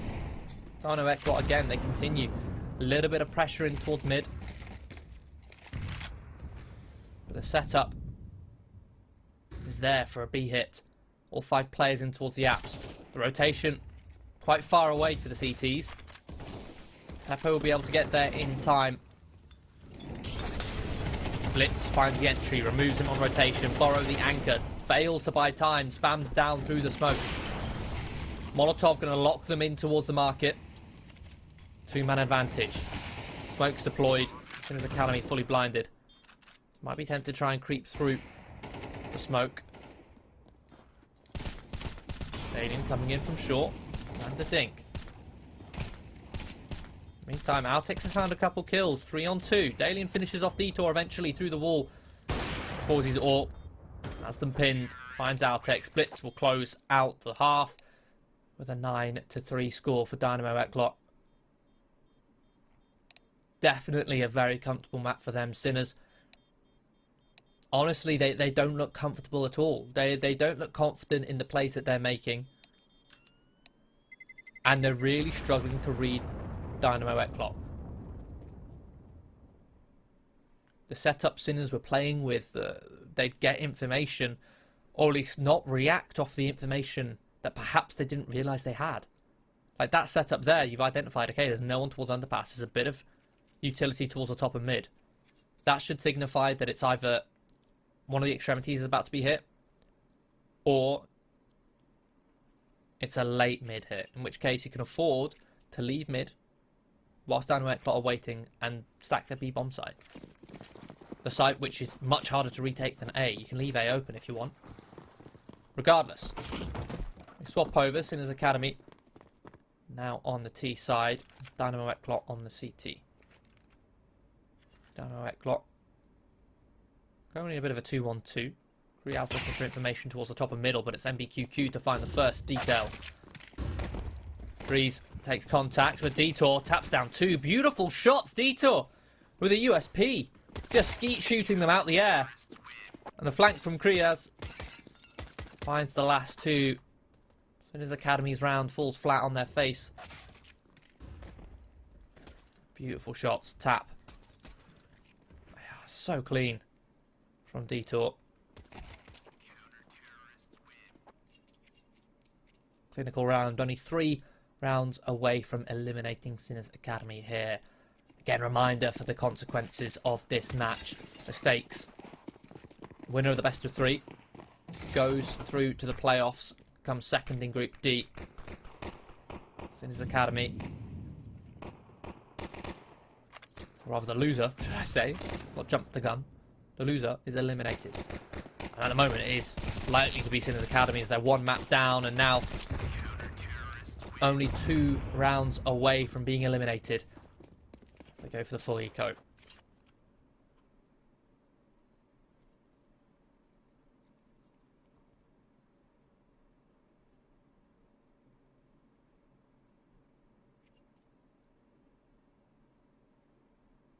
Round 15. First gun round of the second half. Sinners Academy can only afford to lose 1 round here.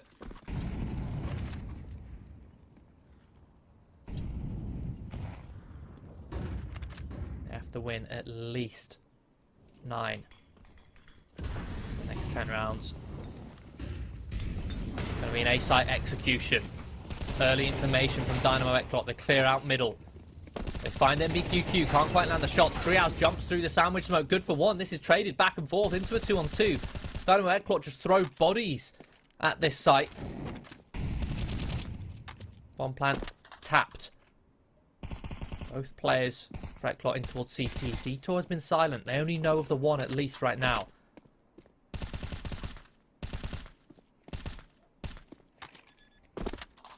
Bomb is going to be planted. After Alien clears out the rest of the extremities. They're so low. Just a single bullet would be enough to finish them. There's the first. Drees fall. Smoke down now on the bomb. And there it is. Detour.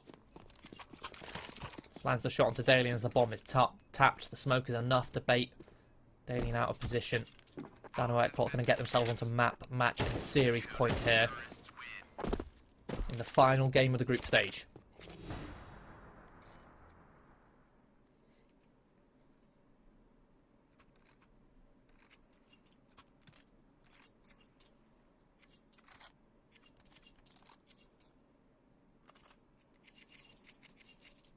Bomb plant does give Sinners an opportunity to work with.